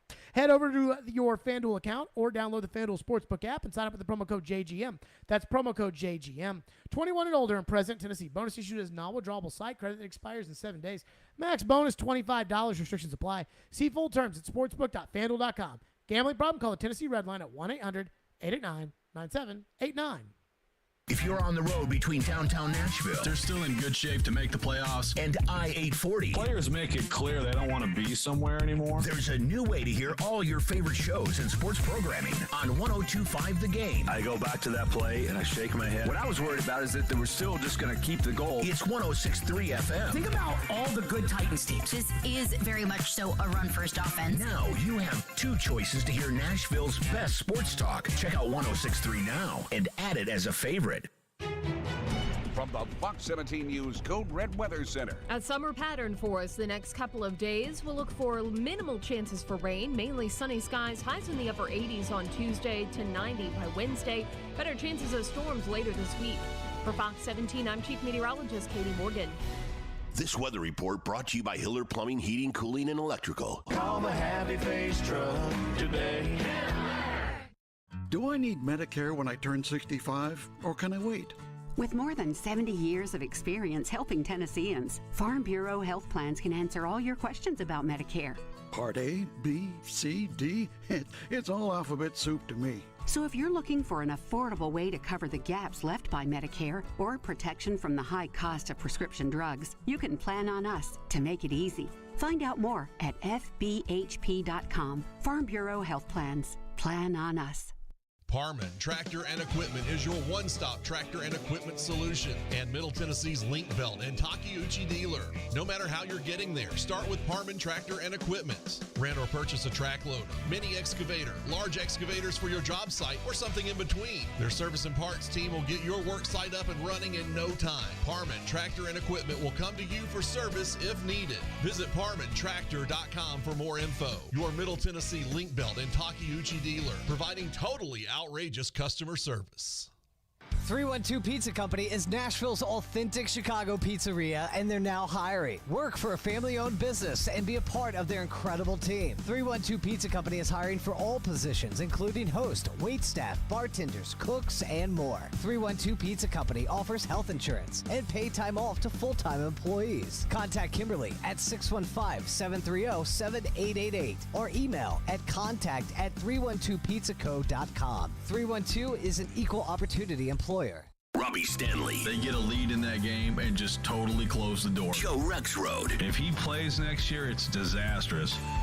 Robbie and Rexrode. Mornings from 6 to 10 on Nashville's best sports talk. ESPN 102.5 and 106.3 The Game. And on the Game Nashville app. You're listening to Stillman and Company. Sounds like this has been a game-changing day for all of us. Presented by TriStar Moving. on ESPN 102.5 and 106.3 The Game. And on the Game Nashville app. Stillman and Company, let's go to your phones. Phone line driven by WilsonCountyHunter.com. I will say this, and this may be a larger topic for tomorrow. If Nashville were to get a Major League Baseball team, what would we do with First Horizon Park?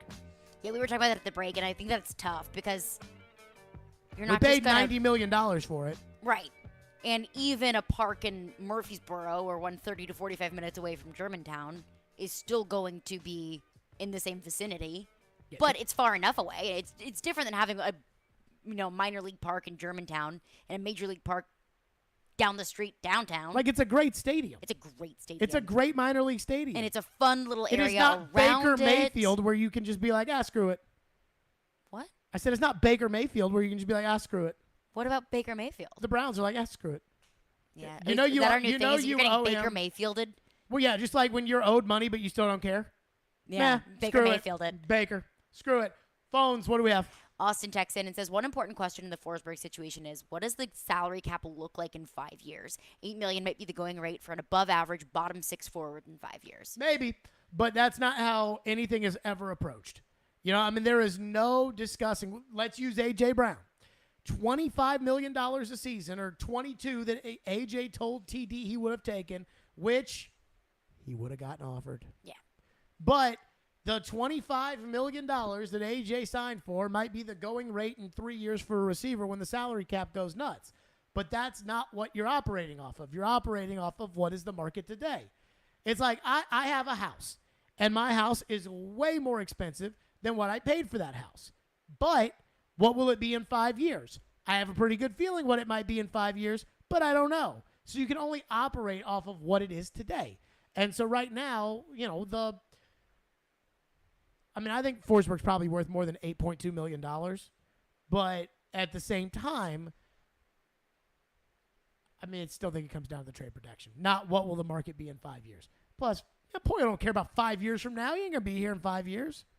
At least I hope Does not. he see it that way, though? Governor Haslam, I'm going to look right in the camera. Please, don't make me do 5 years of this. What's next?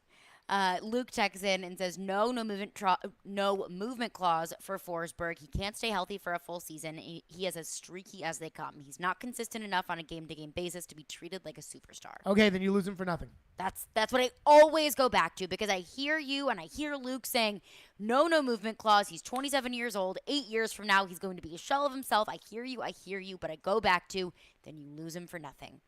And what was the point of all of it? When we kicked it around the room, did I make a statement of declaration on that, or did I just let you guys talk and then not actually say it myself? I don't think that you made a statement of declaration. I'm pretty torn on this because I think it's irresponsible, but I think what's already happened has been irresponsible. So it's like two wrongs don't make a right, but I also don't believe in making another mistake to fix a mistake. But I also don't think it's good business to lose one of your best assets for nothing. I would agree. Not only that, you've also lost Ryan Ellis for nothing. You've lost PK Subban for nothing. You've lost, unless those second-round picks that you got for Subban are any good, I don't know, but pretty much lost those guys for nothing. What's your beef with the NASCAR race this weekend? Which, by the way, let me just say this about the NASCAR thing. Apparently everybody who likes NASCAR seemed to have a good time even though it stormed. Oh, yeah. They like NASCAR, and that's good. And the stands look packed, and that's good. And Michael Jordan was here, and Which that's is good. But as Alvin Kamara was here? Alvin Kamara, I'm not in the Alvin Kamara business right now. Why? What is your beef with Kamara? I mean, he might go to jail. Oh, we don't talk enough about that, do we? No. He just totally obliterated some guy's face He to a might pulp. go to jail. Don't talk about that. So, anywho, on that, but I couldn't have given two poops. I tuned in for about 5 seconds, but honestly, for all you people out there, boogity, boogity, boogity, let's go racing, whatever. Other than that, what's your beef? Well, so everyone that had a great you've got time. 30 and I love seconds that. to give your I beef. love that. And I know that the traffic situation has improved from last year. Love that. That's great. I dropped someone off and picked them up, and it was the biggest freaking nightmare ever. All of the exits were closed. I drove in to drop someone off. The parking guy told me it was fine. Drove in, and he said, sorry, you can't get out. You have to go in the same way. You have to go out the same way you come in. And I said, well, everyone's coming in. He said, well, then you have to wait for a lapse in people coming in. And I said, there's a line down the interstate of people coming in. I'm not going to sit here and wait for an hour for people to come in. So I had to lift up a barricade and drive my car out through the smallest hole opening, and I had to skirt through all of this traffic. That's to a boss leave. move, by the way. Well, I wasn't going to just sit there. And then coming back to pick them up, I had to park my car on the side of the interstate and walk in the rain to figure out where the exit was. I think the traffic pattern was improved for the people who were there, but the drop-off and the pickup was an absolute nightmare. Absolute nightmare. Boogity, boogity, boogity. Let's go racing, boys. That's the only thing I know about NASCAR. I hope everybody had a great time. That's going to do it for us. We're out of here. We're back tomorrow at 2 ESPN.